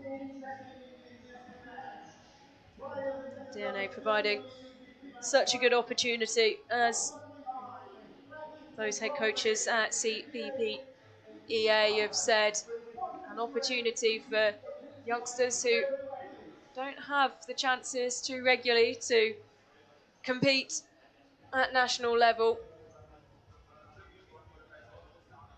Opportunity to pull on their club vest and still come out and compete internationally. So back to the track, and we go back to our hurdles. This time it's the 400 metre hurdles final for the men.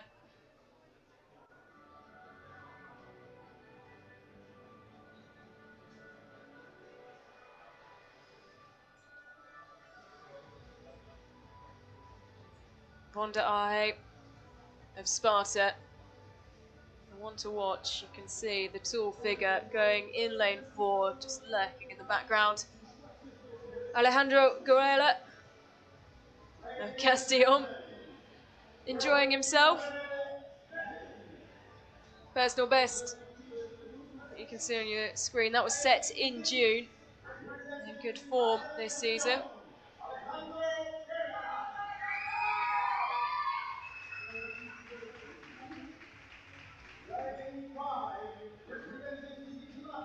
Tommaso Adazzone, representing Team Lazio. Well, he's one to watch as well. Bronze medalist at the European Under-18 Championships. He's a 3-time Italian champion and Under-18 national record holder. But he does have to the inside of him this man, Vondare.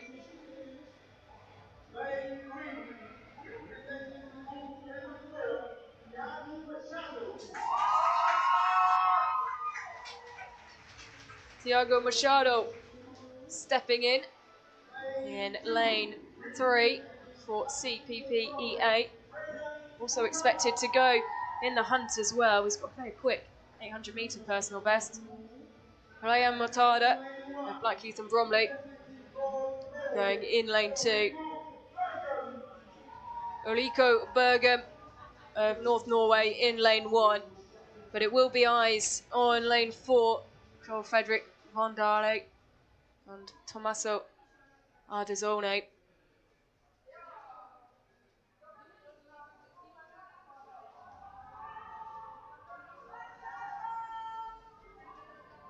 Dorare, the national under-20 record holder, represented Denmark at the World Under-20 Championships and at European level, the European Under-18s 2 years ago. And next to him, in lane 5, the man who took bronze medal at the most recent European Under-18 Championships this summer, Ardizone.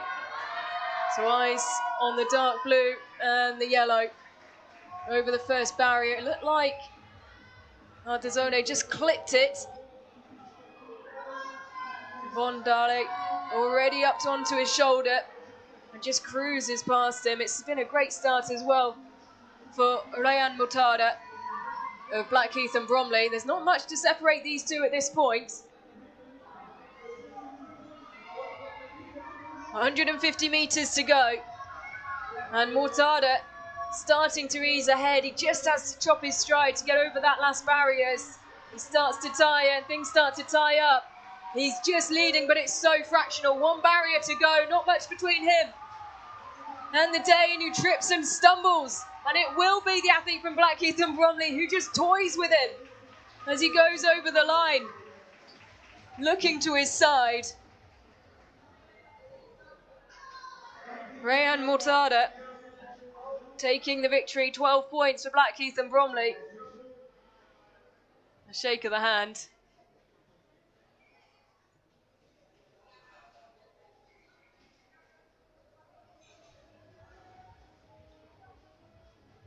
Well, that has proven to be one of the surprise events of the day. It was always going to be high quality. And Rayan Mutada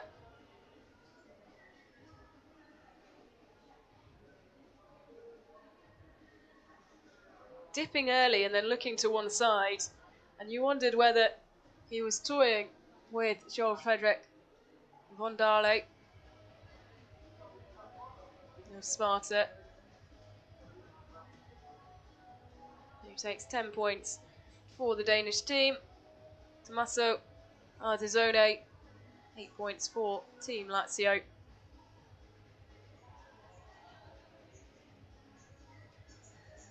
And Thiago Machado, who's got to go once again in, well, not too long. He'll have time to cool down and then get ready again for the 800 metres, taking an important 4 points for CPPEA. Pedro Pessoa, the youth-focused athletics club from just south of Lisbon.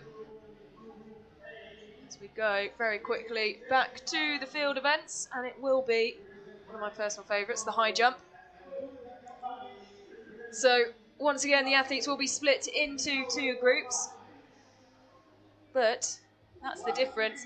The athletes will declare the height they're going to attempt. It's kind of like poker. You don't know what the athlete you're up against is going to try and attempt. So do you play it safe, or do you try and push up near to your personal best and risk failure?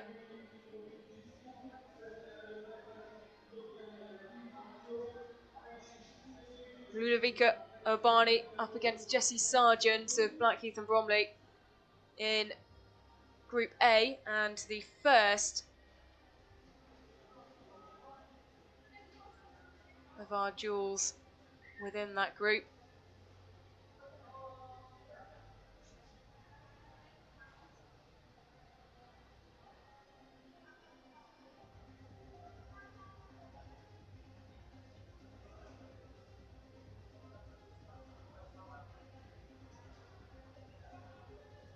Urbani first to attempt her chosen height, cruises over it no problems there. 145 easily cleared. Now Jessie Sargent going for the slightly trickier height.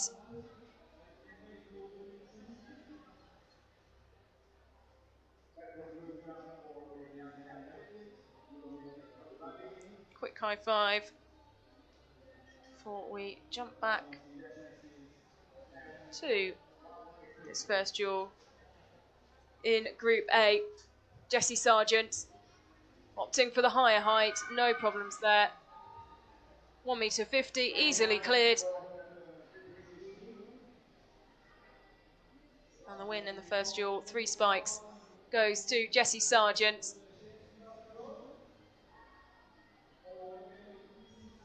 Almost missing the high five there from the coach, having too much fun with the camera.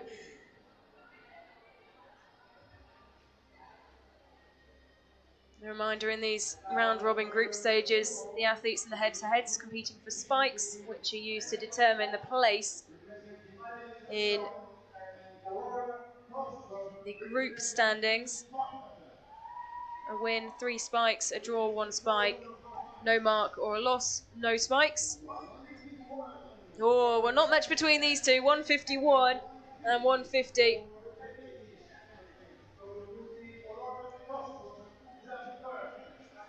Aurora Thostrop, who we've already seen competing this afternoon. Very talented multi-eventer. Going up against Elena Correa of Castillon. And with the slightly shorter height, just 1 centimetre between the pair, Thostrop will be first to jump as the sun begins to set over Pombal.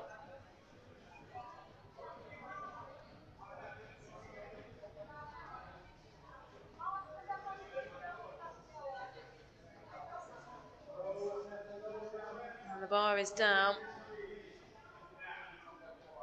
So failure for Aurora Thostrop opens the door for Elena Correa from the reigning champions.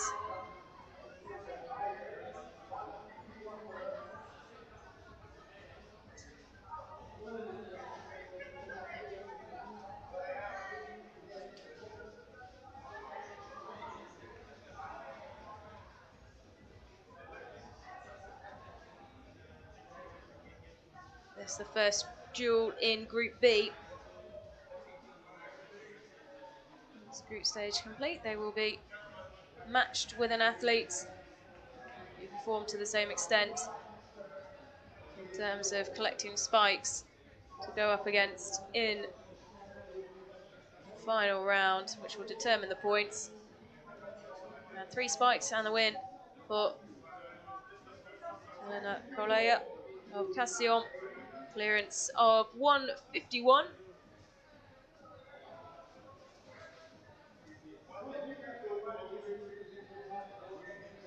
As we go back to Group A, Tilda Mosley and Ludovica Urbani back, and they both go for 151. So both have written the height of 151 down, and both will attempt 151. If it's a draw, if they both clear, there will be 1 spike apiece. If one fails and one clears, obviously the spikes will go the way of the athlete who has cleared the bar at the given height.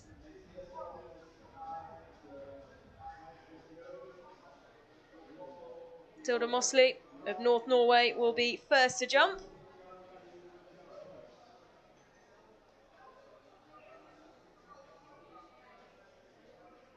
Or will she? Usually the athlete with the lower height goes first. It's Ludovica Urbani, who takes the bar down at 151. So all Tilda Mosley, what she needs to do here is clear, and she will take 1 spike. Well, no, she'll take all 3 spikes. It could have been a situation, the first situation, where we could have had a draw in the high jump today.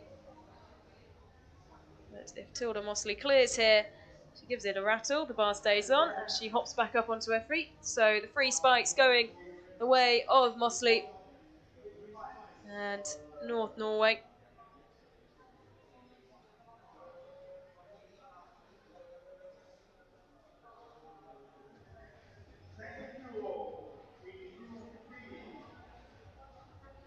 Things shaping up nicely in this women's high jump competition. Joanna Olosa and Aurora Thostrup. 140 for Olosa, 150 for Thostrup.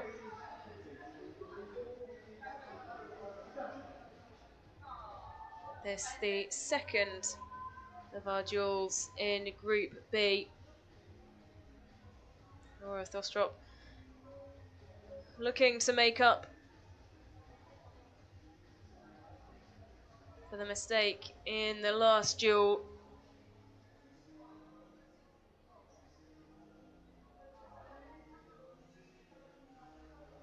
It is CPPEA, represented by Joanna Olosa. First to go in this second duel. Clears the height of 140, takes a look back at it. The bar stays up.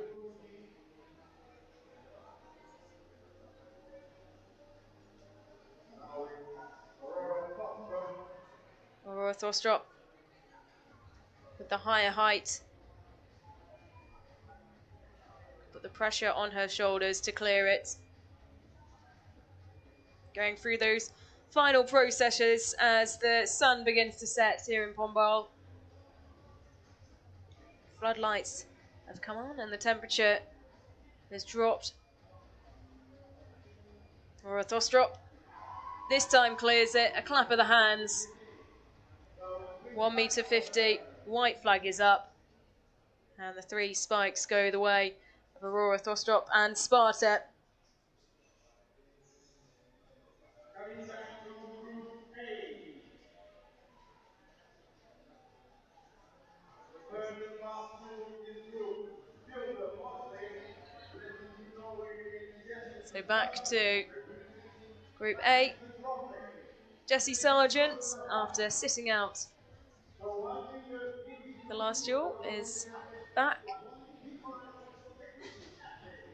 And only 3 centimetres separate the declared heights of the 2 athletes. Tilda Mosley will be first to jump. 152. Jessie Sargent opting for the slightly higher height of 155.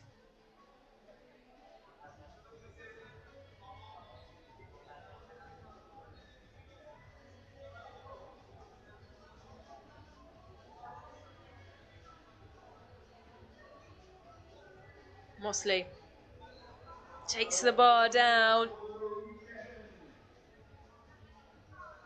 Doesn't clear. 152. And now the officials will adjust the bar up. It's only 3 centimetres it has to go up by for Jessie Sargent, who's attempting 155.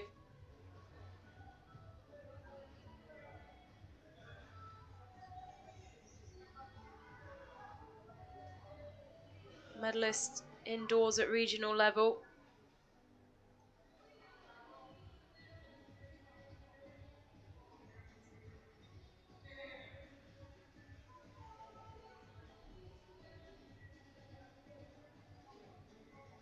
Just waiting on as the height of the bar is altered.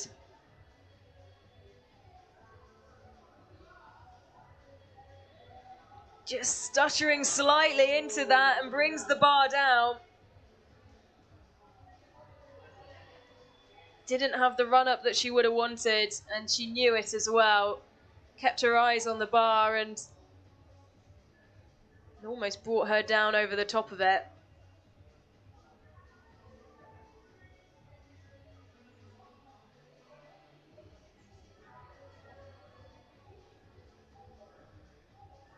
So that will disrupt and dispute the standing slightly.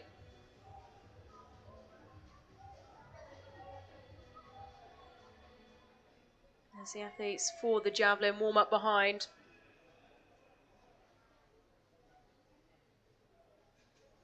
So our final head-to-head in Group B, Elena Colea and Joanna Rosa. Elena Colea representing the reigning champion, silver medalist at the Spanish Under-20 Indoor Championships and the Valencia Under-20 Indoor Champion. Opting for 151. 151 seems to be a preferred height for plenty of these athletes. 141 the height for Joanna Rosa.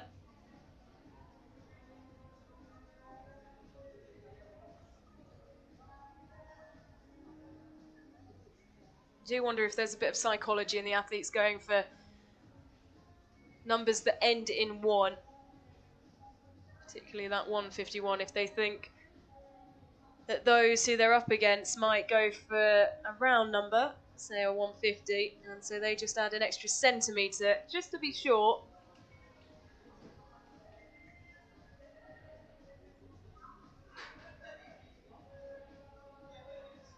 Joanna Rosa.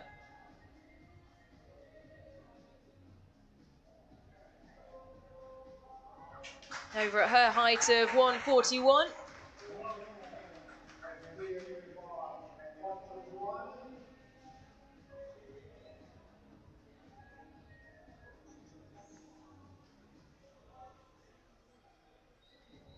And Colea.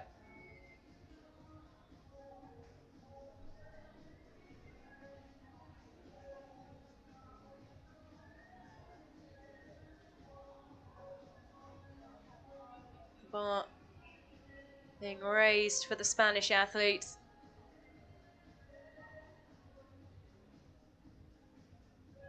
Looking to set herself up to collect more important points for Plaz de Castellón.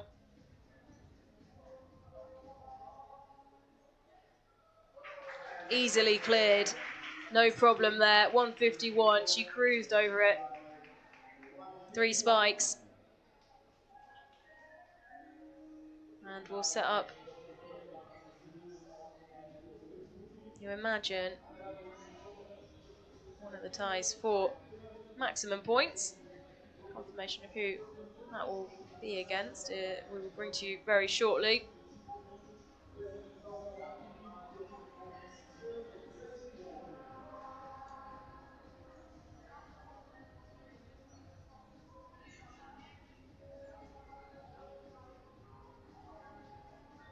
So there's the current team standings. Blackheath and Bromley will have now opened up a 5-point gap on Castellón. Sparta with 56 points sit in third. Those top 3 haven't changed very much at all since the first race. Although, as you'll know if you're a regular here at DNA events, it could all change in the final event. Points equal a time advantage, as the athletes are set off at different times for the final event, the hunt, and whoever crosses the line first wins the match. Although today, less so about winning the match and more so just about finishing in the top 3. The top 3 clubs going through to the A final. The bottom 3 clubs go through to the B final, both of which take place tomorrow. Now here's the lineup for the women's 100 metres. Next up on the track, our final individual track event for the women. Honey Chalmers, regional indoor bronze medalist. She's PB'd in 60 metres, 100 metres and 200 metres this season. A big smile on her face, wearing the colours of Blackheath and Bromley, going in lane 1.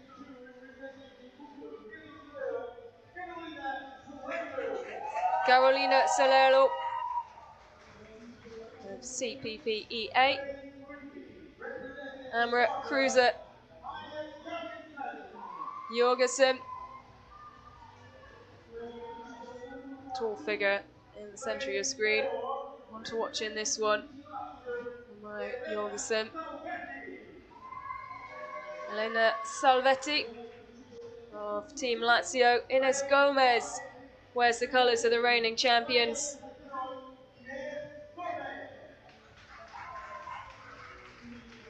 Third fastest personal best in the field. PB set this season, as with many in this field. Heather Solensen going in the outside lane, broken all of her PBs this season. Very talented multi-eventer. Keep your eyes on lane 6 and Amaya Jorgensen in lane 3 as well.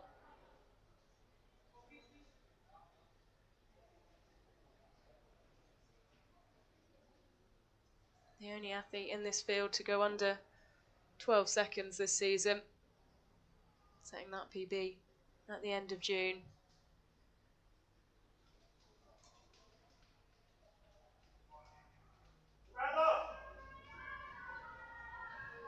Athletes called into their blocks. A stunning backdrop here in Pombal. Castle on the horizon.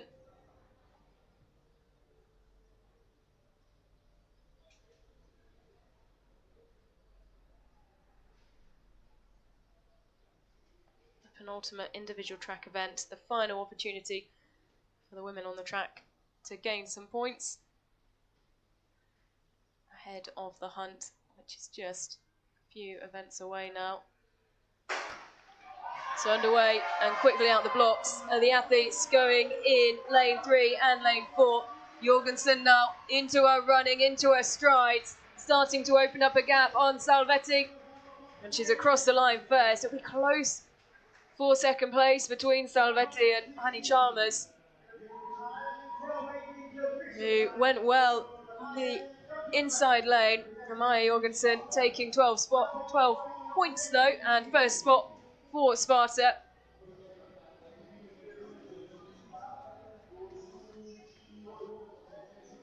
Races Sorensen. Wait for confirmation of the places behind. But you can see Honey Chalmers doing so well from lane 1, focusing on her own race where she had to. Salvetti coming through just late on, but from that angle it's so hard to tell who out of the pair of them took it. It was Salvetti. Confirmation on your screen. Salvetti and Lazio taking 10 points. Honey Chalmers, a brilliant run to take 8 points for Blackheath and Bromley, but Amaya Jorgensen taking top spot. 12.818, fastest by some way.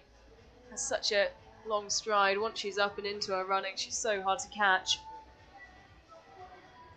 And more important points for Sparta. Really want to be opening up that gap to protect them in third.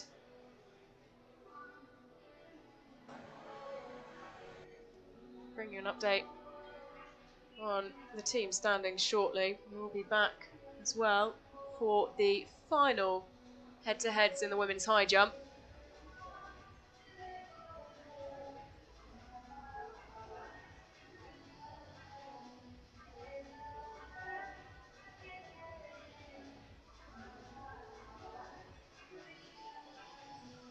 Still all to play for, and it will be until all the athletes are over the line in the final event of the day in the hunt.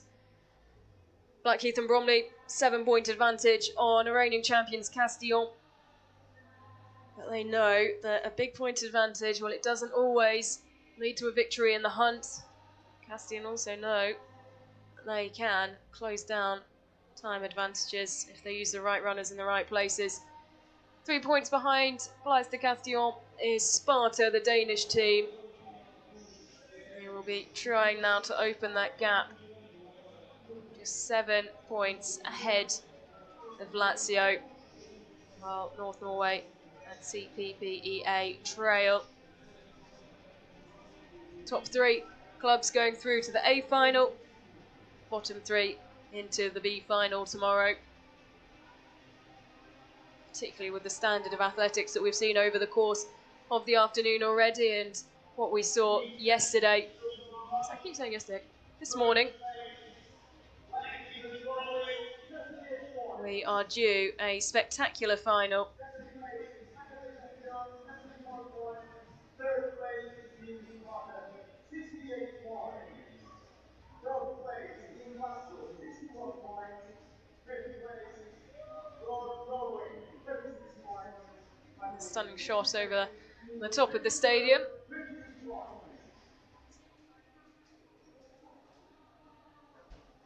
A very peaceful part of Portugal, just 30 kilometres away from the coast. And slap bang in between Porto and Lisbon.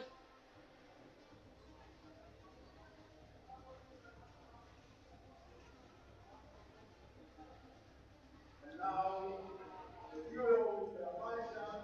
So the final duel of the women's high jump. 3 duels to decide the maximum points that each of the athletes can gain based on their positions. That's why the first set of duels is so important. 145 for the javelin. Just 4 centimetres once again separating the two athletes. In comparison to what we saw in this morning's final, or this morning's match, there's been a lot closer in terms of declarations.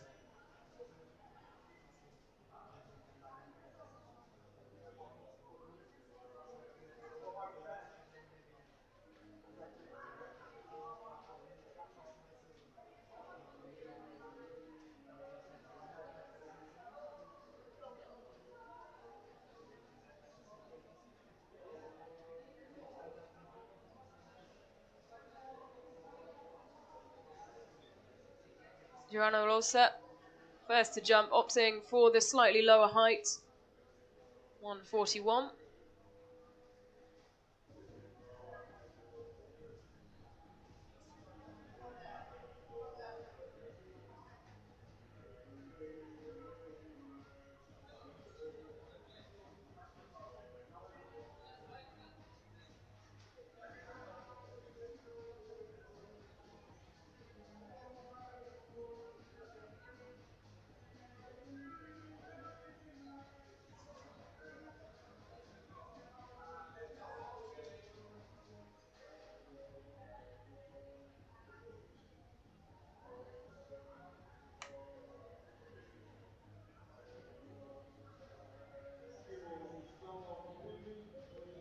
And just a slight delay to the start of this first head-to-head for a maximum of 4 points, and 5th place.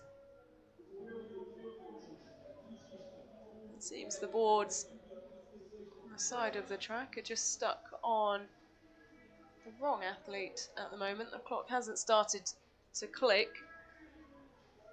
which is why Rosa is looking to one side, just waiting for the clock to start. Still stuck on 1 minute. Once that clock starts ticking, she will have a minute to prepare herself and begin her run up. The wait continues.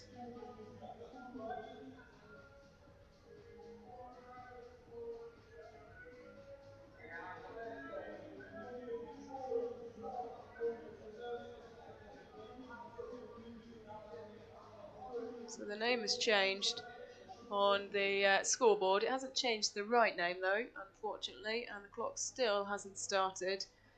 So Joanna Rosa just having to wait patiently, try and keep herself warm. Well, the officials try and change the time on the side of the scoreboard. And here we go, it is down to now the right name. And Joanna Rosa now just waits for the clock to start, and she'll be able to begin her run up. Slight shake of the head. Still no movement on the clock. And there we go, the clock starts ticking. Joanna Rosa can begin her run up. Her final jump in this competition. 141, and she clears it with some ease. Up against Ludovica Urbani for 5th place. These two athletes are contending. The athlete from Lazio, who takes her jacket off, opting for the slightly higher height, 151. Numbers ending in 1, seeming to be the preferred tactic, just in case one of the athletes goes for a round number. Urbani over that one and takes 4 points for Team Lazio, finishes in 5th place. 155 cleared with some ease.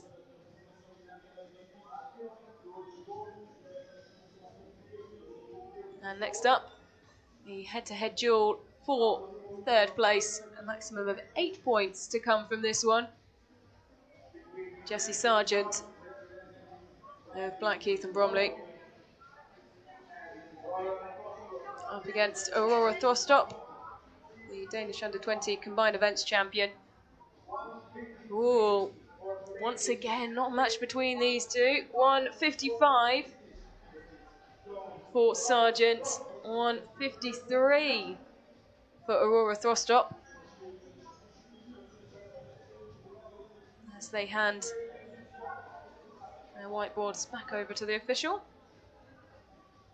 So it will be Thorstrop to jump first,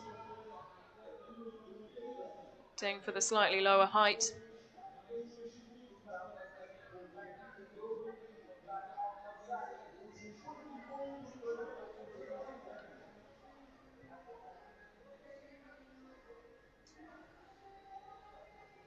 Maximum of 8 points to be won. And this decider for 3rd place. Thorstrop taking the bar down at the lower height. Once again, disappointment for the young multi-eventer.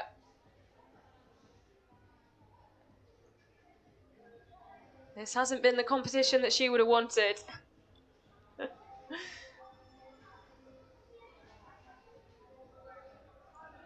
She will be back tomorrow, though.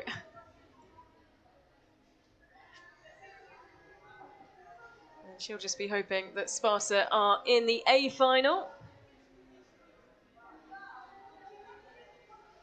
So Jessie Sargent next to jump as Aurora Thorstrop continues to entertain the cameras.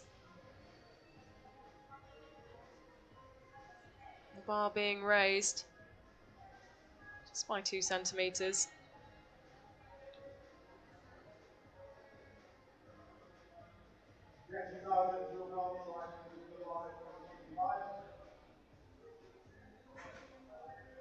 .155, the height that Jessie Sargent will attempt here. And the bar goes down. So the points will be shared.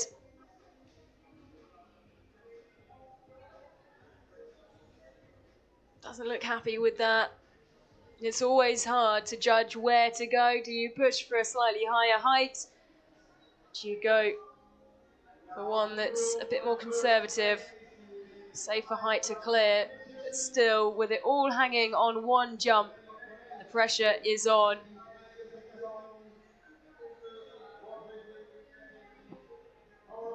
So the playoff, a head-to-head for top spot. Tilda Mosley going for 145. Elena Colea going for 153. So quite the difference between these two heights that will be attempted.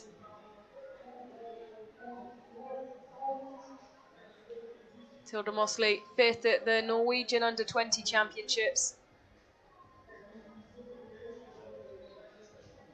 Colea, silver medalist at the corresponding championships in Spain.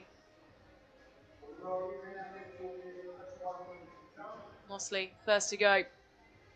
This lower height gives the bar a rattle once again, but she clears 145. White flag raised.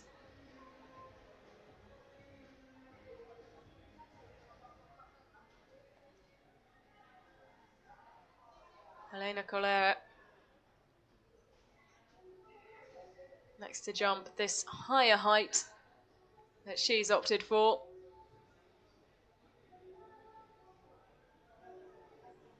Impressed so far in this competition for the reigning champions, and an opportunity to bag 12 points for Castillon.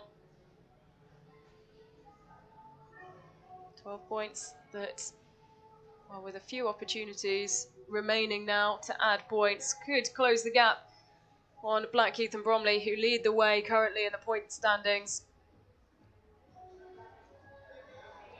Oh, she gives the bar a mighty wobble. It's still wobbling in the back of your picture, but she clears 153. Nervous look on the face there. But she's done the job. 12 points go to Castillon, the reigning champions. A nervy few seconds there for Correa.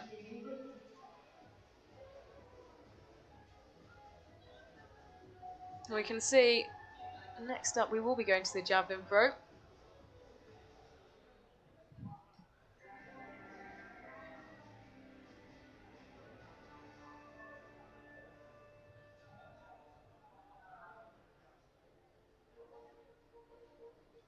Once again, two groups to meet.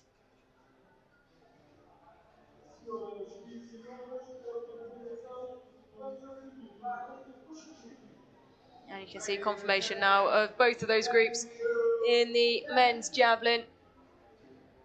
As with all our other field events, we will go for a round robin first stage.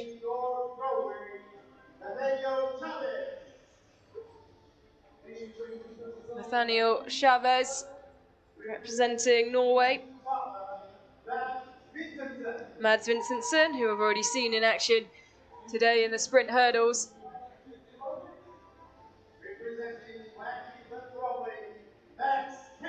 Max Kennedy points to the badge.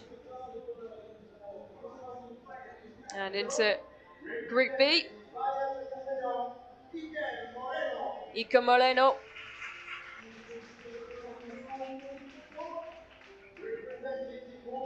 Diogo Santos wearing the hoops of CPPEA. Always gets a big reception from the crowd.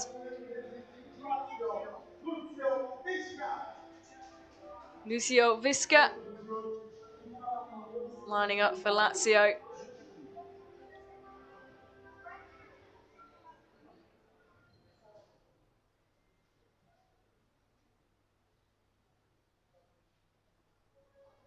Norwegian under-18 champion, waiting patiently for his first throw. First in the head-to-heads. He goes in Group A against Mads Vincentson of Sparta.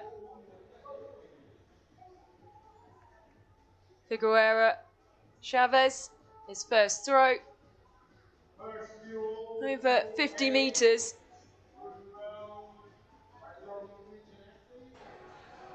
And it is the Dane who will try and follow that. Mads Vincentson, slightly longer run-up. Silver medalist at the Danish Under-18 Combined Events Championships. Just 16 years old. 52-41. Figueroa Chavez, and it's Vincentson who's trying to beat that mark. Doesn't quite reach 50 metres. So that will be a win in the first duel for North Norway. 3 spikes going their way.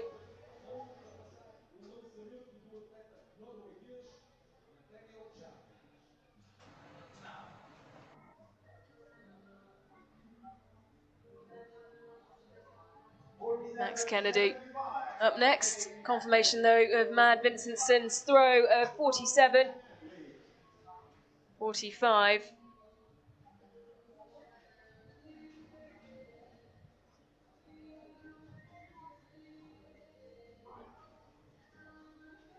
Well, looks like Max Kennedy, I think, has just gone a little bit early there. We go back to Group B first. So Ica Moreno and Diogo Santos. Ica Moreno Runner-up at the Spanish Under-20 Championships, making his way over to his starting position.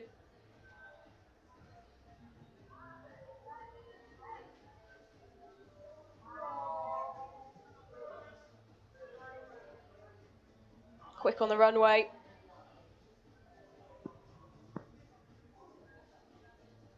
A throw that looks to be just short of 45 metres.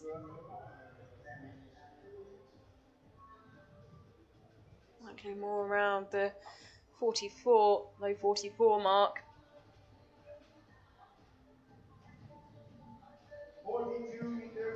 Measured as 42.92 for Ico Moreno of Castellón. Diogo Santos of CPPEA. Next to throw. Short run up.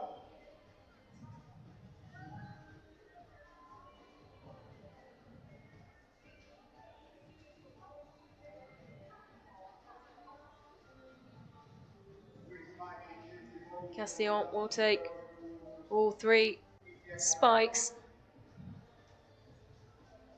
And a brilliant opportunity for the athletes at CPPEA, plenty of which this is their first opportunity to compete at international level. Cheered on by, to some extent, the home crowd. They're on home soil.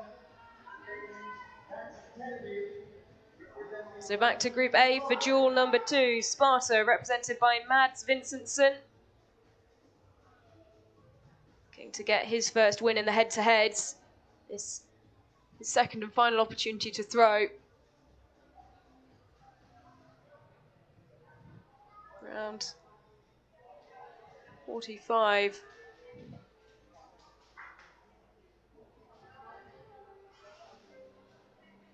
It looked wet. Head of the javelin. Hit the ground, 45-21 indeed.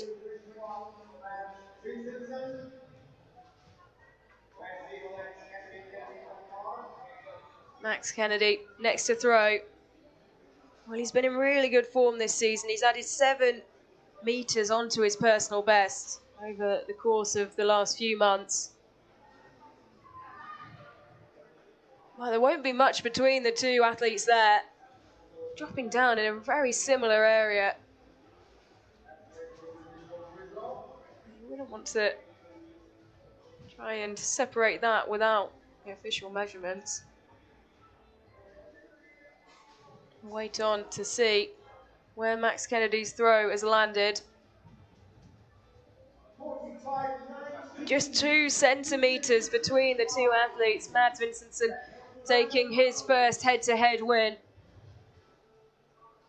Max Kennedy will be back for another. Diego Santos, his second throw. A no throw for the young Portuguese athlete.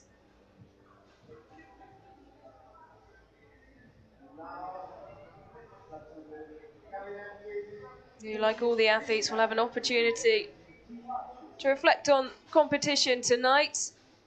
Plenty of time tomorrow morning to go through final preparations and then come back tomorrow in the afternoon for the 2 finals.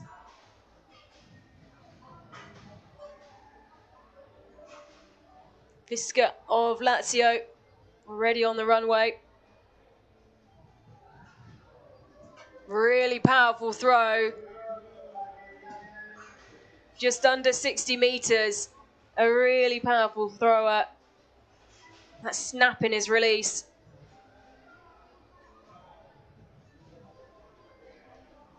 Quick on the runway, but it really is that final phase and the release where he's so strong. 58.77. Emerging as the leading contender to take 12 points in this men's javelin competition. Our final field event between the end of this group stage and the final. We'll go back to the track for 200 metres for the men. Max Kennedy, Blackheath and Bromley. An improvement for him. That will be over 50 metres. A brief nod of the head. He does look happier with that.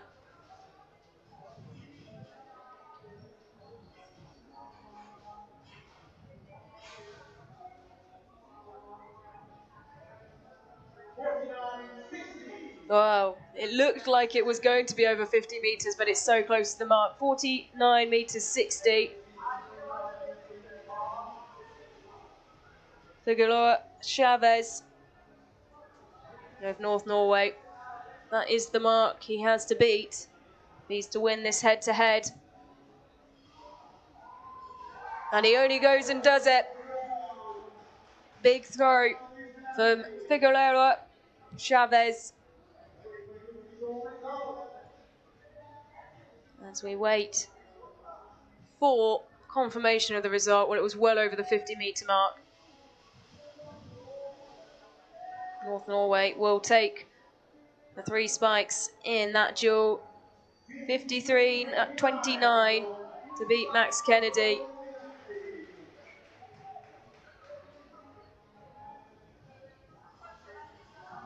Lucio Visa.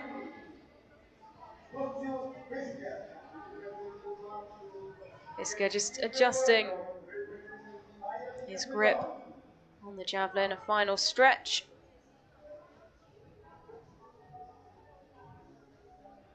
A huge throw in his first head-to-head. This is second and final, and the final duel in Group B as well. Launches it once again, it flies over 60 metres.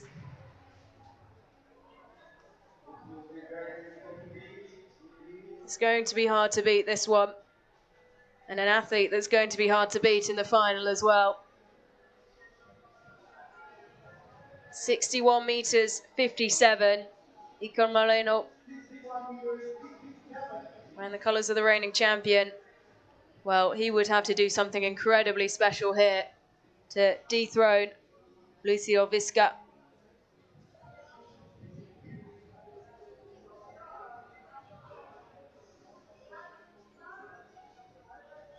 Visca in that position to take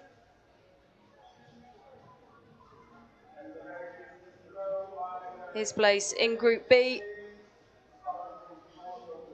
in the head-to-head 4 top spots, and it will be Lucio Visca who will be contending.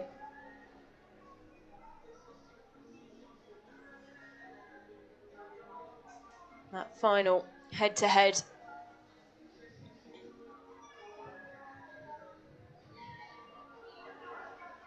So we will find out the order of play for those final head-to-heads to decide the points in just a few moments. We will quickly go back to the track. I say quickly, the men's 200 metres.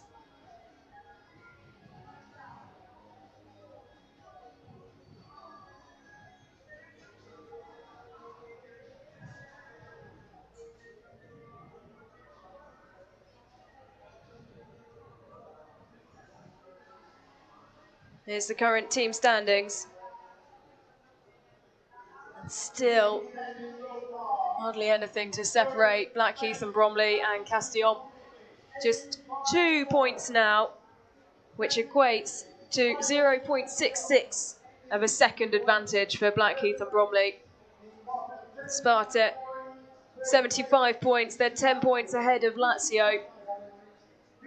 So, points advantage. 1 point equals a third of a second. So 3 points equal a second. So it's not even a second advantage that Blackheath and Bromley have at the moment.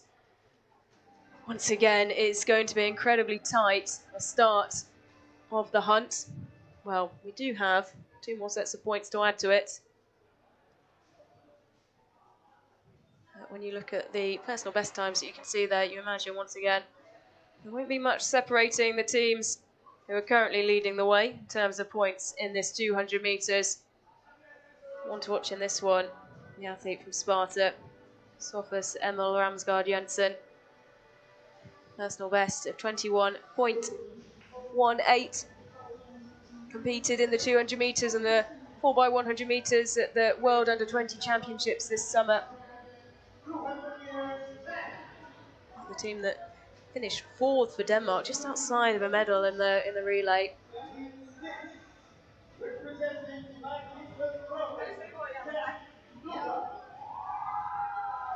So the athletes beginning to be introduced to the crowd.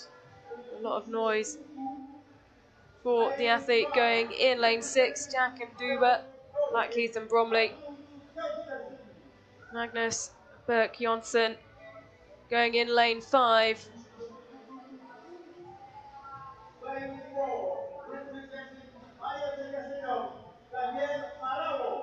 Daniel Harabo. And the reigning champions. Lane 3, representing Alessio Di Giorgio going in lane 3 for Lazio. And here's the man to watch, Sofus Emil Ramsgaard Jensen. Part of the team that finished just outside of a medal in the relays at the World Under-20 Championships in Lima. Joao Silva of CPPEA going on the inside lane. Sofus Emil Ramsgaard Jensen will have the athletes ahead of him to chase.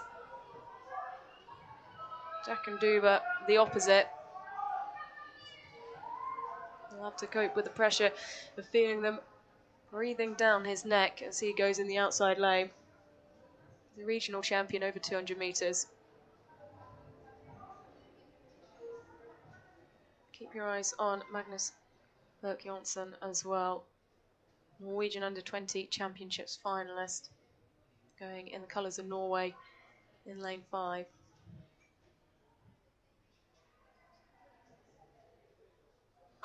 So the final track event to gain points for their teams, and it's a brilliant start as expected from Ramsgaard Jensen. Leading the way as they come into 100 metres, but it's Jack and Duba who's worked so hard from the outside. He's just ahead now. Ramsgaard takes a look to one side and just calms things down, able to pull away slightly in the closing stages, opening up a gap. Jack and Duba chased him, pushed him all the way. Ramsgaard Jensen taking the victory. What has been a very busy summer. Jonsson of North Norway though, very good run from him as well. But Sofus Emil Ramsgaard Jensen, you can see there at one point Jack and Duba was just leading from the Danish athlete. He was able just to add an extra gear to his running before slowing things down with a few metres to go. All of these athletes, remember, have to come back and compete tomorrow. There are reserved team spaces for anyone who gets injured. The expectation is that all the athletes competing today come back and do the same tomorrow, particularly if your club is in the A final, where you're competing for a trophy.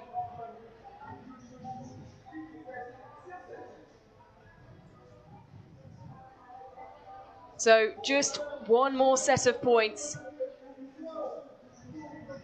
to be determined. This the 5th place head-to-head in the javelin throw final. Diogo Santos, young athlete representing Pedro Pessoa, CPPEA. Their bib numbers.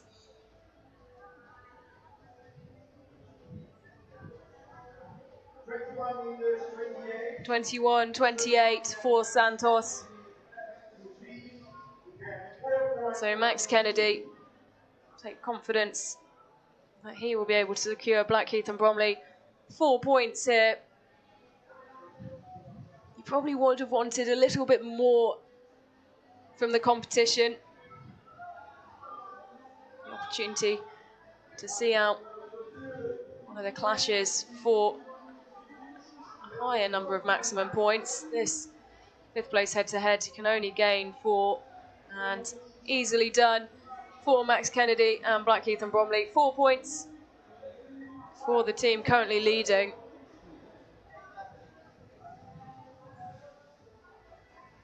Points for the British team is javelin. 49 meters, 47. 49-47, final throw for Max Kennedy.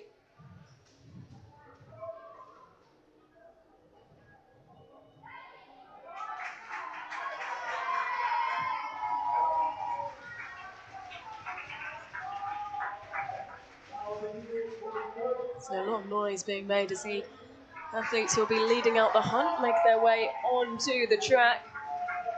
At the same time, Iker Moreno of Castillon preparing for the third place head-to-head. Couple of final stretches.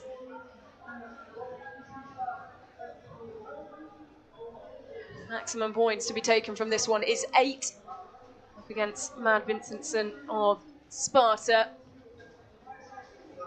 Watches that drop down all the way.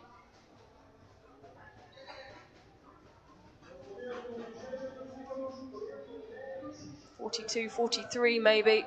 He'll get as a maximum from that throw.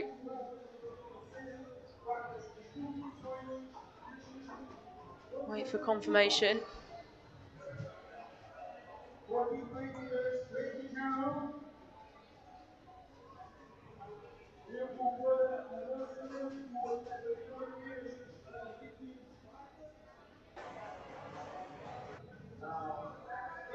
Mads Vincentson of Sparta. Once again, there won't be much between that. If anything, it could just have been edged by the athletes from Castillon. 43-22, that first mark, and it's dropped down in such a similar position. Mad Vincenson's effort.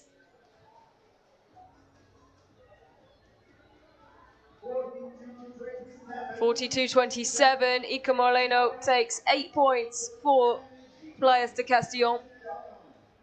And now, maximum of 12 points. And to decide the winner in the men's javelin final, Figueroa Chavez.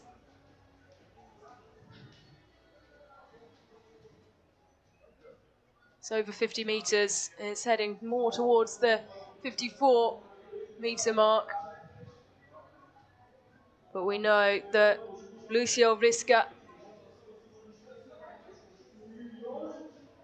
is a 61-plus metre thrower already in this competition. 31 for Daniel Chavez. Let's see how Lucio Fischer responds this throw.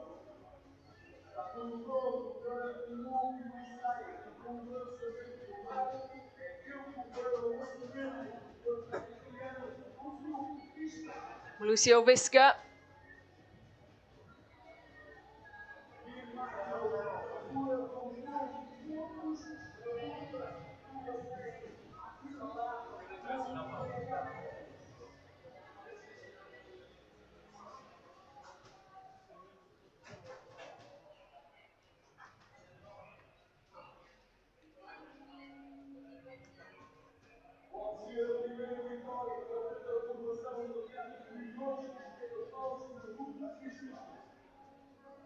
Lucio Vrisca, one final throw.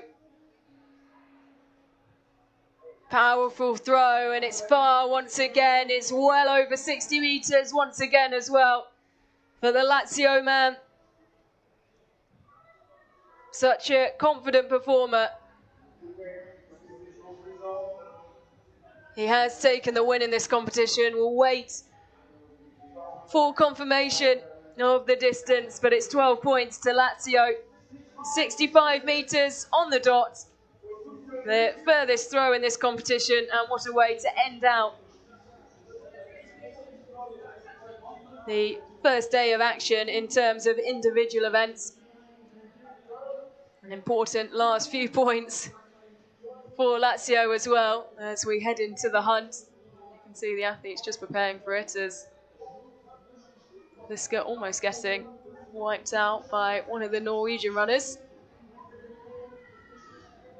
So 12 points to Lazio will bring you confirmation of the official point standings before we get into the hunt, and obviously what that means in terms of time. So all the points will now be added up, they'll be calculated, divided by 3, and that will then equal the time advantage that each team, or the time each team will set off, and whoever's leading the way, the time advantage that they will have over the athletes and the teams behind them. All the athletes invited onto the infield to cheer on their team, give them extra support from inside the track. Only happens here at DNA. Don't see that anywhere else.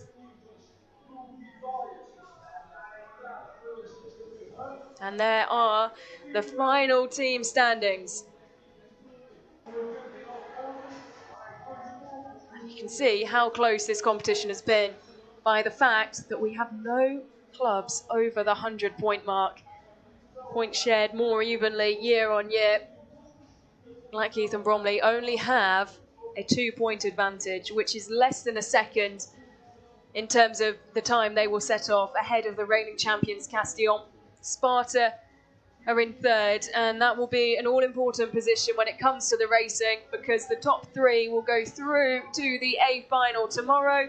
The bottom 3 will have to settle for the B final, but all the teams will have an opportunity to come back and compete again once tomorrow. In which final we are about to find out.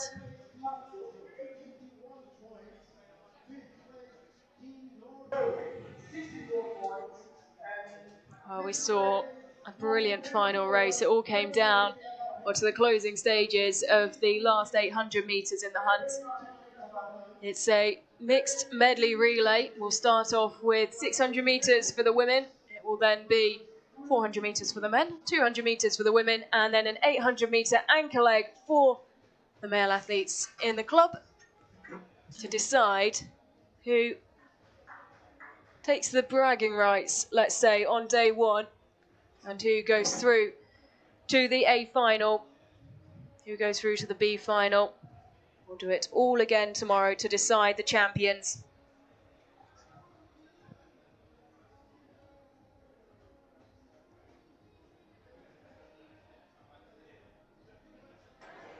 So the lead-out athletes, the women, going over 600 metres, just being given their briefing. You can see by the start line what we will have are a series of LED panels which will flash green when it's the athlete's time to go.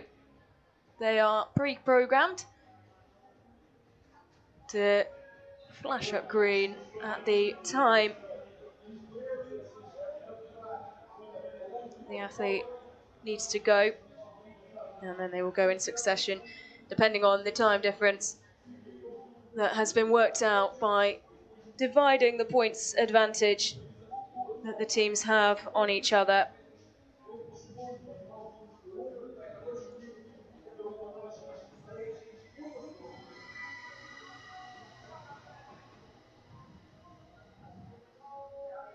So the teams, the athletes who have competed for each of the 6 teams over the course of this afternoon and this early evening, making their way into the infield.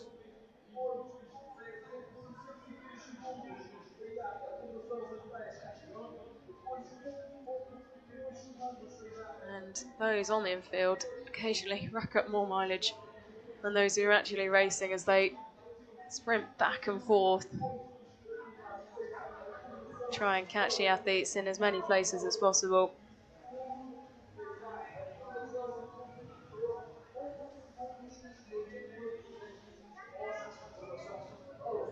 Pedro Pessoa, whose name in the title of CPPEA, watching on from the stands, stop watching his hands, head coach of a club that has only 120 members a developing club, a growing club that's focused on youth development, and they have some really strong athletes, including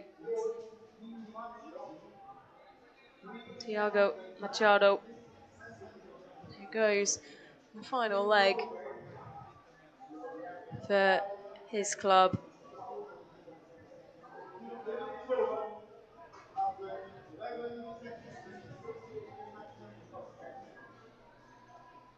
Floodlit Stadium here in Pombal. Blessed by glorious weather all day and a slight breeze that has brought some cool air.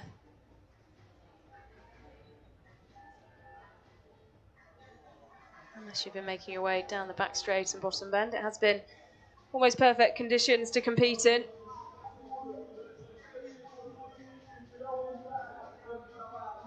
So the athletes into their starting positions. We are moments away from the start of the hunt. You can see the green lights have flashed on, a demonstration for the athletes. They'll go off again. And let's see how things work out in terms of time advantage. Well, it's just 0.66 of a second that Blackheath and Bromley have as a lead over reigning champions Castillon. Just under 2 seconds, Sparta, the gap there. And then that's when it begins to open up. Back to Lazio, North Norway and CPP EA, who have a big margin to make up. They do, as we say, have a very big talent, strong talent, scattered amongst their team, including their 800-metre athlete going on the final leg. Michelle Elmer is the athlete you can see in the centre of your screen. He will be getting CPP EA underway, and she has the unenviable task of having to chase down a 23-second margin.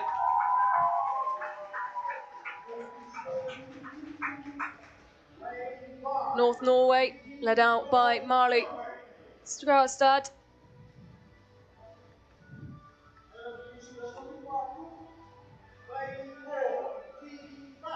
Julia Canapuccia be kicking things off for Lazio.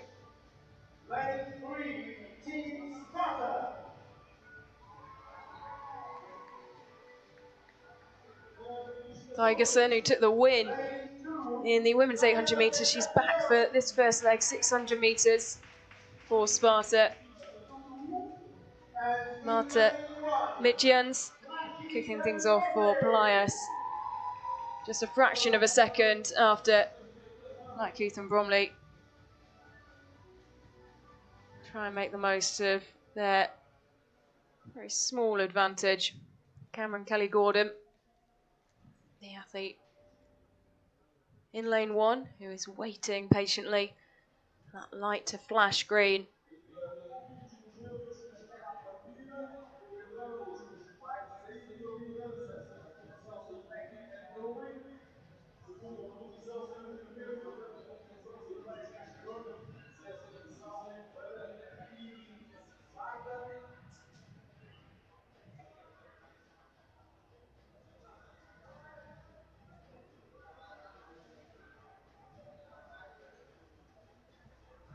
So interesting to see how this first 600-metre leg plays out.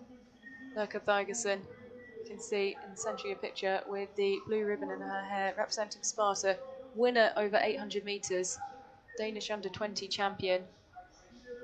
And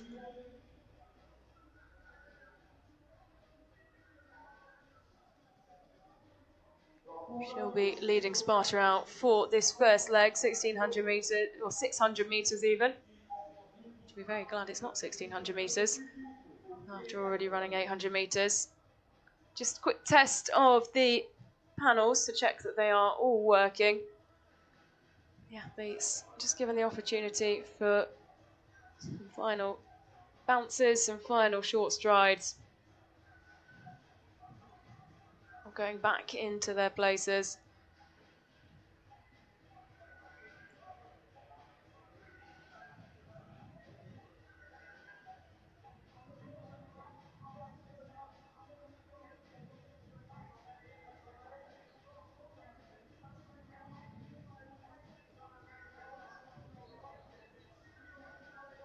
So a slight delay to the start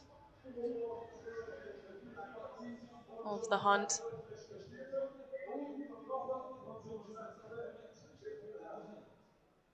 The athletes called back to their marks. Cameron Kelly-Gordon gets us underway. And you can see just how small that advantage that Blackheath and Bromley have over the reigning champions, Playas de Castillon. It's tired legs though for Lurka Thygerson. She's got some work to do to open up this gap. They hit the break points, and it is Playas who quickly try and get into the lead to control this first leg. 600 metres for the athletes, as now you see their teammates dart across the infield to try and find as many opportunities to support the athletes as they can. The reigning champions leading the way from Blackheath and Bromley.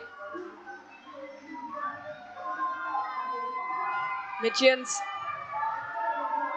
takes a look over her shoulder. Kelly-Gordon still there. The gap is opening up though.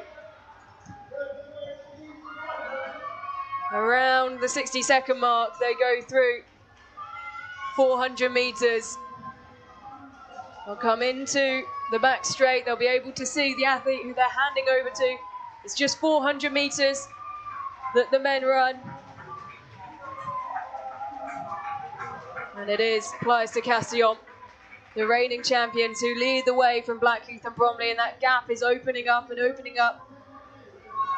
Jose Miguel Pons picks up the baton for Playas de Castillon, and it's a blisteringly quick start.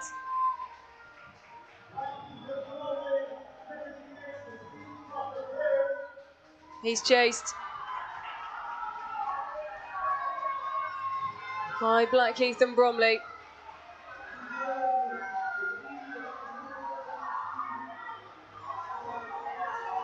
Uogugu, the athlete in pursuit, wearing the colours of Blackheath and Bromley, but the gap, it isn't closing as quickly as he'd like.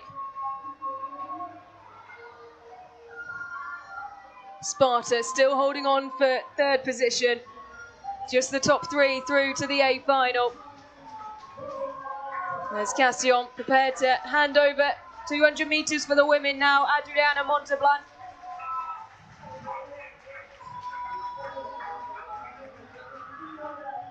And Sienna Kidd for Blackheath and Bromley. Sienna Kidd, one to watch in this one. Incredibly quick over 200 metres, but the gap that's opened up, so hard to close.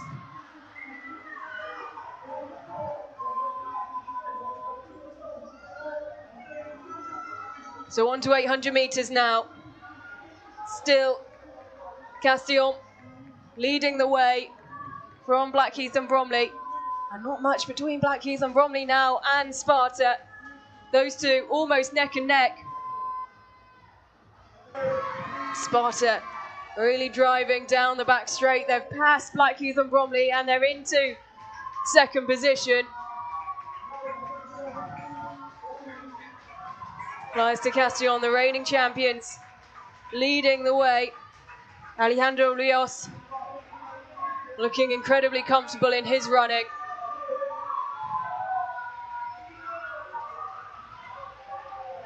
It's a gap of around 40 metres now. Rios, 400 metres to go for Playas de Castillon.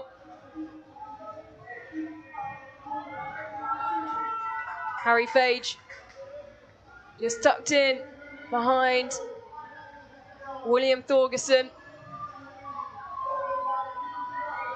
younger brother of Sophia, who regularly competed, of course, at European junior level, but also here at DNA a few years ago.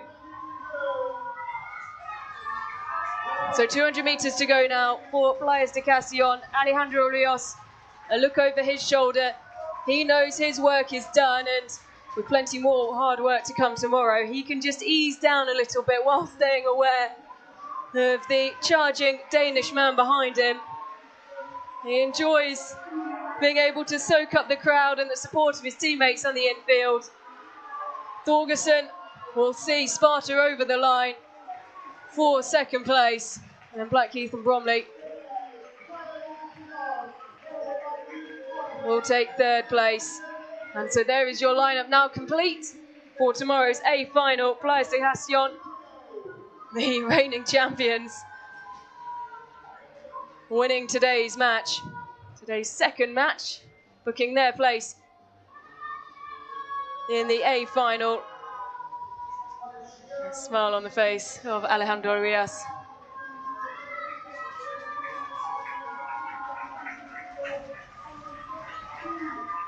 As Tiago Machado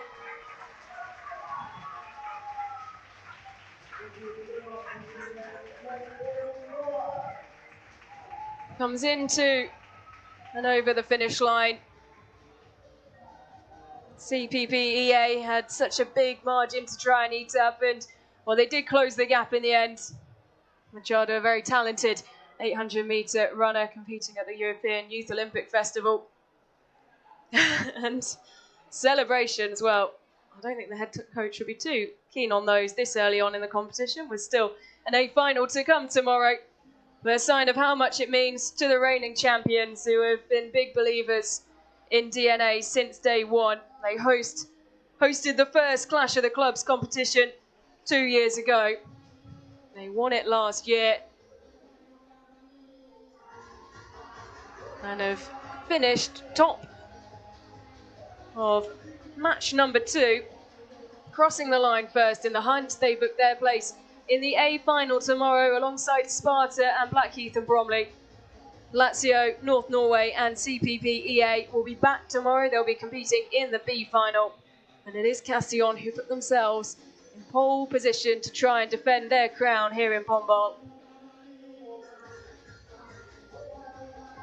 So after 2 matches and a full afternoon into evening of action, the lineup for tomorrow's A final. Rotowth of Ireland, Sporting CP, representing the host country Portugal. Castillon, Sparta, Blackheath and Bromley.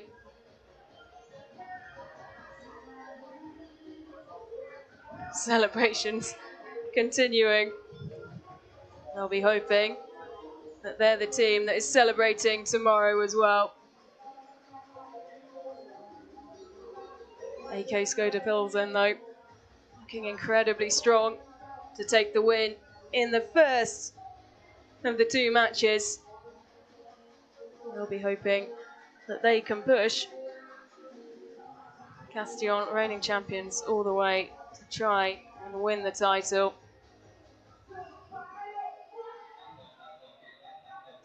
Players de Castillon, the only returning team who have won the A final in this competition. Can they do it back to back? Or will we have a new name on the trophy? We'll have to wait till tomorrow to find out. We'll be back tomorrow afternoon.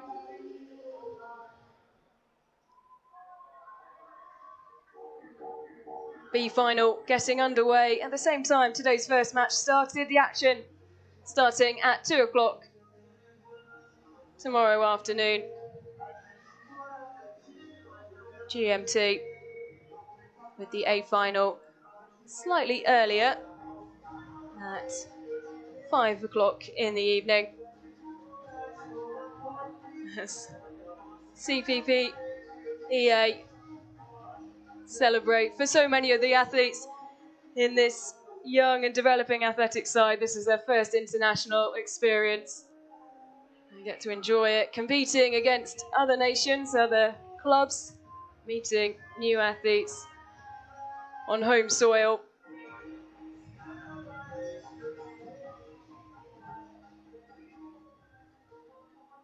And so that concludes the action today. We will be back tomorrow for the A and B final of the 3rd edition of the DNA Clash of the Clubs here in Pombal. All the action getting underway at 2 o'clock tomorrow afternoon. Do join us.